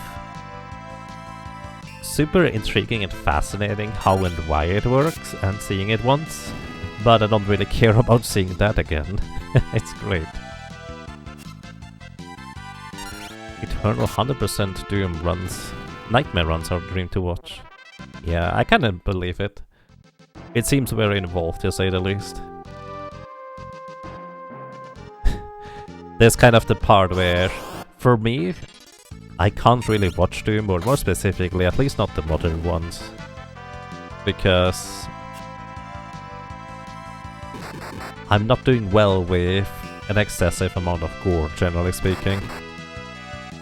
That's just how unfortunate it is. But it definitely looks like you can do... What's the word? It just feels like a really good game to run, in a sense. I understand what you mean.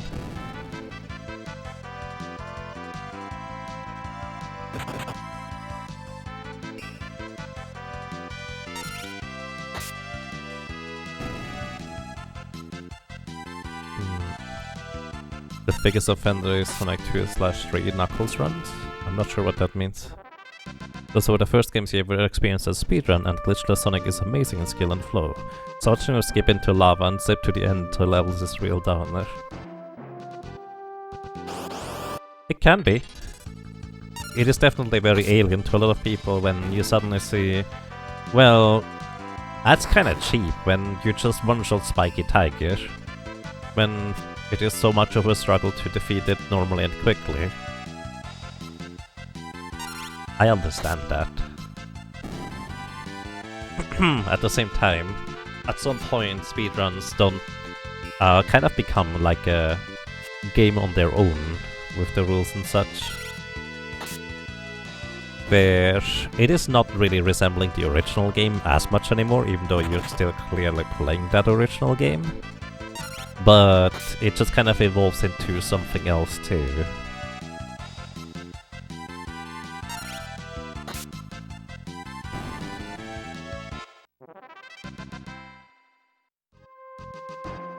What is KA?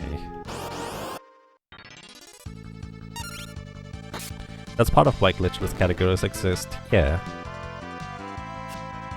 It's also kind of why I wanted to introduce like a in-between category in Seeker of Mana, where you're allowed to do the money glitch in Seeker of Mana, but not a whole lot more. And it would make it a lot more like beginner-friendly, a lot more accessible overall. And it'll also allow you to do some interesting techniques with unusual items such as barrels. But nobody else was really interested, unfortunately. Kirby's Adventure, any percent is 44.3 seconds. Oh, I remember. Yeah, that's neat.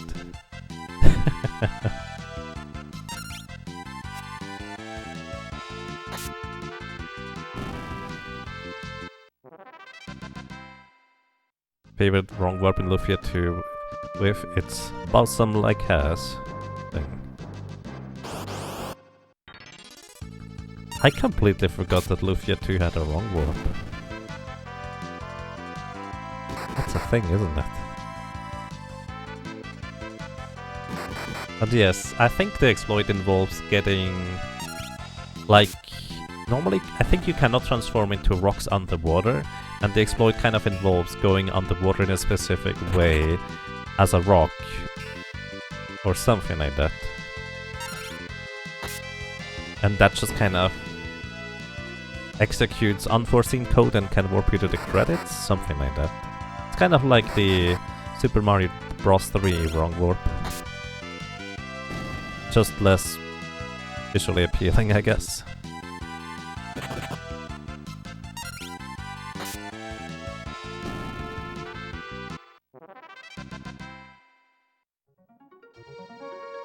Okay, how much more do we need? Hey, we're almost there!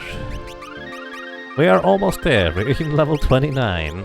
That was quite the grind. I have no idea when we started, but we had some nice conversation and it was comfy just walking back and forth while holding down the A button.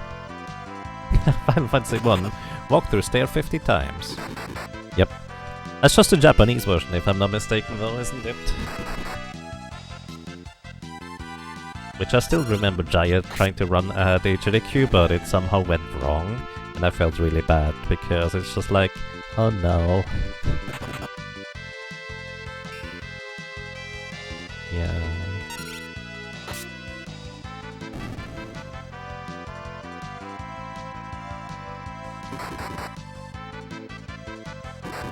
Fixing the randomized not to crash in Temple of Ordeals. Also, it does work on regular versions. If only ever speedrun, no major glitches randomizes less roll clip. Yeah, that's fair. Alright, last encounter here, and then we finally get our Flame Ring and Angel Ring, and then we proceed onwards.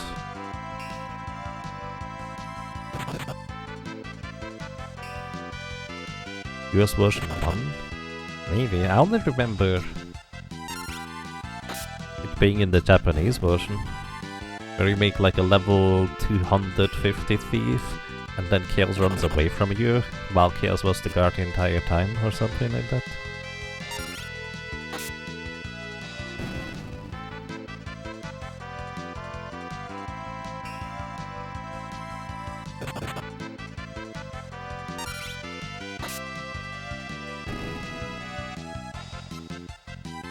Honestly, I think the favorite thing that can legitimately happen in the game, technically in Final Fantasy 1 for the NES, is that you can use the Fear spell. Oh, hey, we actually gained level 30. What a nice coincidence, just as we're done with the grind. Where was I? Oh yeah, you basically can use the Fear spell on Chaos, and if an enemy loses its morale, it's going to run away, and there's a 1 in 256 chance that... was it a 3 in 256 chance? A really low chance, but still possible that you can use any status effect and such on even the final boss, and you can just introduce fear to the boss so it runs away. 3 in 2, yeah, there it is. Alrighty, we get the Flame Ring, 50,000 gold spent, and the Angel Ring, 50,000 gold more spent. Jeez, that's expensive. To be fair, maybe I'm a bit weird, but I feel like that was like only 2 hours or so, maybe 2.5 until we got it. So that's a reasonably short grind for something that we will need a fair bit later on, plus that it will actually save us a lot of headache later on too. So I'm all about making stuff easier later. Ring, ring, ring, ring, ring, banana phone. I feel like my favorite solo cactus had like a fire-based weapon, like the Hunter, or what else? The Hunter and the Knight had fire-based weapons, and you would equip the Flame Ring and just hit yourself with that weapon for a massive amount of healing. It's great. And you could do that while equipping the Bone Mail. Even better.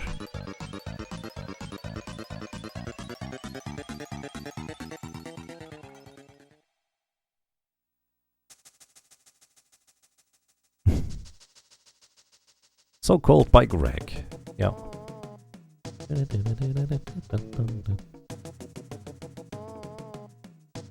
Alrighty.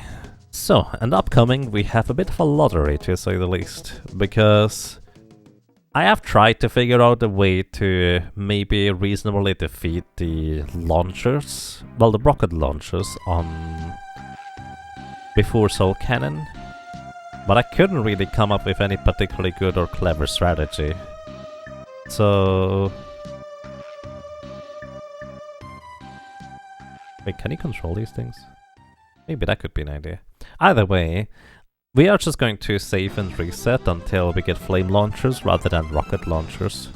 Because if we get rocket launchers, I'm going to explain as to why that is. But in short, Ferris is going to get a flame ring, the thunder whip, and does it make a difference to equip a strength suit? Let me check real quick.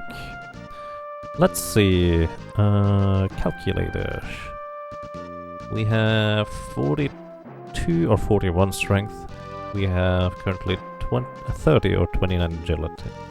Right, we are also level 30, which actually just is barely a new multiplier, 29. Level 30. Oh, that's interesting. 32.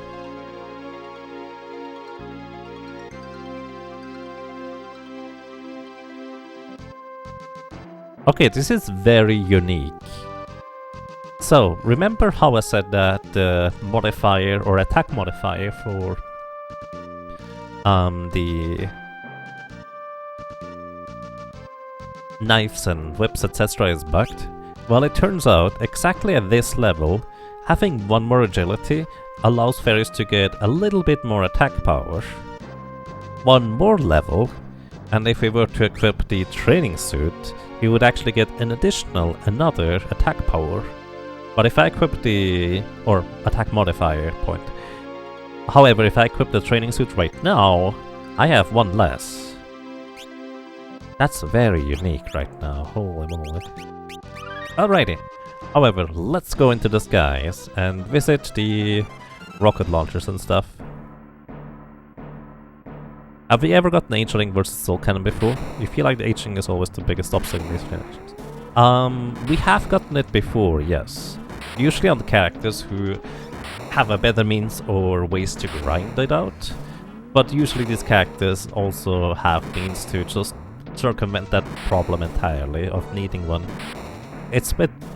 There's the alternative strategy of just hoping that you resist the launcher's attacks for long enough that you kill them before anything bad happens. But... yeah. There has been a few other characters that did get an angel ring just because I couldn't really figure out a clever other way to get it. Alright, let's see. Can I control this? It's gonna be confusion. Can't control this monster. Alright, so the reason I'm going to be resetting here, also resetting does count as a death in case you're curious. The reason I'm going to be resetting here is because these rocket launchers, they have two things they can do. One is they will either use Rocket Punch, which is 50% of your current health and damage.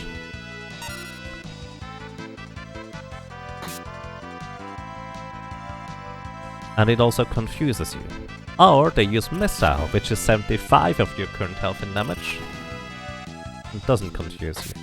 So the only way to actually die in this fight, curiously enough, is by, well, knocking yourself out. So if I give Ferris a knife right here, she's going to drop down to 1 HP, but she's never going to actually die. Now the problem is, other character classes can equip a knife here and have enough defense to effectively nullify the damage of the knife, like a dancer for example.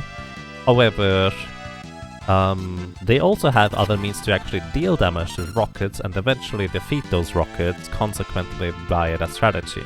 However, as a Beastmaster, there's not really a way to defeat these things in any real capacity. Outside of like just trying to get really lucky, I guess, where you hope that they don't confuse you at the wrong or inopportune time. But, well, this is just a 50-50 chance. By the way, you have like 2,500 HP. So killing them with Beraga is not even necessarily a good option.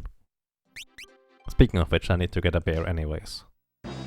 Either way, because it's only a 50-50 chance of getting either this encounter or a flame gun encounter, we're just gonna reset until we get the flame gun encounter.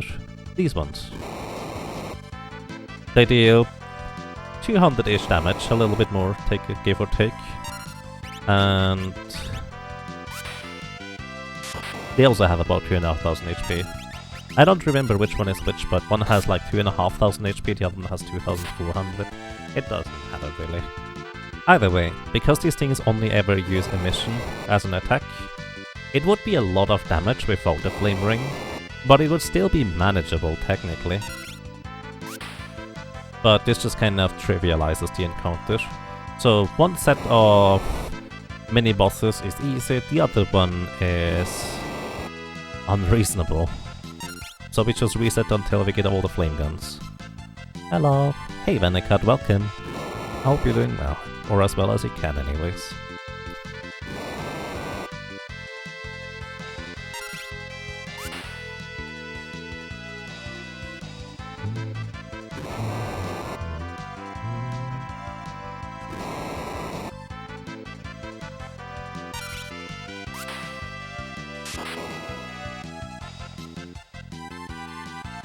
It would have been such a crazy different world if all the game mechanics were known when Final Fantasy V came out.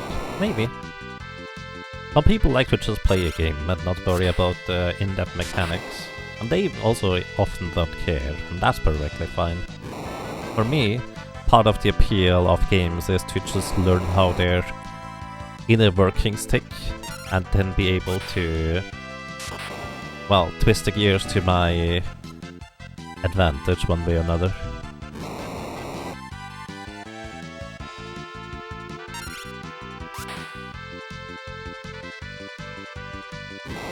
Are you doing a speedrun?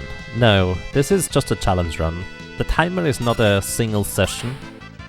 This is more of a, like, keeping time on how long it takes me to try and accomplish these solo character challenge runs.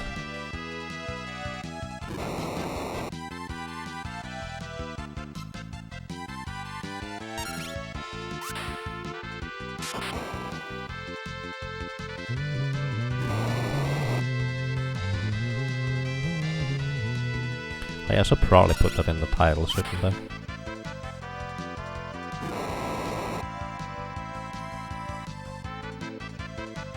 Thank you, Halford.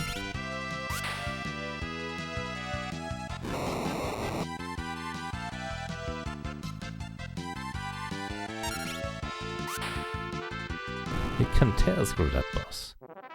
By the way, these enemies here are not flagged as heavy, so you can in fact use abilities that would insta-kill them in some capacity. It's just I feel like as a Beastmaster not really worthwhile to grab one, plus you can only insta-kill one of them. So even if you do that against a rocket launcher and you get lucky enough that it does hit, you still need to get lucky enough in the end that you can kill the second rocket properly, which is possible / doable. It just might be a bit tricky.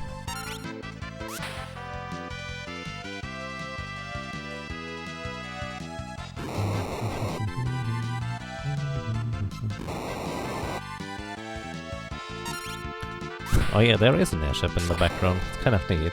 Also like a train?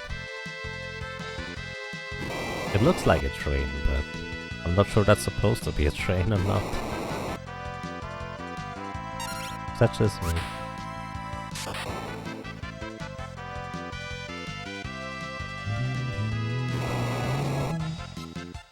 But yeah, for the most part I like to do challenges of these kinds of games. I like knowing a lot about these games, and I like keeping time of how long it takes me to accomplish certain goals or challenges of a certain games. Which speedruns are just the type of challenge run realistically. This just happens to not be a speedrun in this case.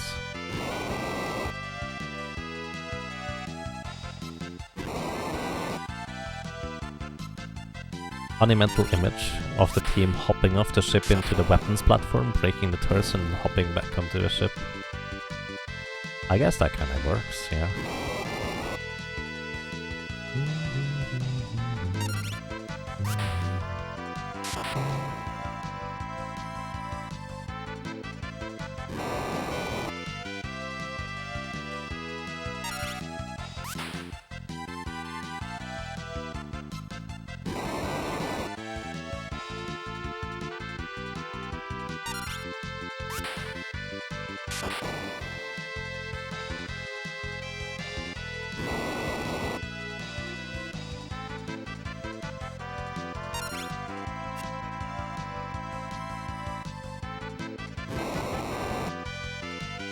In case you're wondering, these flame guns can run out of magic. So a bard could technically just stay off screen and wait until they are out of magic and then eventually defeat them. It's kind of curious how much a bard can do by just literally waiting off screen.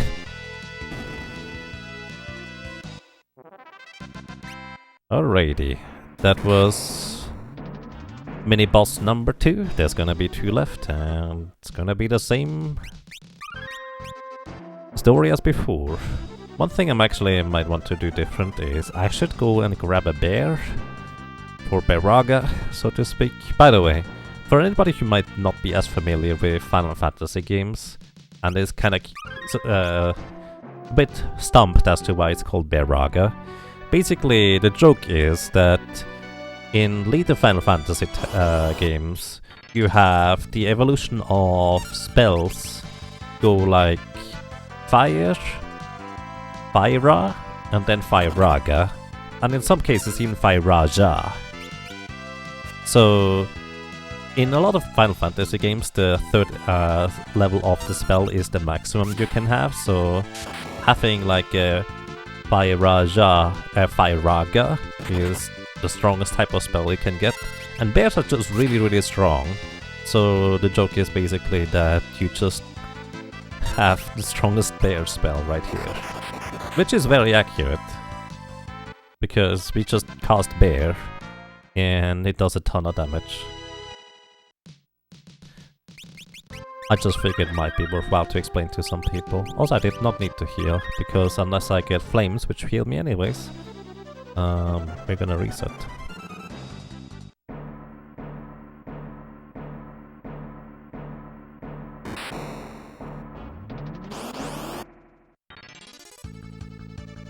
Welcome to you, Mister, as well. Hope you're doing well.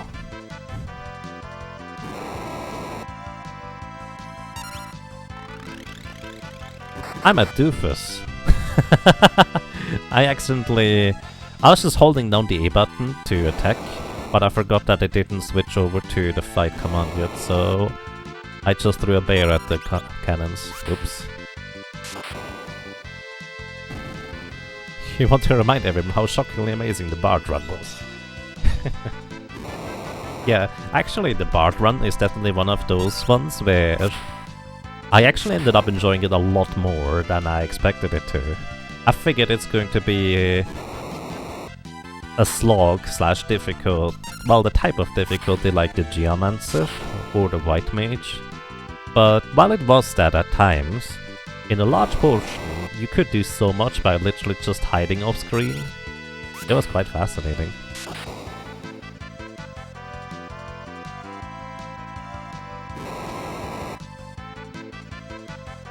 Why have you not heard Ursinol before?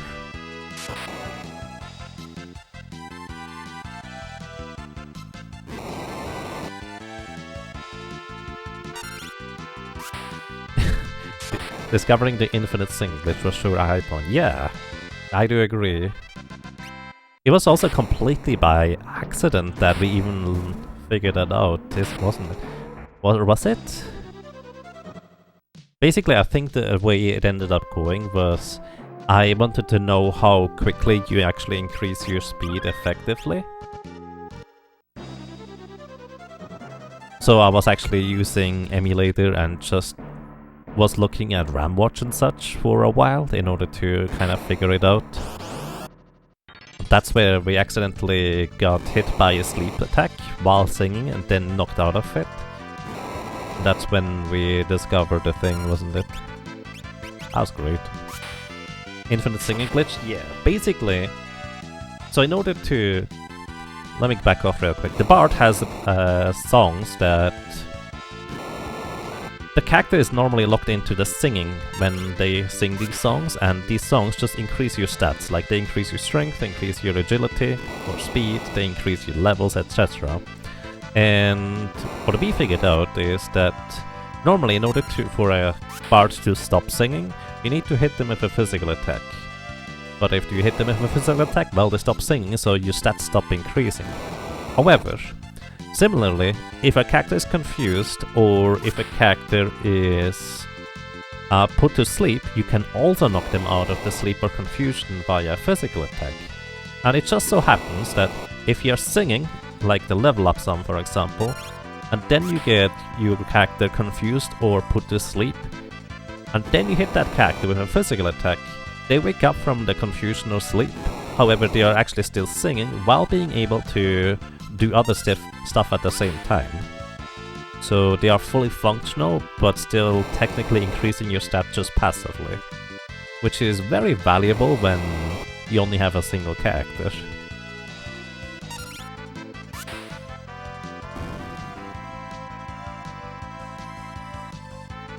Yeah, life tactics will explain that way better than me. Oh. Oh dear. Side effects. Yeah, I wish you all the best, Venacut. That does not sound nice. Good luck to you, and I hope you have a good recovery from that.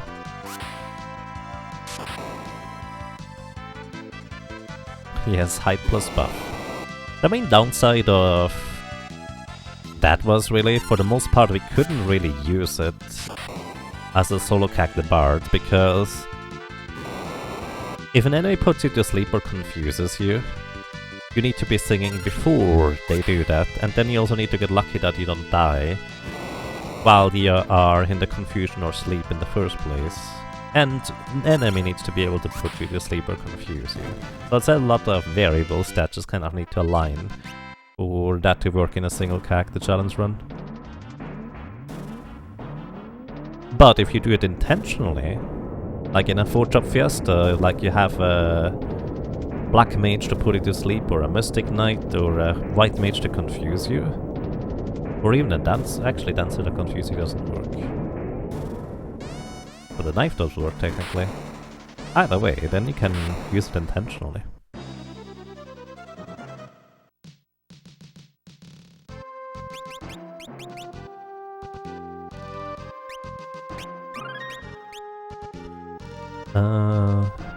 Here's another fun one you found by mistake. You put hide in a mime's 4th slot and have them use it. Every other bard's hide will turn into an exclamation mark show, and if they are already showing, you use show, they step forward towards the enemy. You can do it a couple of times to get closer and closer to the enemies, but eventually the game soft locks. I had no idea about that. That sounds amazing. Nice. That sounds pretty awesome. Uh-oh. Sandkillers are running away. The other one is just hitting me. Now I'm running away. You wonder what kind of effect it has against Atmos? Yeah, now I'm wondering about that too. It probably does, because I think Atmos actually is literally based on your screen position, rather than it being a certain amount of, like, steps closer towards Atmos. Sure, Thalfon. That does sound pretty interesting. By the way, we might still be too weak in order to take out Soul Cannon.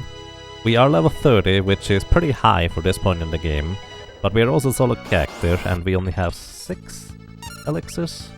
Or was it 8? I think it might be 8 at this point. So we might not have enough healing to survive Soul Cannon. We'll see, we'll see.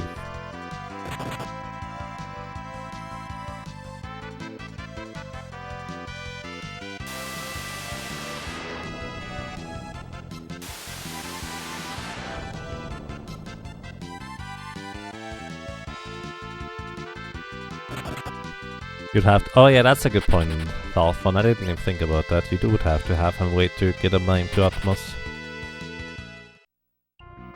Which, I mean... In the randomizer you can have that.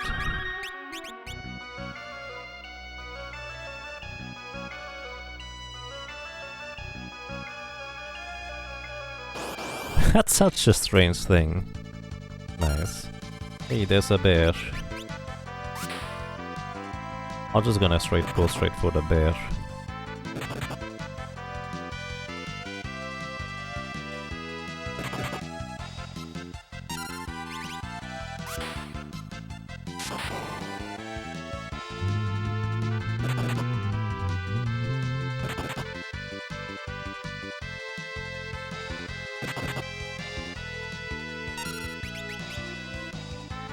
Oh, it is not weakened enough yet. I didn't realize that. I did not keep attention, or pay attention, because last time it was just perfect with 2 whip attacks, so... let's see, Mithril Knife. That probably does the trick.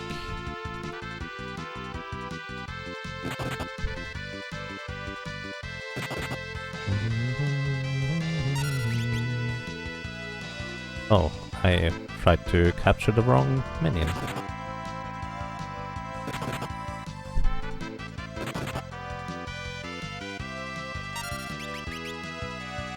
There we go. Alright. Thank you guys, and goodbye. I'm just gonna kidnap your bear, buddy. Don't mind me, please. Alrighty, by the way, earlier I mentioned the highest magic evasion we can get on the Beastmaster is 10% with a plumed hat as well as a elf cape. Well, Angel Ring, ironically, has 10 magic defense by itself, so it would actually be 15% total. But, well, as I said, it's kind of ironic because that doesn't help us in any capacity, since if I have already an Angel Ring for Soul Cannon, well, then I don't really need to worry about the other thing anymore.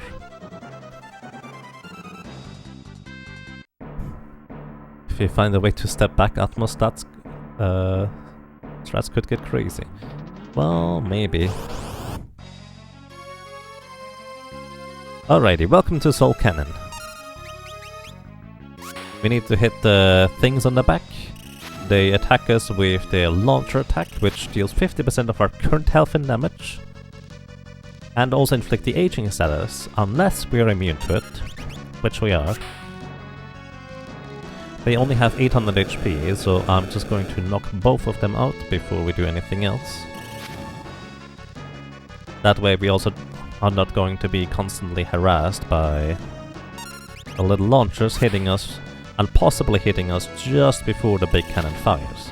Because the big cannon, when it fires, it will deal 50% of our maximum health and damage. Which means it would just kind of knock us out right now. Energy level 128% is the last text box before it will unleash its attack. And now we need to get through 12,500 HP of this thing. Also, I think it's gonna be slightly faster than me, isn't it? Maybe. Either way, now we have Beraga. 2264. Let me actually keep track of how much damage I deal. Because that might save us elixirs if I'm lucky enough. Either way, yeah, this is gonna be the fight. I need to heal before it attacks. And using regular potions is just not sufficient, so I have to use elixirs in order to heal up a sufficient amount. But possibly we are still not strong enough in order to knock out the Soul Cannon, because it took initially quite a long time until it finally attacked. That is not gonna be quite the same in this case anymore.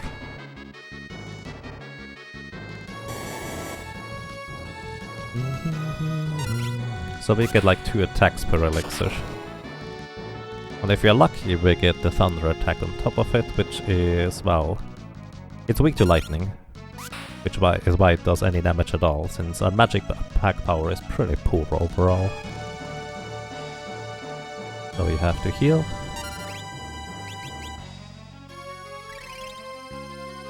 It's actually a bolt 1, not a bolt 2. In this case. Also, our lightning whip is not actually lightning element, in case you're wondering. It's literally just a proc that deals lightning element damage. Otherwise we would deal twice as much damage here.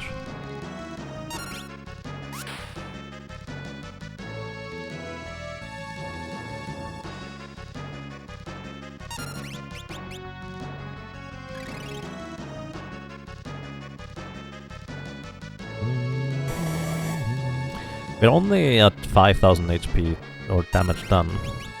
We will not have enough elixirs here. Hey Quadlight, hello. Welcome, I hope you're doing well.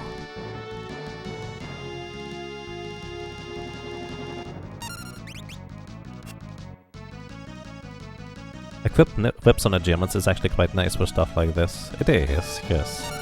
Honestly, Geomancers, I do really like one Geomancer in a team. The catch is if you don't really have anything else either. Hello, welcome to you, Crunchy Milk. Wait, Crunchy in Milk. Welcome, I hope you're doing well. Yeah, Geomagic stat is not quite as good as Pure Mage's, but it's actually not far off.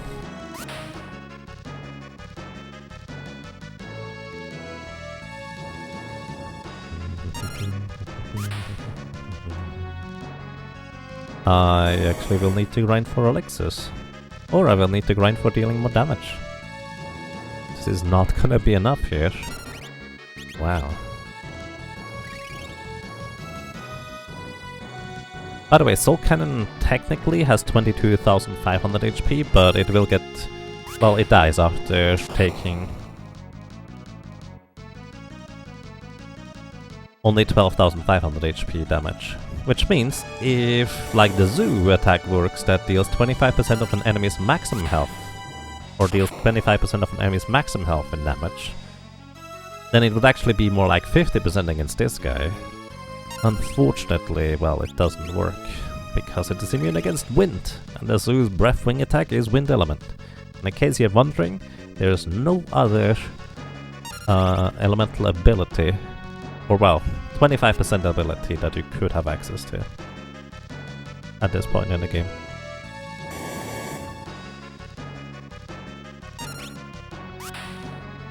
So let's see, gonna be my last set of attacks here.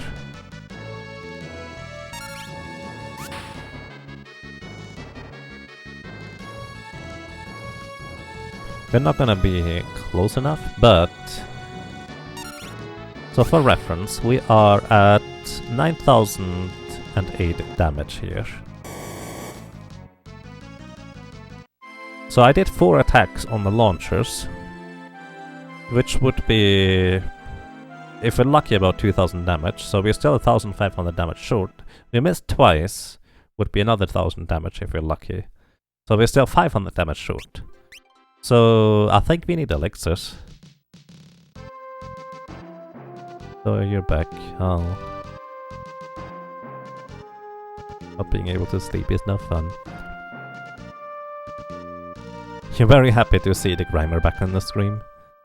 Yeah, Grimer is just part of the challenge at this point. Yeah, I think I need elixirs. Means I guess we just go and grind where we grind the best elixirs, which actually is the Shift Graveyard. The alternative is getting a ton of levels. Which, to be fair, one more level actually would probably make quite a bit of a difference. So let's go and hunt some prototypes. Shall we? Also Angel Ring, I guess that gives us more... get a Flame Ring instead actually. And a Plumed Hat. And the Guardian Dagger. Alright. So we're actually gonna go for level 31 here, because that does give us an additional attack multiplier, so we will deal slightly more damage if we equip the training suit. Well, the back attack really doesn't help here. Control. So these things give 2,000 experience each, which is pretty good, considering that they do get one shot by, well, us 30% of the time. And there's the blaster, which either instantly kills you or it paralyzes. Neither is particularly great.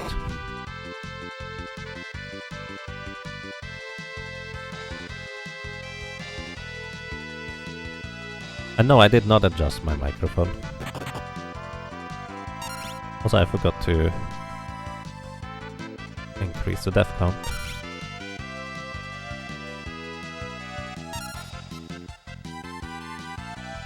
I mean, it feels really weird, but I guess I'm just going to tone down my mic then just a little bit, so it's hopefully gonna be better.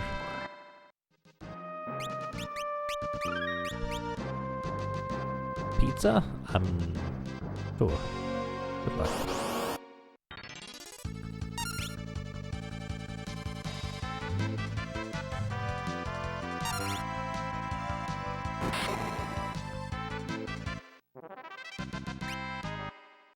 How many more of these do I need? 4 more.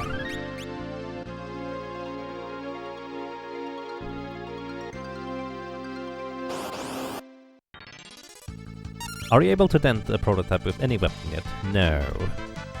I won't be able to do that until we are in World 3. There's no weapon that has enough high enough damage to deal any damage against prototypes at all that we can equip.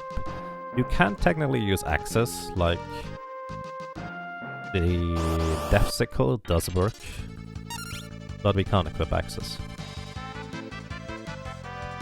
It does not matter how high we level up, because all that matters is the base damage, and because this thing has 100 attack power, we need a weapon that deals at least, well, has at least 100 base attack power. Which, fun fact, none of the whips actually get more than 100 attack power, like even the endgame whips do not.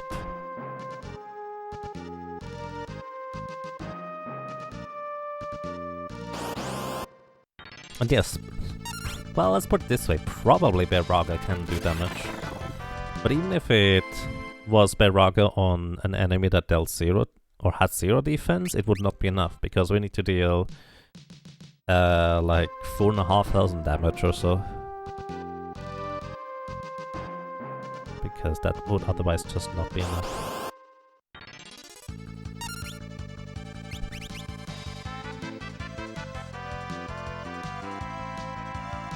Yes, it would be nice against Puroboros, and it would be a nice or fantastic against the Soul Cannon, in fact. It would save me a good amount of time against Soul Cannon, so I wouldn't have to whittle down the cannons in the back with 1 hit each time.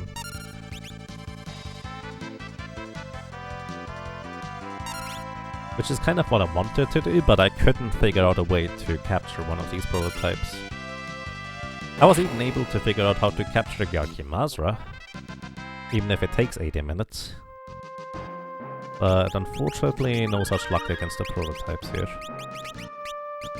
Alrighty, Green Beret, Train Suit, Angel Ring, Thunder Whip. What was I doing? Oh yeah, that's right.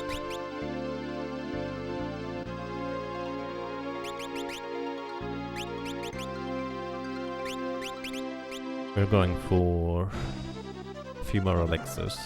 Let's say 2 elixirs should do the trick. I'm just kind of trying to think ahead whether I need any more later. Maybe 3 or 4 would be better. Depends on how quick we get the 2, I guess.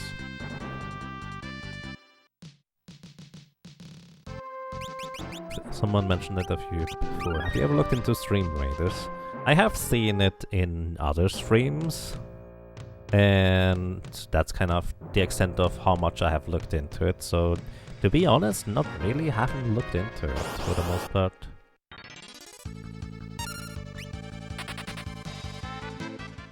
But it doesn't look too terribly exciting to me either, but then again I haven't really seen much of it, if that makes sense.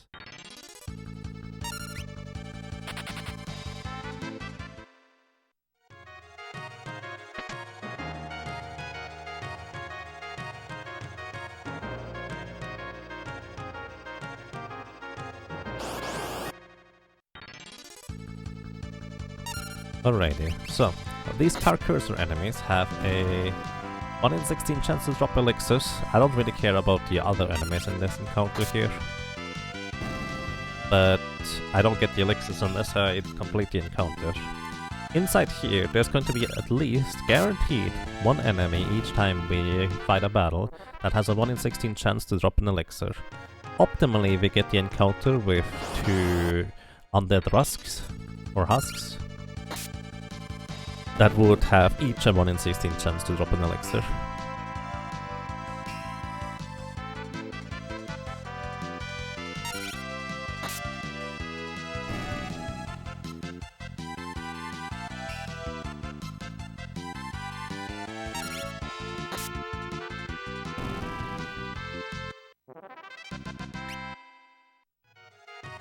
Hey, was that an elixir? I was just... Oh yeah, it was, nice. I was lucky.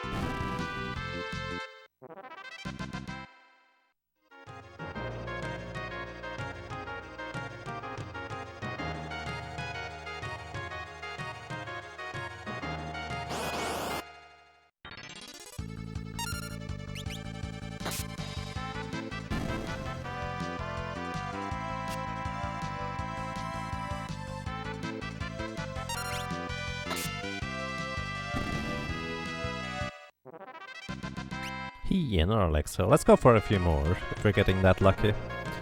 It's basically a side game where streamers can place a unit and viewers can join in the battles. Right. I think that's as much as I've seen. It sounds really nice in concept overall. It's actually pretty much what I wanted to do like 3 or 4 years ago myself, but I just didn't have the resources to develop anything like that. So it never, well, never anything came out of it, so to speak. Nothing spectacular, but can be fun every once in a while. Yeah, I imagine. That's pretty neat.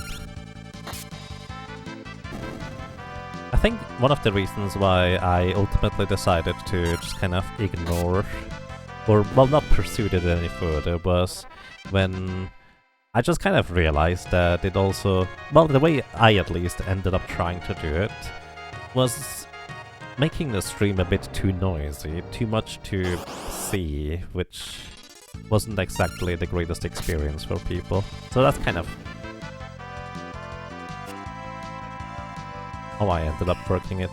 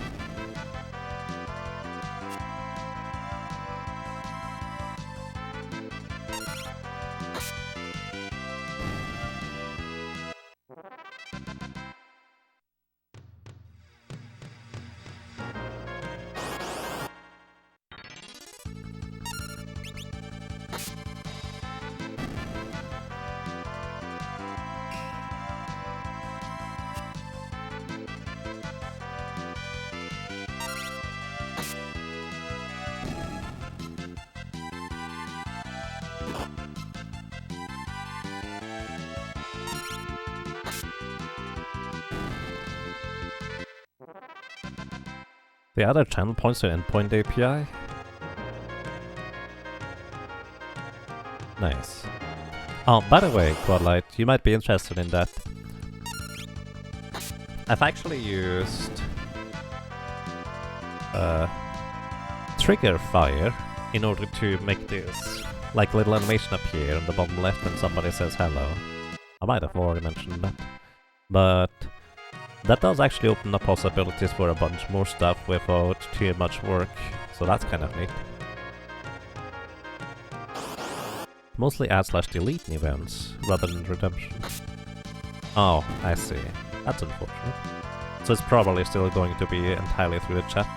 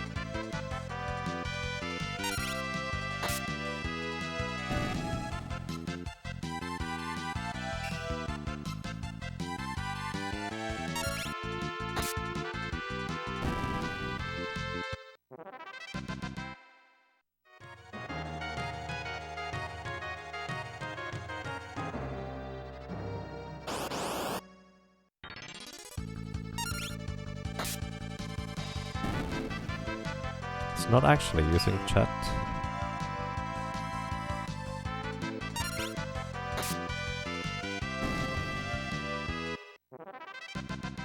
There pops up. Okay.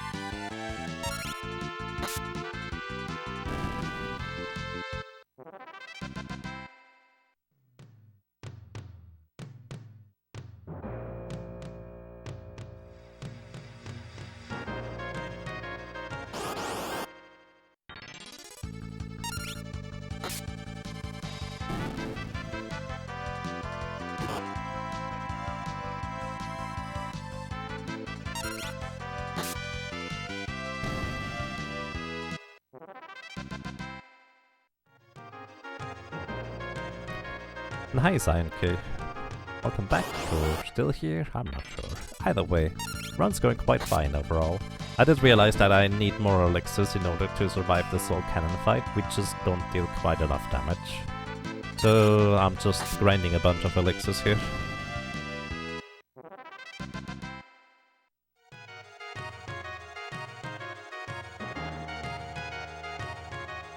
Right, I figured what, like... Yeah, we're basically right here. Every single encounter has at least a 1 in 16 chance to drop an elixir, so that's why I'm here. Kind of mindless grinding. Nice to lean back, relax and space out for a while.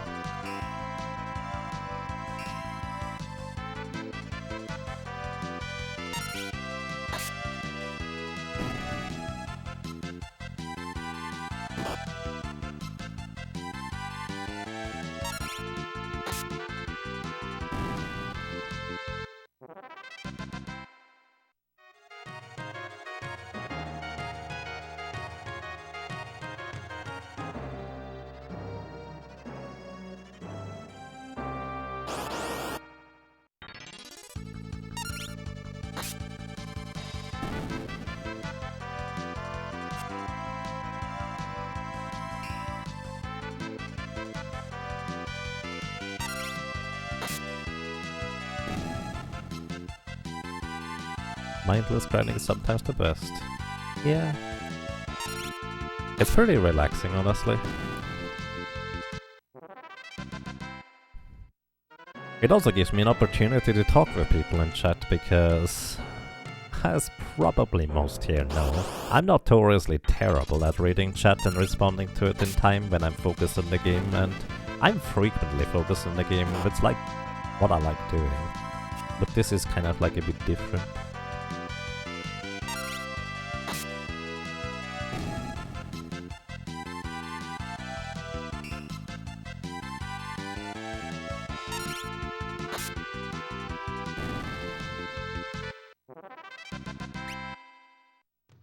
Hey, I think there's one more. Nope. Not quite.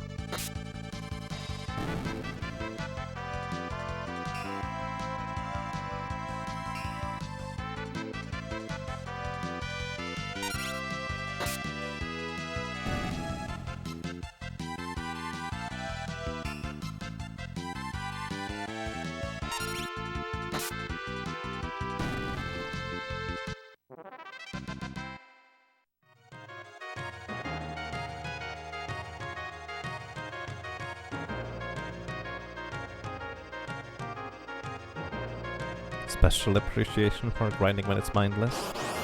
Yeah, I suppose.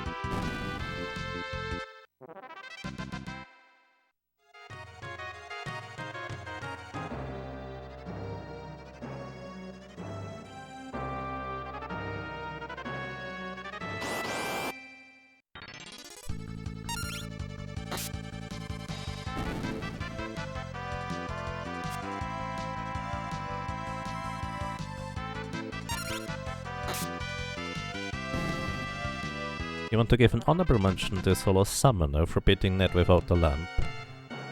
Oh yeah, we did do that thing. I feel like Summoner probably has it harder than like a Blue Mage or a Chemist for doing it without the lamp.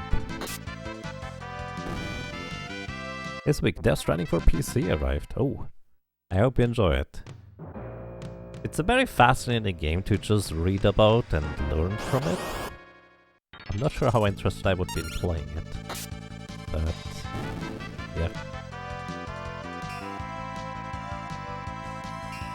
I actually completely forgot the Summoner beat it without the lamp.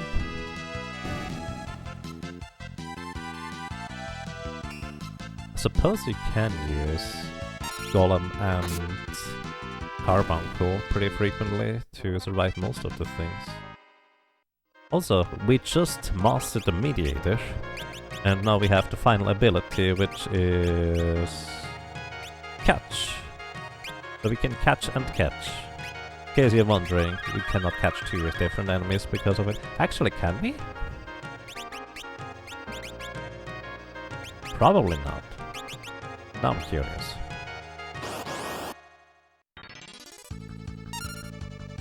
Yeah, it's 2 releases. I was just curious, because I did not... I figured it wouldn't be like that, but hey, who knows? Sometimes stuff works that way anyways.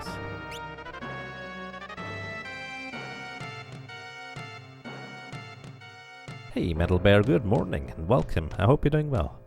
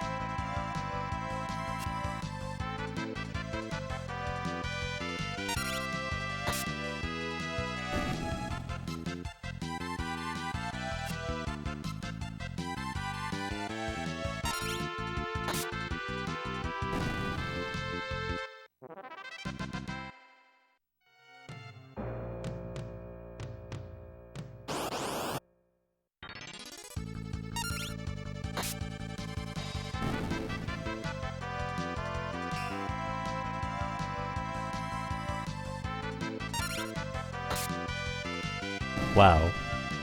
Yes, apparently. I forgot.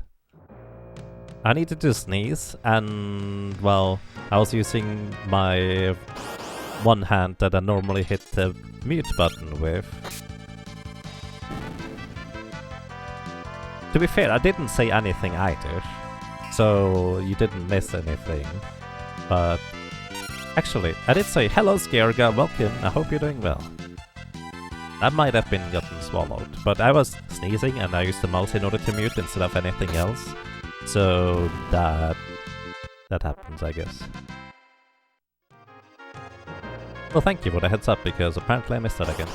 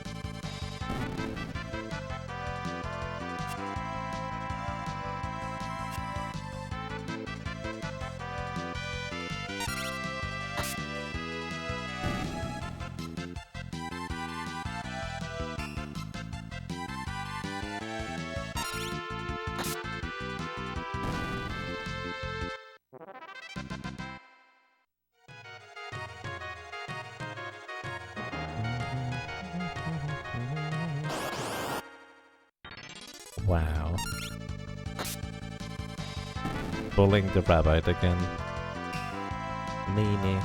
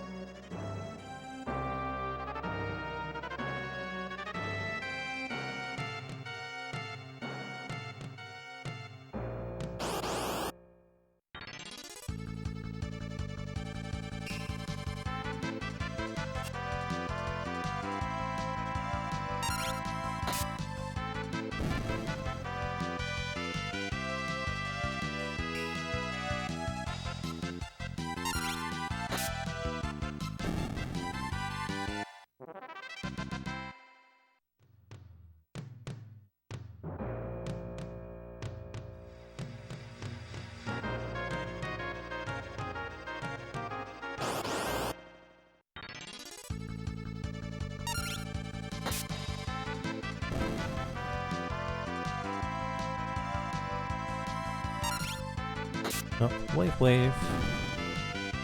He's Kirga. Okay, how many did we get? 11. Let's go for one more.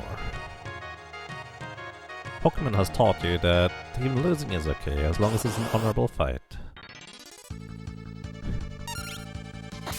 Now it's happening. Right. Only bullies Yaga, bullying these low-level monsters. Maybe.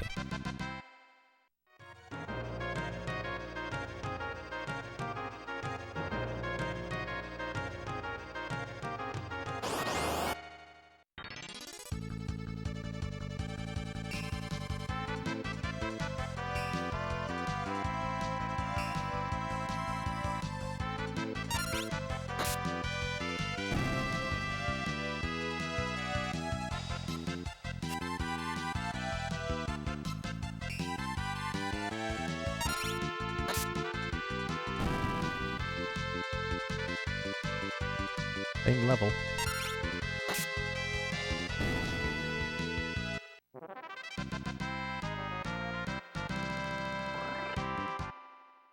Almost always. I suppose. Maybe. I do not remember.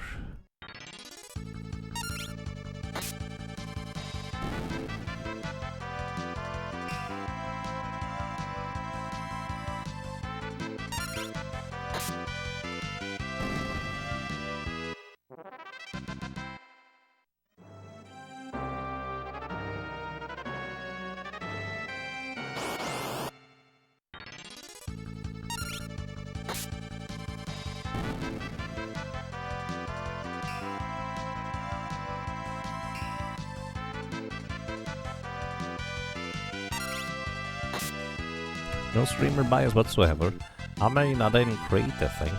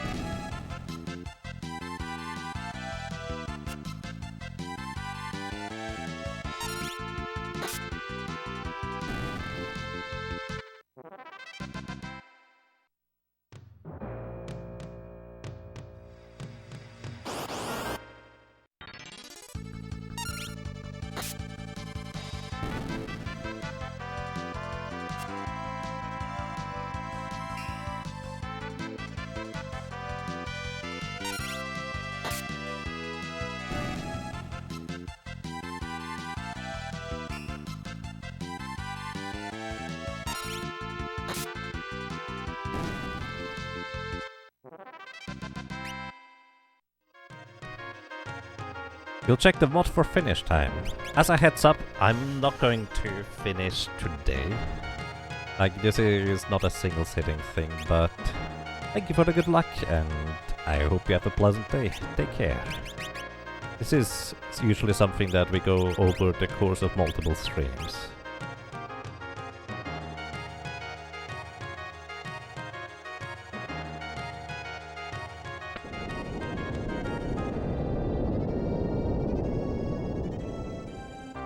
For science. By the way, is there a maximum level quad light, or does it scale infinitely? Because I've been thinking, it might make it more interesting and appealing if there was like a maximum level of 60 or so. Current max is 99. Yeah, that just takes centuries, doesn't it? Is that scaled by Ragnarok Online standards or something like that?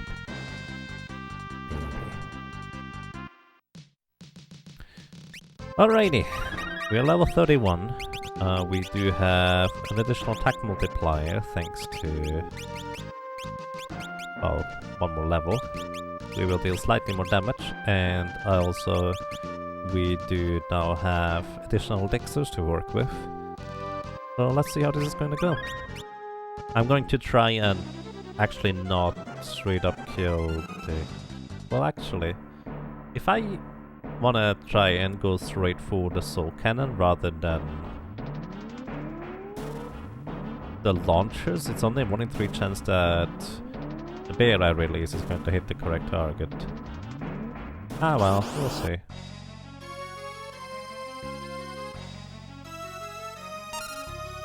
Yeah, I'm just gonna hit normally.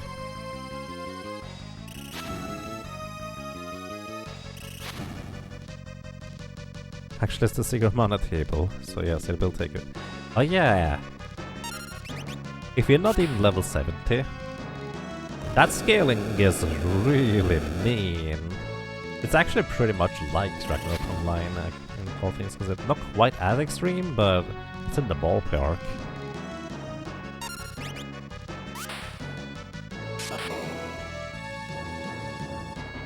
Is it must mean it's Diablo 2 high 90s? Ragnarok Online is. I don't know about... Well, Secret Mode is not quite that bad. 128%. I'm actually a bit too slow here. Yeah, I'm too slow. Alrighty, let me actually explain something else real quick about battles or, well, speed in Final Fantasy V, because this is pretty peculiar. Oh wait, no. I have one less agility because I'm not using... Huh. Alright. I have one less agility because I'm using the strength suit rather than the stealth robe. I never realized it, but I guess the agility threshold is 31? Then again, something to explain about speed in Final Fantasy V. Whenever you start the battle, the enemies have a chance to either have +1 agility or speed from their base value or -1. They actually never have +0. It's either they are slightly slower or slightly faster, and that actually perpetuates through the entirety of the combat encounter. So it is entirely possible that Soul Cannon was just ever so slightly faster just now. So it may have gotten a +1, and previously it was a -1. But also that one agility might just make a difference here.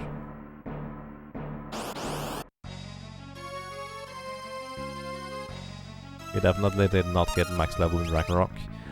Yeah, the only time I got max level in Ragnarok online is when my father created like 3 alchemists and started leeching my characters. I've always been too lazy to do actual grinding. The highest I got was level 93 with my wizard. Never got rebirth.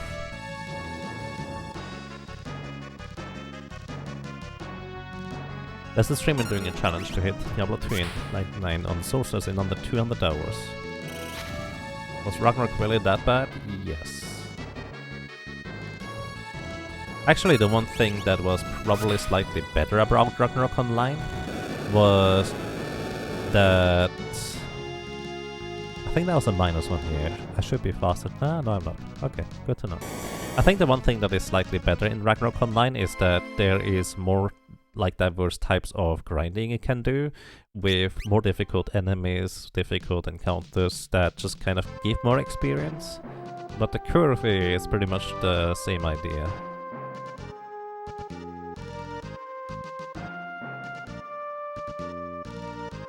Good morning, sailors outside. Welcome. I hope you have a pleasant day so far, and welcome. I don't really have much else to say. I hope you're doing well. That one agility actually is really annoying to work with right now, because I'm not entirely sure how to handle that.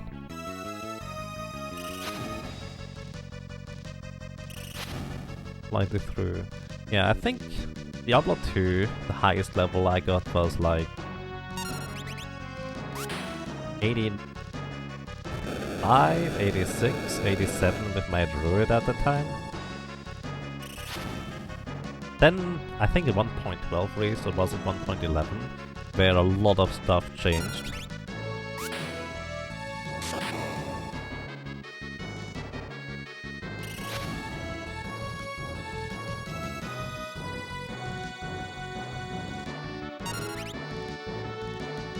I'm gonna wait until the rocket tries to hit me here. I guess I'm not gonna wait. Hope the rocket doesn't hit me just before the thing.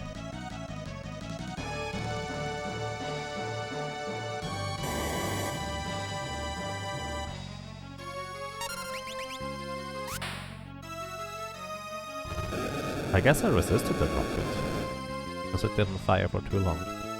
But yeah, I never got particularly high level in Diablo 2.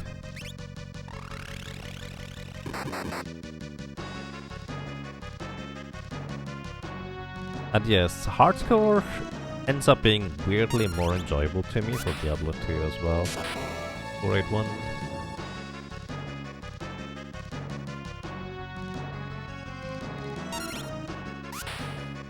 I say weirdly because I never really enjoyed the concept or idea.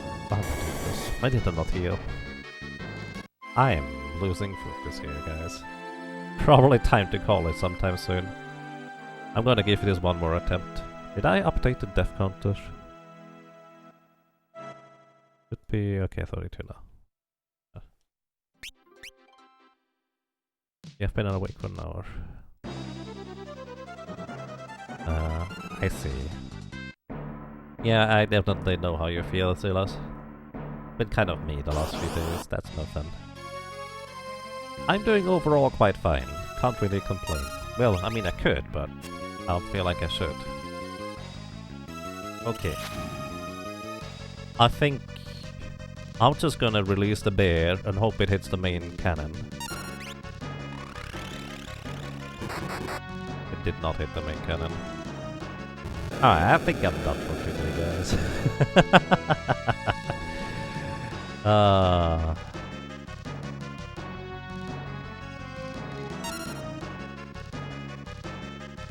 I've been streaming the entire night because my schedule is literally upside down, but at the same time, it's so easy to just lose focus and lose like concentration on these things where it's not difficult to execute. You just need to be aware of things in this game. Well, it can be mildly difficult, but that's besides the point. Either way, yeah.